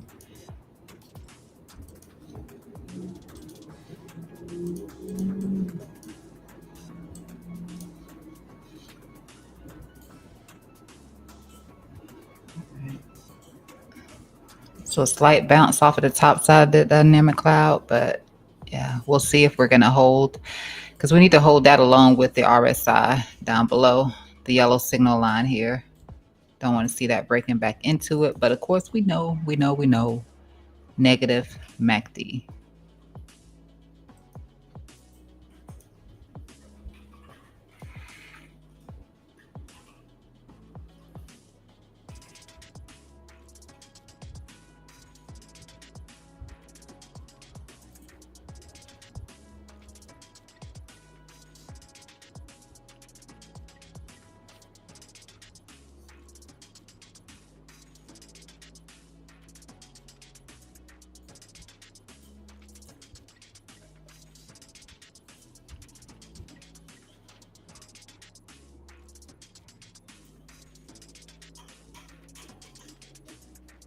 That's exactly why I said this would probably just end up being a scalp. I didn't believe that this was going to happen because of the bear divs.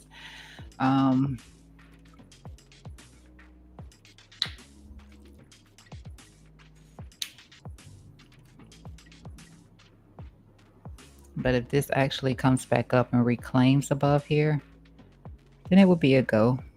It could be a go, but at the moment, We're expanding. We did close below this line and not just sweep it again. So 2 hour may have actually finished up. About 40 more minutes over here on the 2 hour. But that was our range from this 2 hour.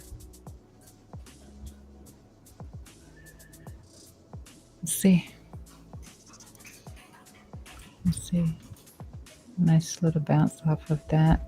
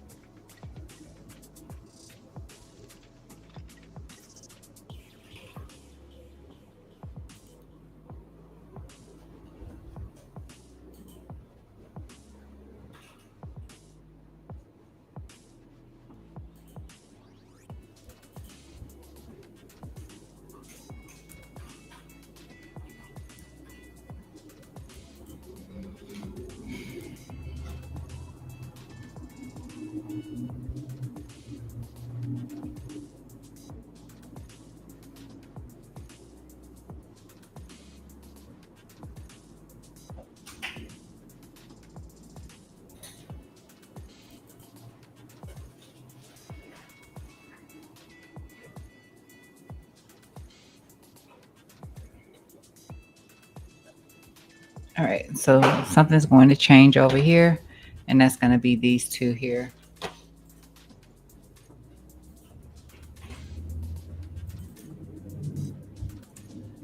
I'm just setting it up right now.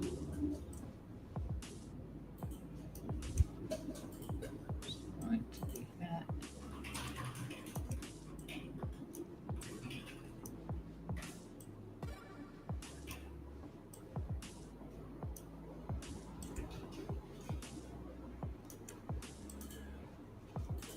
Unless that continues to move.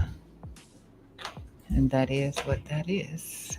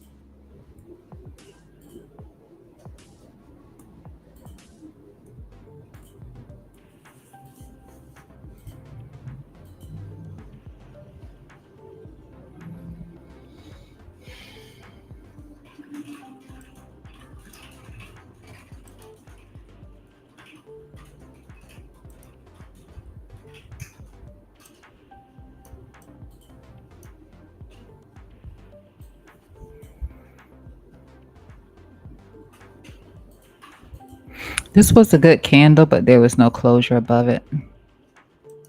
So it didn't show the continuation.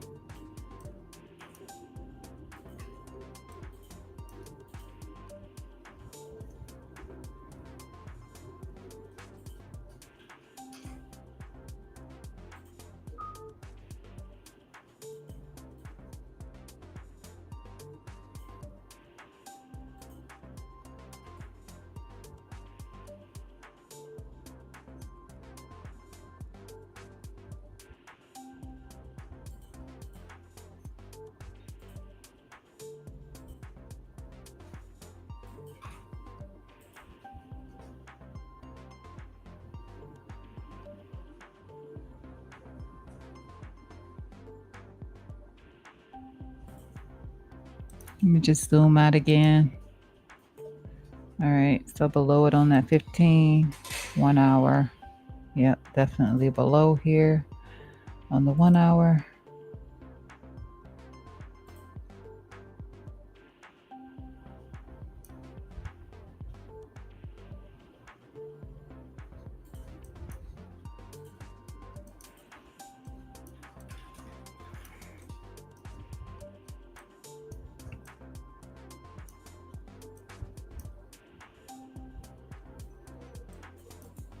We'll get another bounce soon, and it'll be for a scalp position. I'm gonna take this one away. And start to really look for the long once we start to see some sort of a flip over here on this 1 hour time frame. Otherwise, it's just scalps.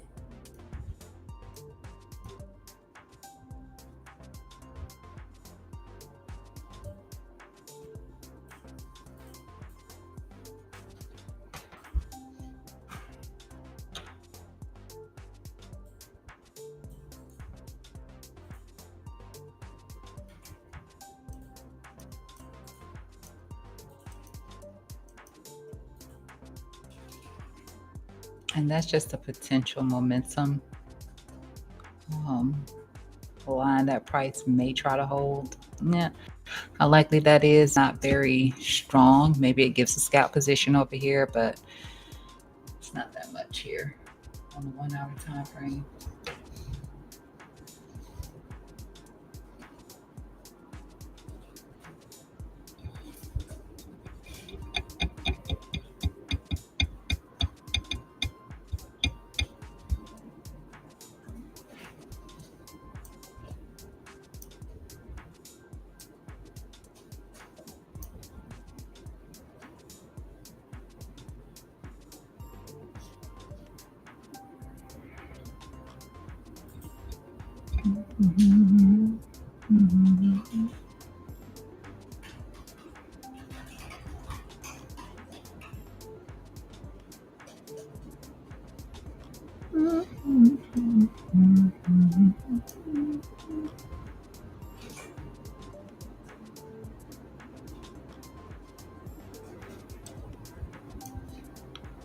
Just gonna move this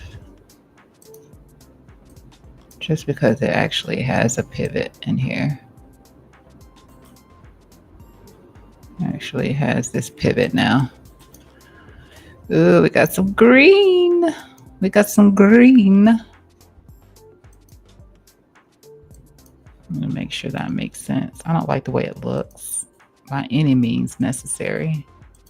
I don't like that, but yeah.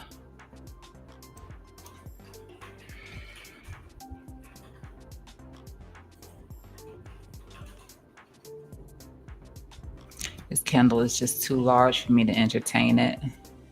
It's too large. But I like that. I like how you see that color is green here at the low. Showing some sort of an inconsistency in this move. See if it stays that way or if it actually flips back to red, but I don't like this candle here. I mean, I do like this candle for the simple fact that you can see that it's a shaved bottom. So when you get a shaved bottom like there, it's like you have zero pushback. And so to get this green here, or to just simply get a candle that pushes back up into this, you need to see it break this low to prove that it has the strength to continue down. Otherwise, if it pushes back into it, yeah, then that proves the inconsistency here. There's no fight here with this being a shaved bottom. Very little candle here off of the top, wick here off the top, but yeah, nothing here. So let's see. And then check out the volume on that. This is something else. It doesn't even have the volume for that with no fight.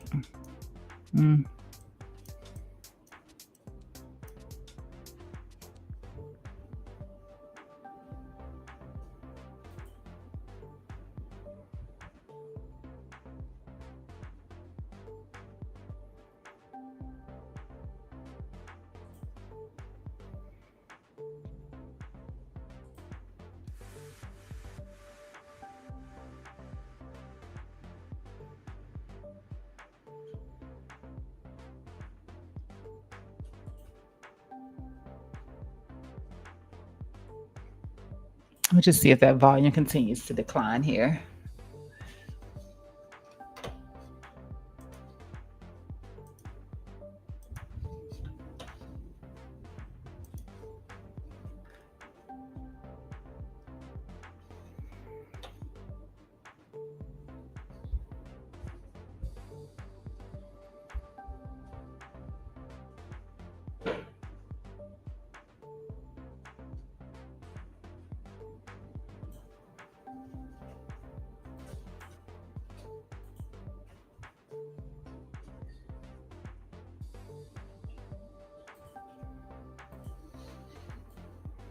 Okay, so I'm gonna have to do away with these two at this point because the cloud is dropping a little bit, which means that this 5 minute time frame could actually see some sort of a bounce come in.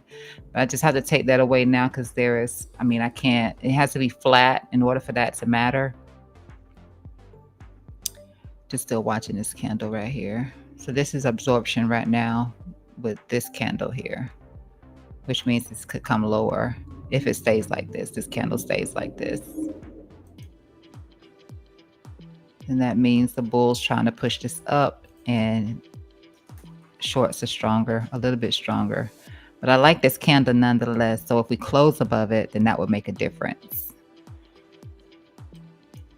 Yep, exactly what I said. It got absorbed, like I said, yeah, because this, yeah. Based on the volume, you can tell that that was absorption from bulls trying to do that. All right, so lost a low of that candle, so I can't use that candle anymore.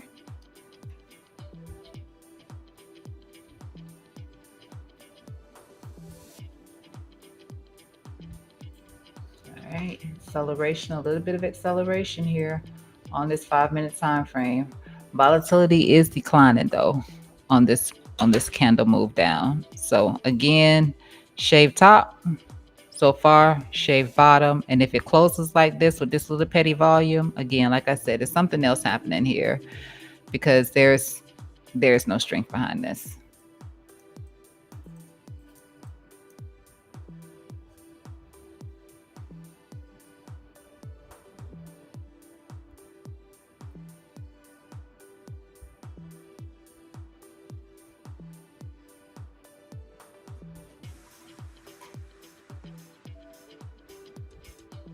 It means taking very little effort from bears to push this down. Little effort, very little.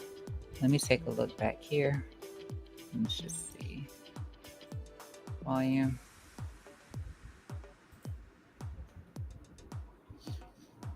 There is a little bit of a, let's see.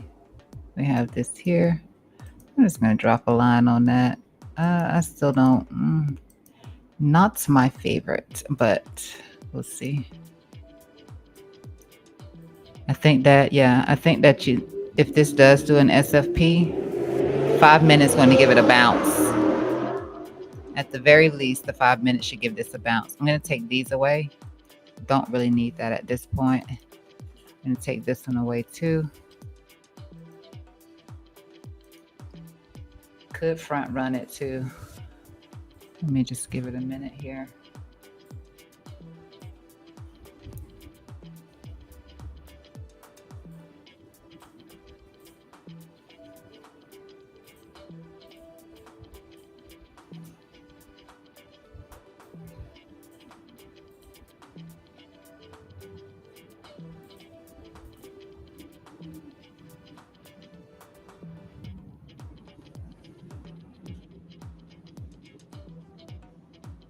Could be trying to front run it. Oh, okay. I see this over here.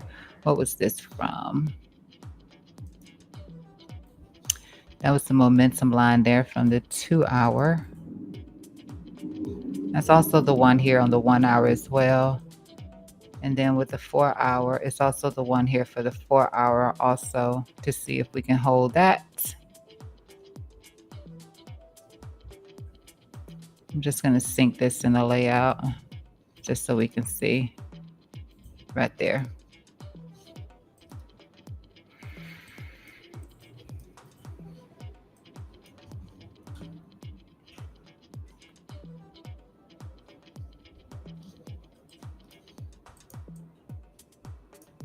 So what I would do on this one, because we're losing that moment, yeah, we really lost that momentum line. Let's see. I don't see a reason to. I wouldn't. Yeah, let's get some clarity off of this SFP. Let's get some clarity off of it. Let's see. And give that a sec.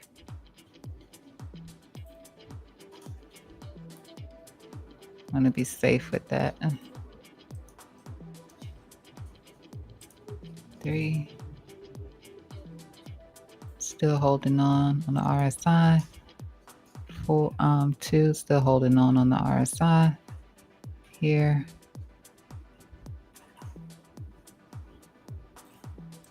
But I would just wait. Yep, I would just wait. So didn't hold that momentum and take that away. No reason to take it. Still very red. Still very, very, very, very red. Volume is increasing, which means some capitulation could come in here.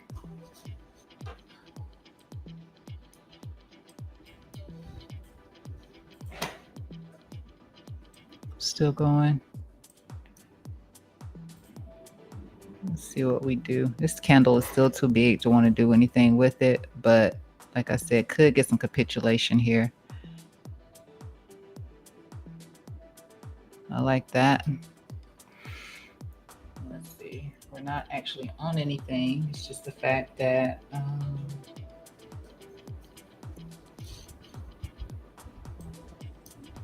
we're extended in terms of the RSI on that 5-minute.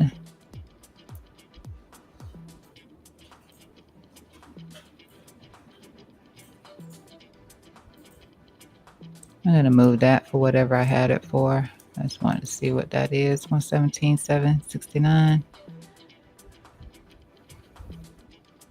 I like that green though, and I like how this was a shaved bottom.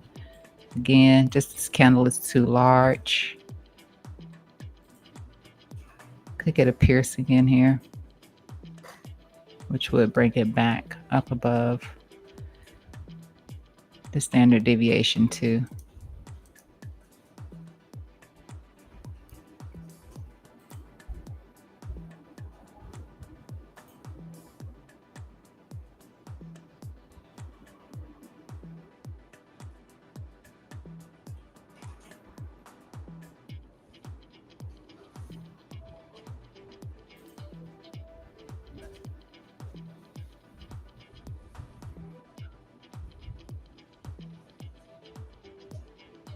Let me take this away.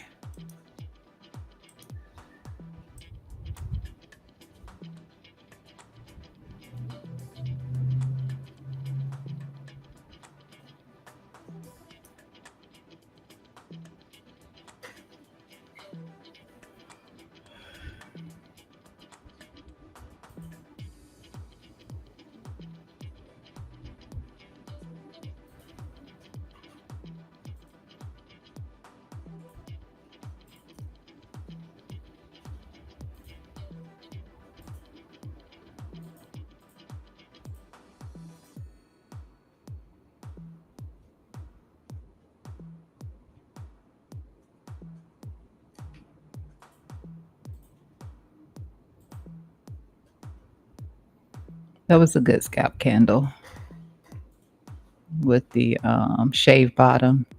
Potential capitulation here from the bears on this move down. You can see it was starting to happen over here, but it didn't get a closure above that one. And then that little green in here showing some sort of invalidation to this push down.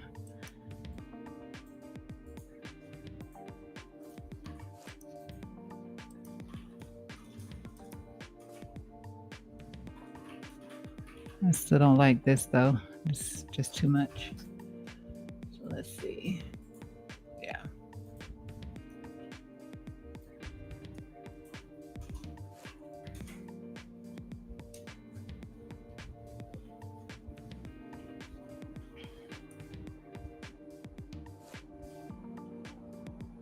It's a nice engulfing. Freaking amazing engulfing.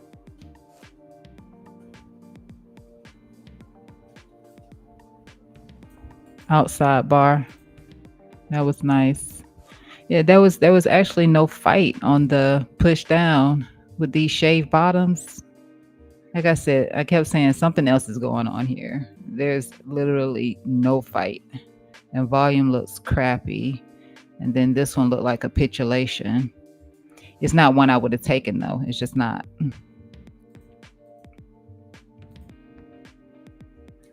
Even when you can see the signs, sometimes it just, your fear kicks in and it's like, not going to touch that. But that was good. That was really good.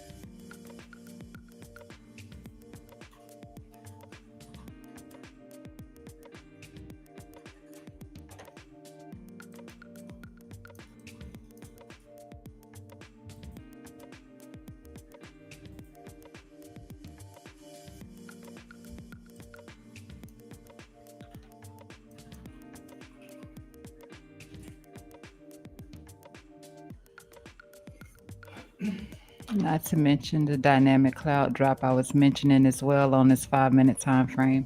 Still don't like it, but see if we get that break above that 18,476. That would be nice. There it is.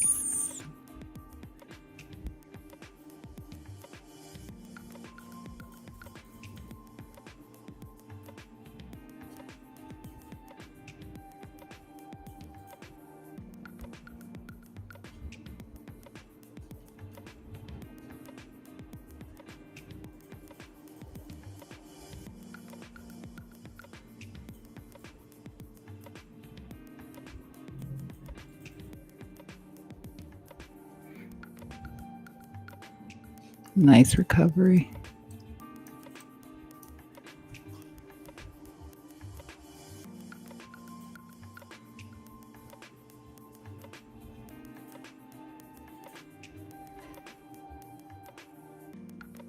Let me see, don't come back in.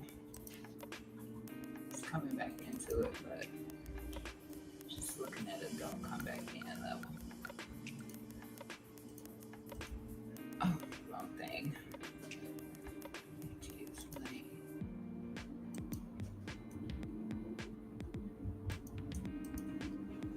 Don't want to see it coming back into it.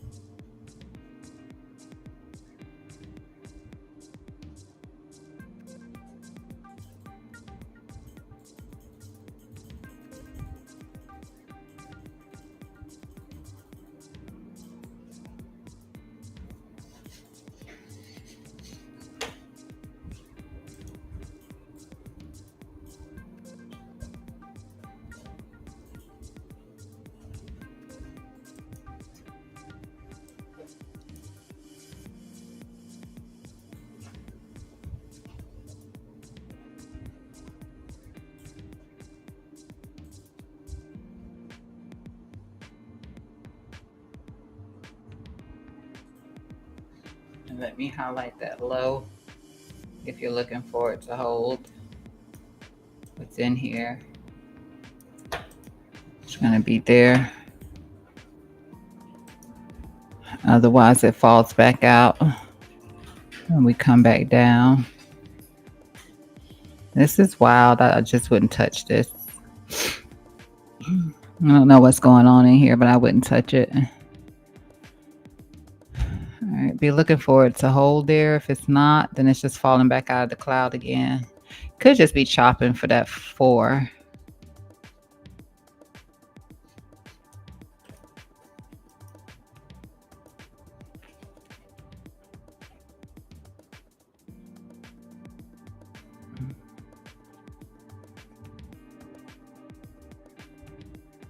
which we don't want to see us trading below here because this drop is a nice deal for this 4 hour to actually get that push up.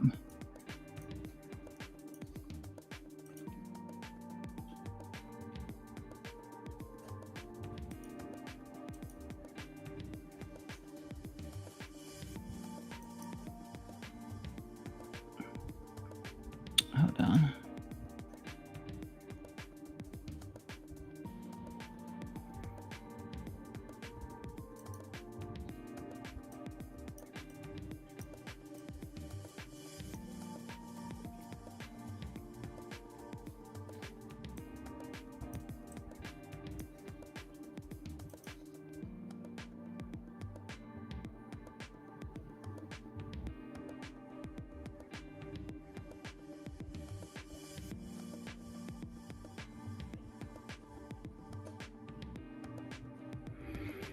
Yeah.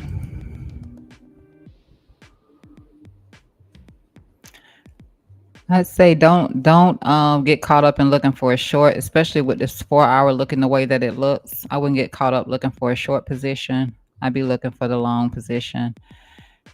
And so far, yeah, we do want to make sure that we're maintaining this white line and not trading below it. But this just sets it up. This drop just sets it up for bullish divergence on the moves down, and eventually this is going to get a nice little pop. Hasn't happened yet, but it will happen. It will happen the same way over here. We got the rise, and we actually started the rise back here, but we kept going up with the rise, went sideways, and then finally got that push out. So I'd be looking for something like that to happen over here and take out this liquidity up through here.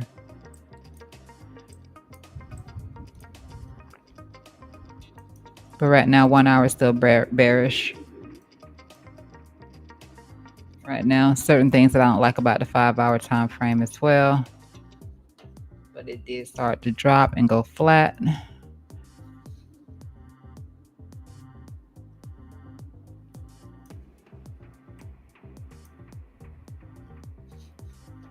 Holding inside of it right now. These two levels are still valid here for now.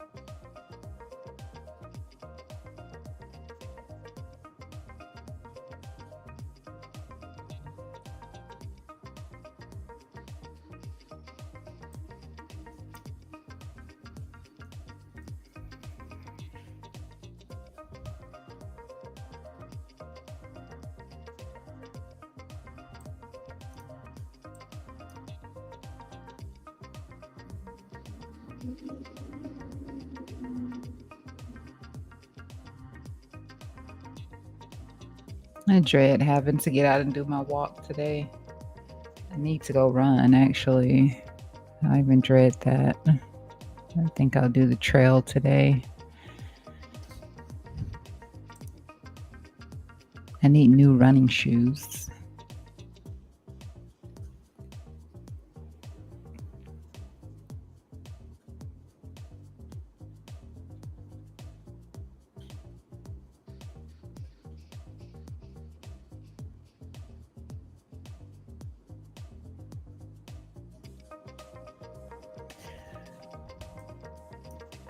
Let me just see this.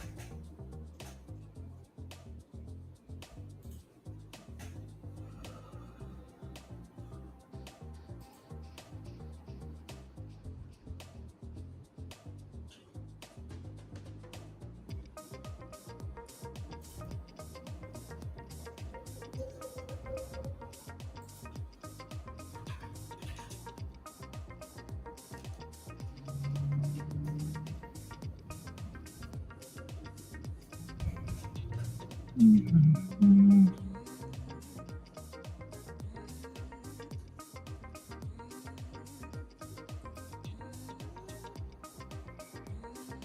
Let me just stretch this out a little bit here.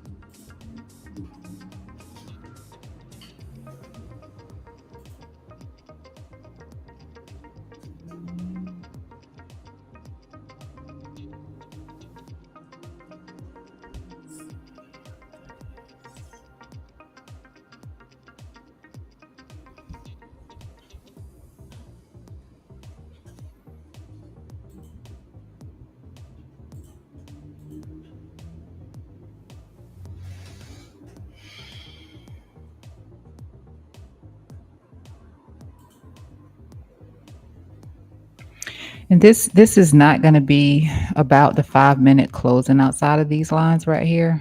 It's going to be about the indicator actually, and we'll know that when we see a line pop out here. It'll indicate some strength coming in from that indicator as well, with these candles that are attempting to push up.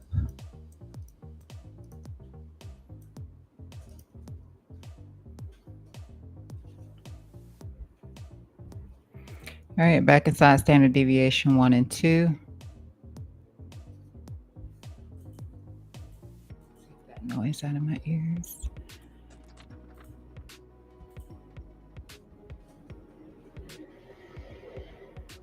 That's a really nice candle there.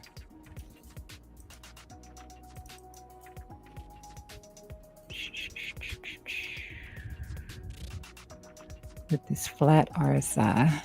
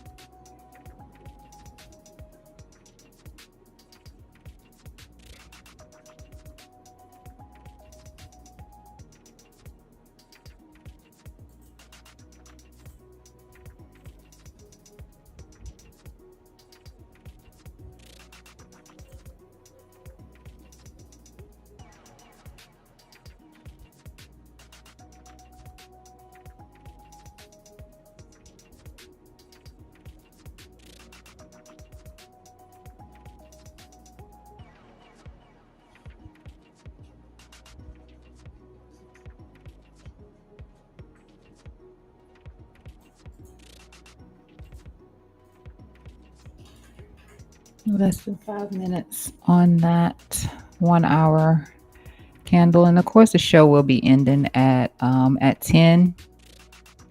I would like to see if we do get an inconsistent reading here, if we break out of the top side here. I would expect that. But again, I would expect that with the chop here, which looks like a broadening pattern at this point here on the 5 minute time frame. At least from the RSI perspective, it is broadening. 4 hour again is going to be your giver. That is what's going to give you a drive up in the market here. Liquidity is sitting down here in this zone here. And again, let me give that to you in case you don't have that marked out. That's 117,622.30. I'm using the Binance chart and to 117,192. But there is a daily level in here that has not come back and been tapped. Never mind that part over here. It's just the way it gets drawn out. This actually hasn't come back and been hit. Just from the daily time frame, it hasn't. So 4 hour again looks really nice. Doesn't mean that the 4 hour can't come down a little bit more, because it can, at least until we see this pop out of here with the bullish divergence continuing to build up since we started this drop here. So just bullish divergence is going to start to build up. Let me check the RSI and see if you have anything that you can tag along here with. And nope, this RSI is not going to read the same. Maybe it will on some sort of a move down. Delta looks really nice over here on the 4 hour time frame too, with the positive cross and the MACD over here. So 4 hour remains looking nice. If anything, it's your 1 hour time frame right now that needs to clear itself up. But nonetheless, it did also get that drop yesterday with that nice push back in. So I would be watching that though. But it does look like it's the 1 hour that needs to clear up a little bit on the indicators. Just trying to set those indicators. So longs appear to be more favorable at the time.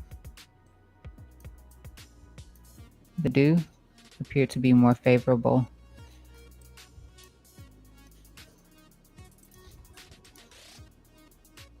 And there was nothing for me to take from this one over here, other than the fact that here on the 4 hour time frame, we're really not getting above standard deviation 1 at the moment. So when you start to see that, then you'll know something else is happening here with that push to the upside. So be looking for that push to the upside again, favoring longs right now. 15-minute. Yep.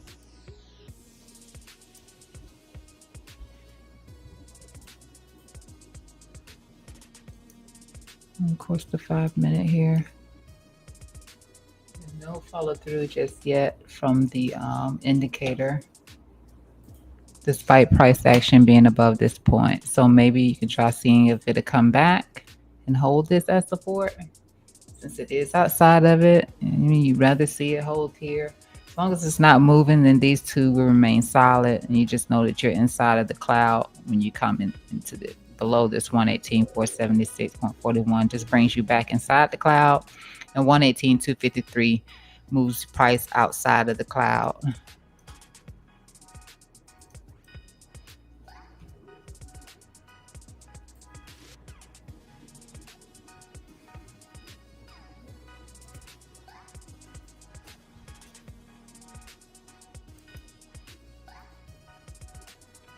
And what I am looking at, let me hide that for a sec, is this here. So you can see how we're stalling out, as this is sitting close to the point where it would give the breakout or the momentum break to the upside, but it's not doing it. As it got closer to this top side of the cloud, it decided it wanted to turn down instead of pushing out. Same thing happened over here. You got a slight little crawl outside of it, and it pushed back in. It came up here. It looked at it. It's like, nope. And then you got that candle push down there. And then all throughout here, of course. So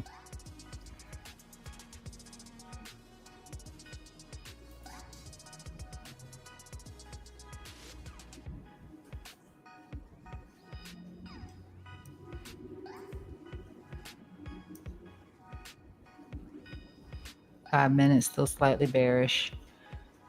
1 hour still slightly bearish. 4 hour is going to be your pumper.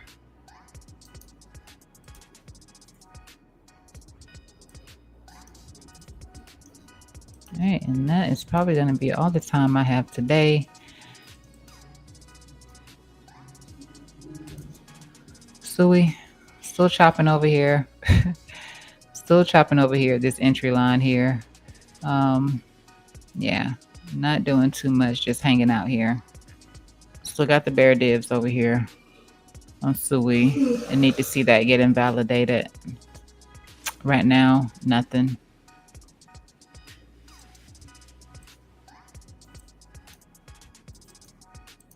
And I do have a slight bearish bias on Suey. In fact, something that I put in here on my notes on Suey.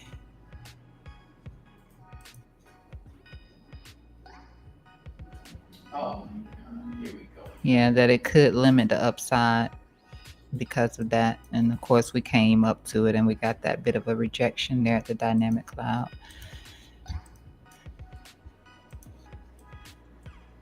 Ethereum right now, same thing, no consistency to get them push out, but no bear div on Ethereum, at least not from this indicator, so that's good.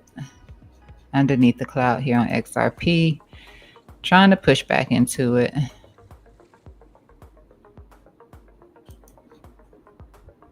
But once it does, it still needs to get above this. So you do have the bear divs here on XRP. All the same, see what dominance ends up doing. And then we looked at Solana here, trying to see if we can get a break out to the upside on this pattern. If this breaks down across the low here, then I would be looking for it to drop. But just waiting to see what happens with this pattern here. At least this pattern from the indicator. Since this is flat, I'm trying to give it some hope that this could actually see a move up. But can always break down to first and then move back up. Volume is pretty good with the exception of this spike in here on this move. So yeah, I should just close this out. Not feeling it. Back over dominance before I go to. So dominance getting a little bit of a reaction, but dominance still looks pretty nice in here so far. But it is getting a little bit of a reaction. Every time we come back up, and we looked at this, but every time we come back up, let's put that there. Every time we come back up and we tap around here, then, you know, it's a place of rejection until it stops rejecting, and then it gets the push outside of here. So you can look at your Bollinger. I'm more than sure that it's just a standard deviation 1. Let me hide that one. So not even quite, but in between standard deviation 1 and 2 on the bottom here on the weekly time frame in this ascending channel here.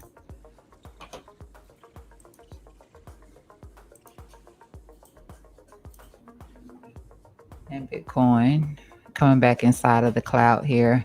As you see, we didn't get the momentum pop out simply because it's lacking a little bit. It's still a little bit bearish over here on the 5 and the 1. Regardless of your pumps, it's still a little bit bearish, but I am leaning towards more upside based on the 4-hour time frame. And with that said, oh, hold on. Let me do this real quick. Getting a little bounce off that line right now. So Palantir continues to chop here at the top side of this bearish pattern here. So nothing has changed here for Palantir.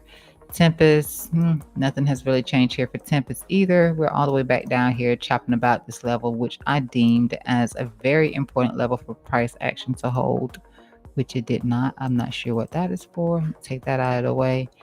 Just combing through here to see if anything has changed. EXD, nice little pop out of our zone here. So I appreciate that because my money was going down. It was going down, but this is an investment. Energy sector isn't doing that great. But nice to see that we got the bounce out of here. And now we're facing this 105 here. We get the push up out of this 105. And maybe we do something better, but we're still beneath this No, the no, no, scale no, line no. there. I was asking Sound if you had the morning call, and I noticed that y'all has a schedule to sound got 10:30 the to little like breakdown here. I 5 think p.m. this So came from a different time frame though. Let's come off of a daily. we need to proceed No, with the meeting this morning. couldn't have come from this 4 hour. Oh yes, it did. This was this. Was this? It may have been this. No, one. Yeah, I saw that in the I don't morning. know. I was like, 1 hour. I pinged Jay That's what it is. It was a the couple one days hour. ago asking her, do we have an ETA yet? Are you done One with this hour deal? with the Haven't break heard to the anything back. downside So now we here. just got this two more, and they're gonna get extremely upset about this. Price stayed below this little white line here and deviated away from it and got the push down into the weekly level here, which we got the pop off of. So that's fine. Still holding. Mm-hmm. I'm still holding. Let me make sure this doesn't move past this time frame. So I knew that that is what it is all about. Turn that back on. 4 hour. Still loving it. Coin. Coin finally tapped into this I communicated with her even in this all. zone. I didn't think it was ever going to get there and tap into it, but it tapped into it and got a nice little perfect bounce off of it. How about that? I still want coin to come down some more. All I can do is want it to happen and wait for it to happen. See how we're doing over here. AMD, yep, still outside of this rising channel formation at the moment. See if it gets its push up to this 200 outside of here. If it falls back inside, because it can always do that. And of course, I'm just looking for higher. Love the chart. It looks nice. TTD. Right, just a small rejection off about 88 here that we had been looking at price as our first target in this long here. And then our second one is 104. So just a little reaction there for TTD. I don't really like this part, but it's a good looking chart. I like that. Pony, another one that I'm in. Pony did get that rejection there the other day.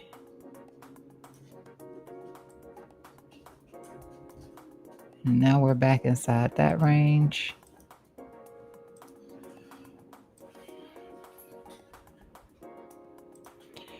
Let me just move all of them out.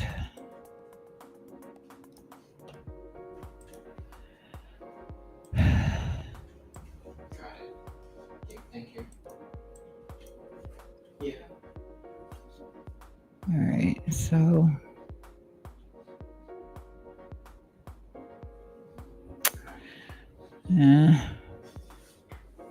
look at the daily. On another case, Chris, the Sharon and I was talking yesterday, and he wanted me to run. All right, so we were looking at the potential for price breaking out of this little range that it's in. But so far, we're still just chopping about inside of it. Still looking for a send on Pony. I think it's a great one. I like it. And Sharon discovered that it's due to the it's really happening if their customer has a replacement order on their profile, and then that particular replacement order doesn't have original order. So apparently we're within the dynamic cloud here on the weekly time frame for Tesla. But nonetheless, I still think Tesla has a good looking chart. Why do I have a double line down here? I don't know. I have to look back at that. I sound like I was schizophrenic in that moment because I answered myself. Apple. And take it back to a 1. There's no fix for it. Like, that's what I'm thinking. Sadly, it got the breakdown here. I don't know how these orders are getting deleted. Like, let's say you have a replacement order. I still see the bullish divergence here for well, at least it was. Oof. Oof. This might not be bad though. This might not be bad. Just use your replacement order ID and then just stamp it and make it the original ID on that order. But dang. I'm just gonna repeat myself and say I think 221 is still on the table. 221 to 231 is still on the table for So we Apple. don't need to be doing anything Put yet. I still think this baby. Okay, I'm I'm gonna looking for open. this 9360. I'm gonna keep holding out for it. Yeah, exactly. I'm gonna keep holding out for it and circle. And give an example. Bitcoin's not doing anything. Coinbase and Circle's not doing anything. CNC still dropping. Rivian still in the zone. Boring. Right. We just discovered like Nvidia. one a few tickets that they submitted I never where seen a seeing bird fly where this like the high, indication was. or fly this So much, and not, you know, I can just take a moment to sit on a branch or something. Like you just stay in the air, like you're not even coming down to rest a little bit. All right. okay. I'll open the Jira and Jira Amazon GC and breaking outside of the weekly range here on Amazon. And what are we looking at next? that's Potentially all that I coming have back right up now, here sir. to this trend line here for Amazon. Nice performance Yeah, out of we're good. We're Amazon. good. This is just a 1 hour time frame. Okay, cool. I'll be over there. All right. All right, so I see we're getting that push back into the weekly range Wasn't here. touched it yet. Let me Yeah. see this. Yeah, I don't like that. I never like when it pops like Yeah, yeah, that. yeah. I'm gonna do it Must right have now. had, I don't know if they had earnings recently or But you something said like something that. else. Oh well, were you gonna say something? I know you were running the show, but probably didn't Okay. stand up since you want to talk. I don't think there's anything else I really care to look at. Okay. All right. Cool. Excellent. Thank you. All right, Qualcomm. I actually represent their brand. Qualcomm here. A little double top and drop. I don't have any levels mapped out on this. I should be looking to buy some. Let me look at the weekly.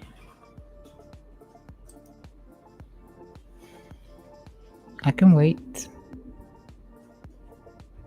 Could probably wait on this. But not bad. Okay, so let me look at gold. All right, still respecting this here for gold. It's been a little minute since I dropped this on here. Got that little rejection back up here at it. Got a little momentum line here. This could be something that pushes price back up. It is within a channel, or at least I have it within a channel here. And that was just the top side of that channel with the broadening formation here. This could be nice.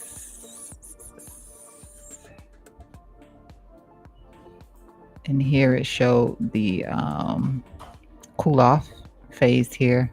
But it's not really moving down all that much in my opinion. So it's within the range. Maybe it comes back down here to this 29.56. Be on the lookout for that. And then I put this line in here for some particular reason, so it must be important. So yeah, it definitely put in some bullish divergence before it does too much. So maybe just in here. Let me see why I did that. Let me see what I'm looking at here. If not the weekly, then maybe the monthly time frame.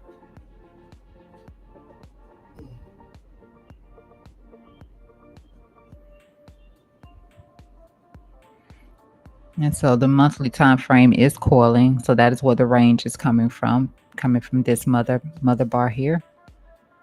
And all her little babies inside here. So that is the range.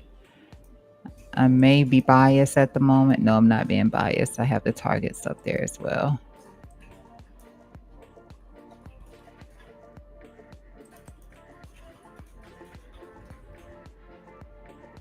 Let me just turn that on without turning on any signals. This is all the way down here.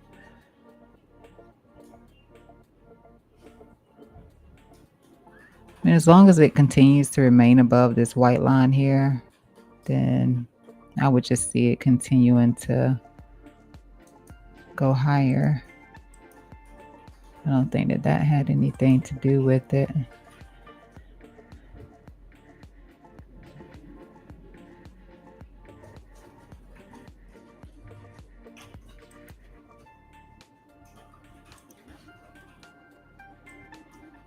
It's very strong. Okay, so that was the bottom side of the dynamic cloud. So that is what I was looking at here for this other Bollinger here. So maybe price does come back here to this 3118 here. So $3,118 here for gold. If it starts to break outside of here, because it hasn't so far, this entire move up here, it hasn't done that so far. So if you start to see something like that, oh, a little bit of a wick right here. That could have been a warning sign there. A little bit of a wick there. So I would look for that on any sort of a move down. And then, of course, again, the range low here, which is at 29.56 here for gold, if it is going to get a breakdown within this channel here. And then, of course, I don't know about all that, but those are two levels to watch that. And if it does anything more aggressive, then we'll look back at it. But for now, it is still holding in here. It is still ranging within here, within these bounds. And that's also just a low of that first inside bar. Did take some liquidity off of the top side here, but just a low of this inside bar here. That's pretty much in line with that for gold.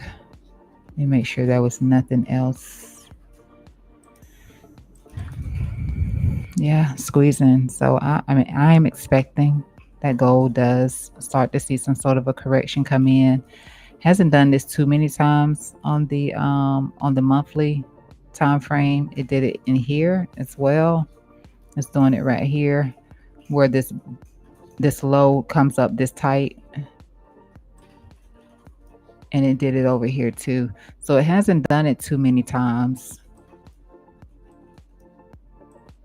So something more aggressive could happen within here, especially seeing how price is just coiling in here on this monthly time frame.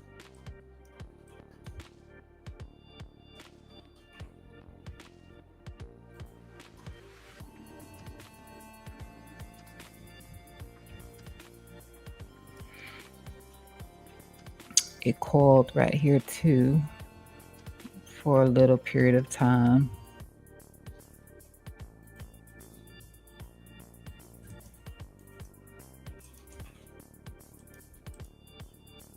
Did the same thing right there when it had this sort of squeeze, and it squeezed for a minute, and then it put in this outside bar, and then it started to chop around within that range before it actually gave. Then you can see that loss of everything in there.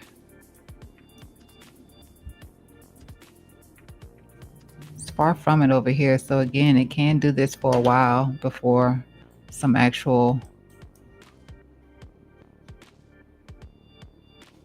move to the downside happens. But for gold, I would be looking for some sort of a cool off to take place on gold. All right, so that is going to be it. Let me zoom out just a little bit more. Just want to see. Yeah, I definitely be looking for a cool off on gold. Definitely. In here, this was a better example. And see, that's where it got that inside right here. You can see it here too. So this one candle right here, this could be extended down a little bit more if you go off of this 3-month time frame with that squeeze in here. This would still be developing here from this 3-month time frame. But I can see that. Perhaps a little tighter in here. I'm just going to keep pushing out to see if I can get anything else from it. Yep. Same there with that inside.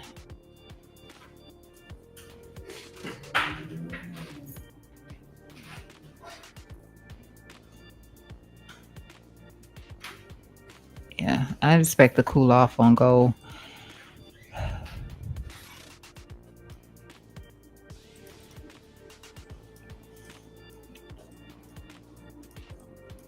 but could range within here for a little while.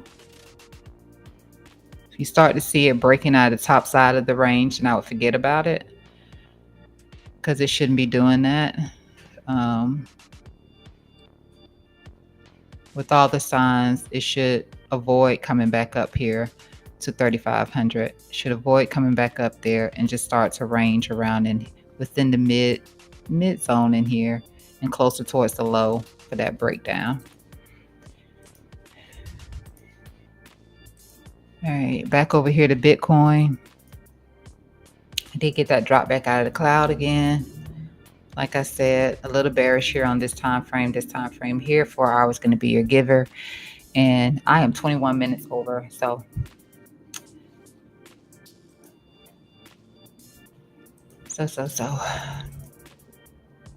thank you. Thank you. Let me look in the camera. Thank you for joining me today. And I will see you in the morning at 5 a.m. As always, follow me on X at Down to Crypto TA. And please follow the Coin King. And it's spelled with a DA and not the COIN you see here. So it's a DACOINKING, the Coin King. And I will see you again. If I see anything other than what I discussed here on the chart today, potentially coming in here, back into this zone here where the liquidity lies within here, then I will update something if I see anything different. But at the moment, that is what I'm looking for, at least until that 4 hour gives the clarity that it's actually going to get the pump up and out. At least until that happens. But I lean bullish on the 4 hour. Watch that volume. If you're not really sure about volume and how it works, if you see anything like this, like a shaved bottom and big volume or even small volume, but let's just say you see a shaved bottom with a lot of volume coming in, it's likely bearish exhaustion, and then you'd be looking for price to come back up that bottom. So like here, how it did, then you would just be looking for that. And here with this one, you can see how it got the shaved bottom. It really didn't have the volume. It really didn't take much for bears to push the price down. And that's all that is. There's no, the other side isn't fighting back. But when we got this green one here, you can see the candle side was rather large. That means absorption. So that means that as the bulls were trying to push the price up and this candle started to get bigger, its candle body size was small. That means that they didn't have the power to push the price up. So you look for it to continue down.